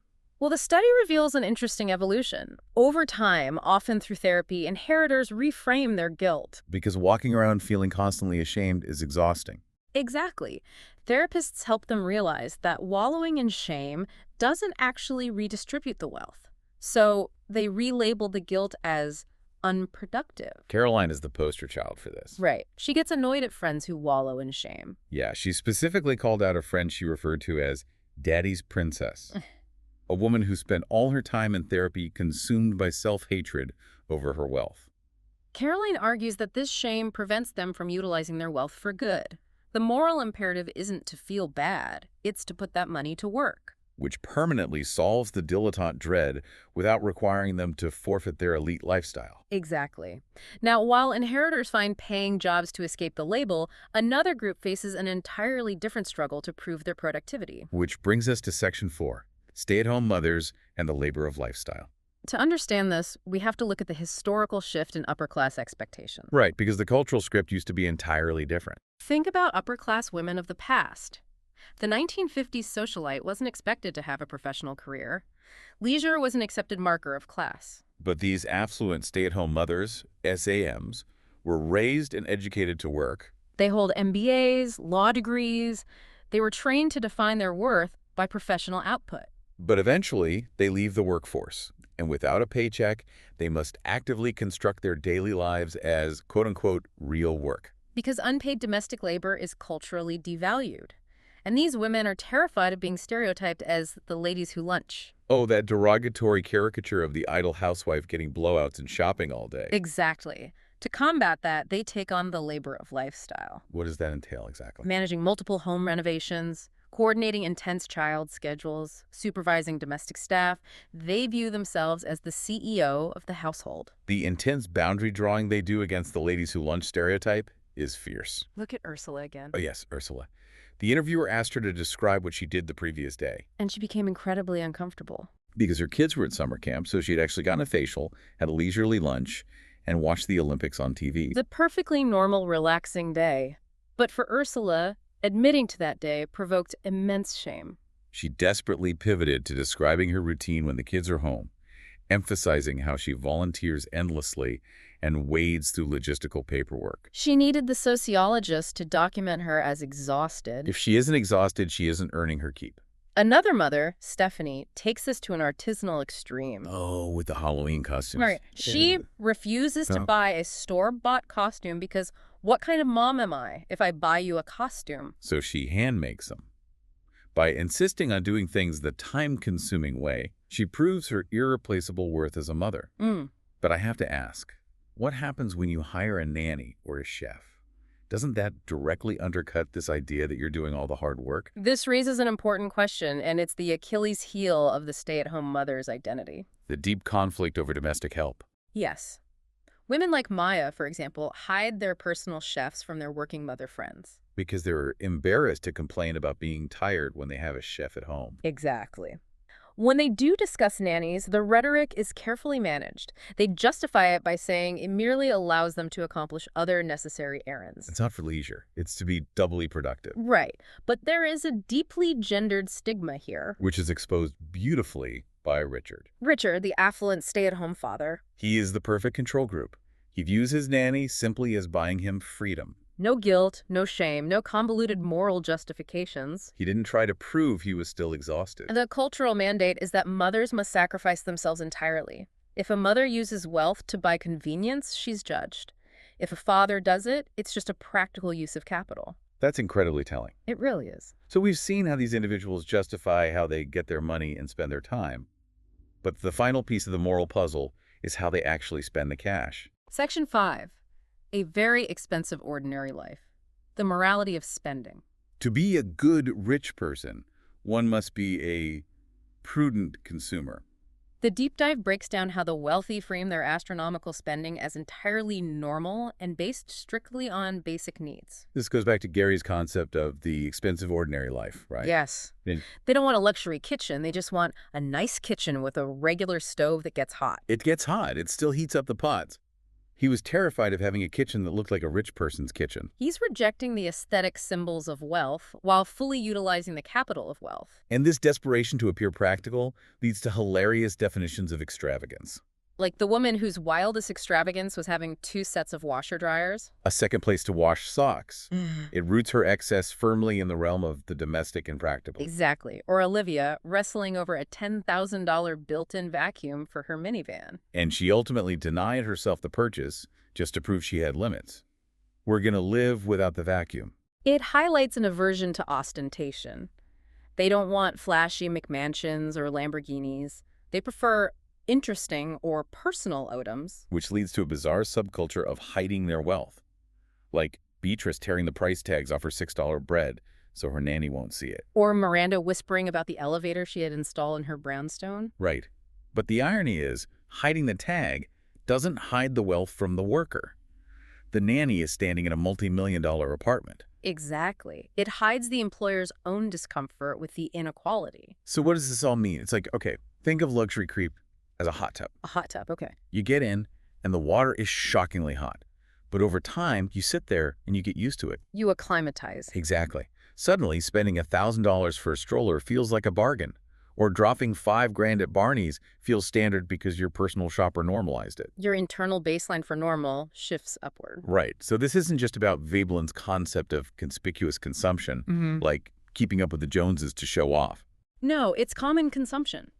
Looking to your equally wealthy peers to figure out what is normal so you can maintain the identity of an ordinary, disciplined person, regardless of the zeros in your bank account. Just a normal, hardworking Jones in a $4 million apartment. Exactly. Wow. So to wrap up this deep dive, the mental gymnastics the wealthy perform are just intense. Spectacularly intense. Obscuring their wealth, working when they don't have to, treating $6 bread as a moral crisis, all to construct a narrative of themselves as quote-unquote good, hardworking, and prudent people who are legitimately entitled to their privilege. It's an elaborate theater to avoid the guilt of inequality. So I want you, the listener, to think about your own life for a second. Yeah. How often do you point to your own hard work to justify a splurge? I worked 50 hours this week, so I deserve this expensive dinner. Exactly. Or how often do you look at someone wealthier than you just to make yourself feel grounded in the middle class? We all do it to some degree. The wealthy just have a much larger budget for the performance. All right, so I want to leave you with a final lingering question that builds on all this. What's the question? If we stopped grading the wealthy on their personal morality, if we collectively stopped caring whether a rich person is a hardworking, frugal billionaire or a lazy, flashy trust fund kid, how would that change our political conversations? That's a profound thought. Because if individual goodness no longer justified vast wealth, would we finally be forced to confront the actual structural system of how resources are distributed in our society? It completely shifts the focus from the individual to the system. Exactly. Something for all of us to mull over until next time.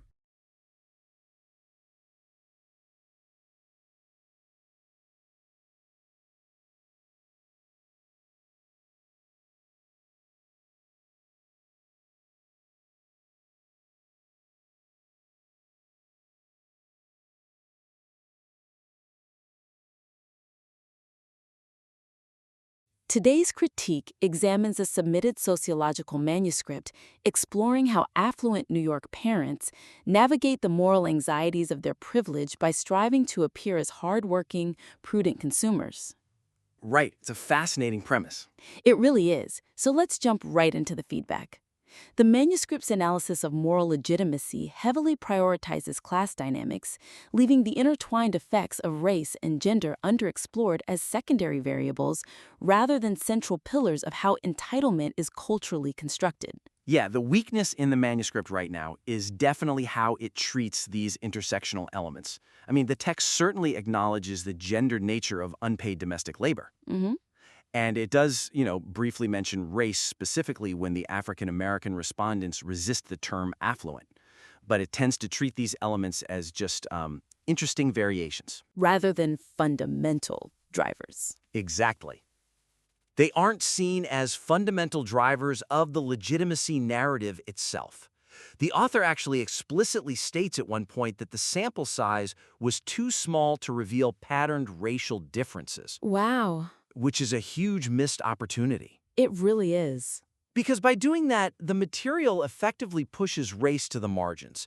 It misses a crucial reality, which is that the societal baseline for normalcy and the burden of proving one is hardworking, those are inherently racialized and gendered concepts in America. Is there a risk, though, that focusing too heavily on race might distract from the author's primary focus on economic inequality? Or is this intersectionality actually the invisible glue holding the whole concept of merit together? Oh, it is absolutely the invisible glue. You just cannot separate the American concept of merit from the racial and gendered history that built it. Right. So the core suggestion for improvement here is to integrate an intersectional framework directly into the central thesis of what constitutes legitimate wealth. That makes total sense. Yeah, the text really needs to explore how the societal requirement to prove hard work or to avoid the lazy stereotype shifts drastically depending on the subject's race and gender identities. Because focusing on class alone assumes everyone starts from the same neutral baseline of presumed competence. Which simply isn't true. No, not at all. You see this dynamic so clearly with the African American respondents in the data, like Pam and Beverly. The manuscript notes their deep discomfort with the term affluent, but it kind of stops short of fully analyzing it. Yeah, it leaves it hanging. Right. If we contrast their hesitation against the historical, racialized, political rhetoric of the welfare queen trope, which is mentioned briefly in the intro, a much deeper narrative emerges. And when you look at it from the perspective of survival rather than just, class anxiety, the stakes change entirely. When a black woman in America pushes back against being seen as wealthy or idle, she isn't just worried about sounding like a snob at a Manhattan dinner party. Exactly. She's navigating a whole different system. Right, she is navigating a society that has historically criminalized black wealth and pathologized black poverty simultaneously. So for Beverly to say she isn't affluent because someone else she knows flies on a private plane, that isn't just standard upward-oriented comparison. No, it's a deeply racialized defense mechanism. Precisely. Exploring that completely changes the gravity of the chapter on reasonable consumption. It really does. And, that same kind of structural defense mechanism is operating with the stay-at-home mothers in the text. Oh, definitely. The author has incredible details about how desperate these women are to frame their consumption and child-rearing as a full-time job.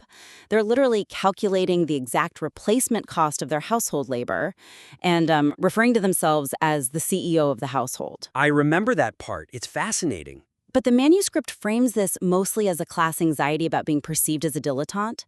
If we elevate that analysis, it reveals it's a specifically gendered defense against patriarchal devaluations of women's labor. Yes. The text currently frames their frantic busyness like managing endless renovations, scheduling private tutors, running multiple household properties as a way to prove they aren't lazy. Right. But could the evidence also support the conclusion that these women are trapped in a profound gender double bind? I mean, these are highly educated women who often gave up incredibly lucrative careers. Right. They left the formal workforce. Exactly. And now they exist in a capitalist society that exclusively values paid labor. So their anxiety isn't just about hiding their wealth, it's about fighting against the erasure of female productivity. They're desperately trying to legitimize their existence in a system that assumes unpaid care work is inherently less valuable. Exactly. Which makes the contrast with the white male earners in the study so striking. Oh, completely. If you introduce a comparative analytical framing there, placing the meritocratic claims of the white men in direct opposition to the unique rhetorical hurdles faced by the women of color in the sample, the author's argument becomes exponentially stronger. It really highlights the disparity. Take Paul, for instance. The white male executive who proudly tells the interviewer, "I've earned every fucking dime on my own," while actively brushing past the massive financial help he received from his in-laws. Yeah, Paul is relying on a deeply ingrained societal assumption that white men are the default architects of their own success. He doesn't have to perform the same rhetorical gymnastics because the culture already grants him the presumption of merit. He just assumes he deserves it. Right. Contrast his unbothered, almost aggressive confidence with the anxiety of the women of color who feel the need to constantly justify their mere presence in these elite spaces. The manuscript touches on these differences in isolated moments, but placing them in direct structural opposition within the core thesis will really elevate the entire critique of meritocracy. Absolutely. But, building on how societal narratives like race and gender shape individual behavior, we must shift our focus to how these behaviors actively shape the broader society. The manuscript effectively details the micro-level psychological anxieties of the affluent, but the conceptual bridge connecting these personal feelings to macro-level systemic inequality remains somewhat implicit and underdeveloped. That is the big weakness here. The text beautifully captures the internal psychological gymnastics of the wealthy, but it leaves the reader to do all the heavy lifting regarding the broader impacts. Right. We get these incredible, intimate ethnographic details, like a subject agonizing over an $8 burrito, or another stripping the price tags off $6 artisanal bread. Which are great details. They're amazing. Yet, the manuscript waits until brief moments in the conclusion to explicitly assert that these behaviors serve to legitimate systemic inequality. Yeah, it takes way too long to make that connection. Exactly.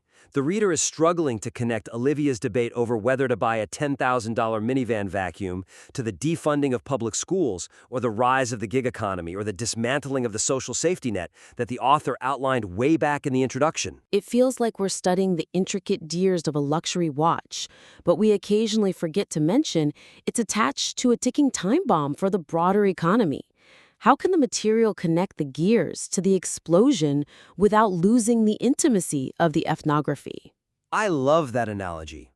And the suggestion to solve this is to weave explicit structural consequences directly into the ethnographic chapters themselves. So don't save it for the end. Never save it for the end. The author needs to demonstrate exactly how the rhetoric of the good, ordinary rich person actively fuels policy and societal complacency. Right. Because if these subjects successfully convince themselves that they are just ordinary middle-class people who work hard, they simultaneously convince themselves that the system distributing this wealth is fundamentally fair.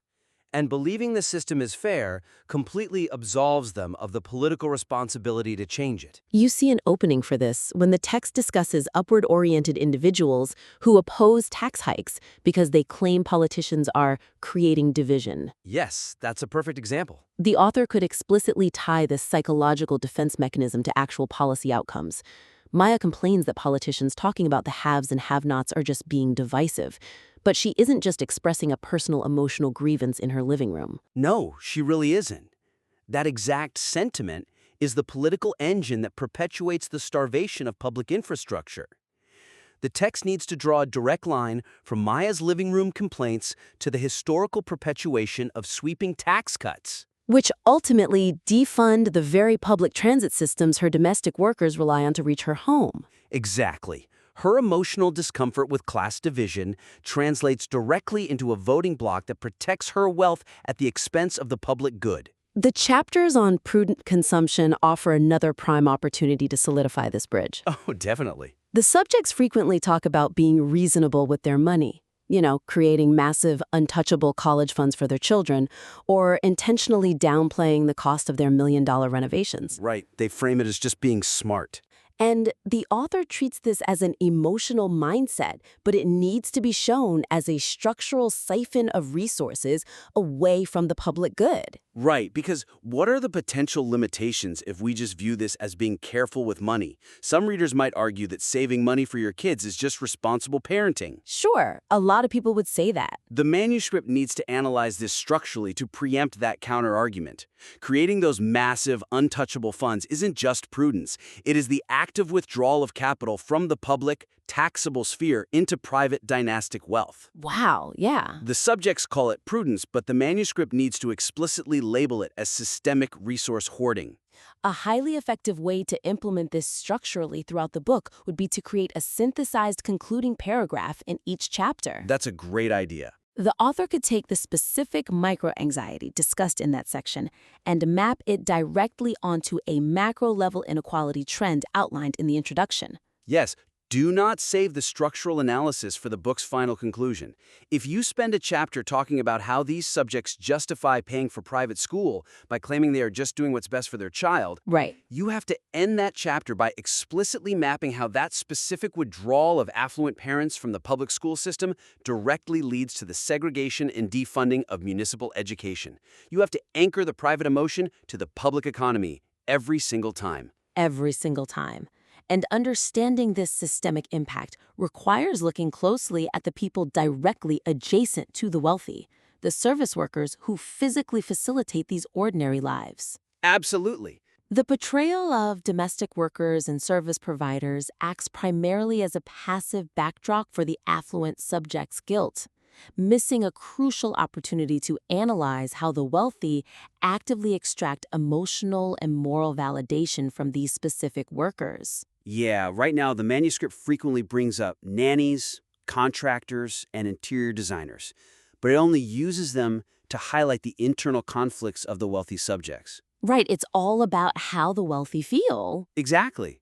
We see subjects feeling guilty about hiring baby nurses or hiding their wealth from their housekeepers, but it completely misses the active relational power dynamic at play. The workers are just kind of there. The affluent require these workers to act as audience members who validate their performative ordinariness and their hard work. The weakness is that the workers are treated as props for the subject's moral dilemmas rather than active participants in a transactional exchange of absolution. As I understand it from the notes, the argument here is that the wealthy genuinely feel bad around their staff. They experience acute liberal guilt. But could the evidence also support a different conclusion, like the idea that the wealthy are unconsciously paying for an audience to witness their ordinary hardships? Yes, and is there a risk that focusing solely on their guilt might overlook the fact that this guilt can be incredibly self-serving? Oh, that's an interesting point. The suggestion here is to shift the analytical lens to explicitly examine the emotional labor the wealthy demand from their service providers. We need to reframe these interactions as a transactional exchange where the wealthy purchase not just physical labor, but moral validation. They're buying peace of mind? They aren't just paying someone to clean their house or build their cabinets. They are paying someone to agree that their house isn't actually that extravagant and that their struggles are universally relatable. You see this dynamic operating at its peak with the interior designers. Oh, the designers chapter is wild. It really is. The manuscript currently frames them as cultural intermediaries, but if we analyze them as hired moral confessors, the text opens up entirely. It really does. There is a moment where David, an interior designer, explicitly states that he adds IKEA and Crate and Barrel furniture to multi-million-dollar homes just to make the clients feel better. He's literally paid to grant them permission to spend. That quote from David is a stunning admission. The manuscript needs to deeply unpack what that means. He isn't just designing a room, he is designing an alibi. An alibi? I like that. He is functioning as an emotional consultant hired to absolve the client of their wealth by curating a false sense of middle-class thrift. The client is purchasing the aesthetic of being ordinary, and David's labor is to provide the moral cover for their excessive consumption. That same extraction of validation happens with Betsy and her contractor. Yes, that scene is so uncomfortable. It is. Betsy is agonizing over whether to buy $500 lights, and she justifies rejecting them by expressing her guilt directly to her contractor, a man who the text notes cannot afford summer camp for his own daughter. That scene is incredibly revealing, but the author needs to take it further. Betsy feels bad that she is agonizing over luxury lights while he can't afford basic childcare. Right? But the manuscript needs to explore how her expression of guilt to him is a massive, one-sided emotional extraction. She is forcing a man who is economically dependent on her to stand in a half-gutted brownstone and listen to her wealthy anxieties. It's completely tone deaf. It is. She is essentially demanding his silent complicity, or worse, his absolution, while completely ignoring the immense power imbalance of the conversation. She uses his poverty as a mirror to reflect her own moral wrestling, prioritizing her need to feel like a good person over his actual economic reality. Which brings us back to Beatrice taking the price tags off her $6 artisanal bread so her nanny won't see it. Right, the bread tags. The text frames this purely as a manifestation of guilt. But if we look at it through this lens of emotional extraction, it is the active, calculated management of the worker's perception.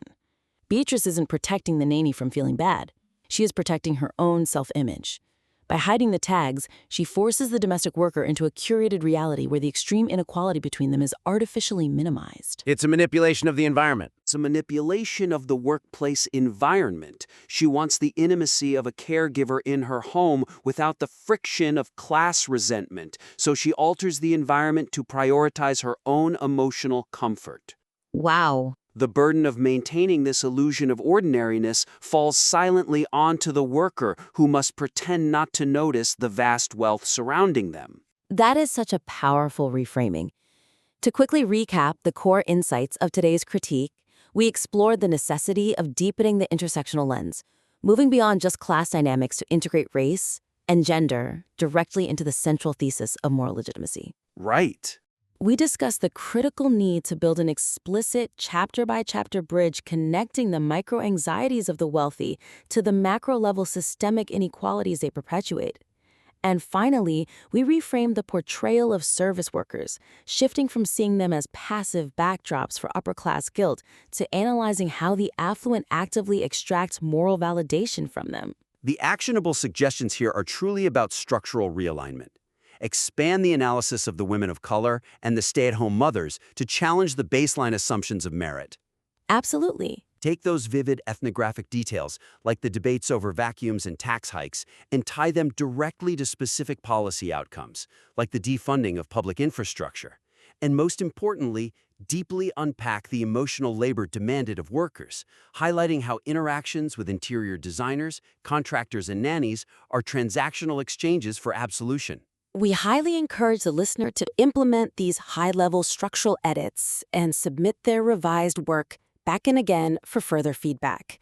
Because ultimately, if we only look at the sweating, agonizing reflection in the mirror, we might end up feeling sorry for the person staring back.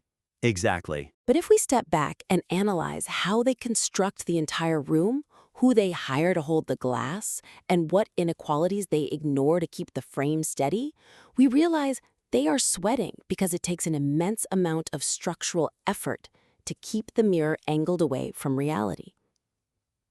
Join us next time on The Critique.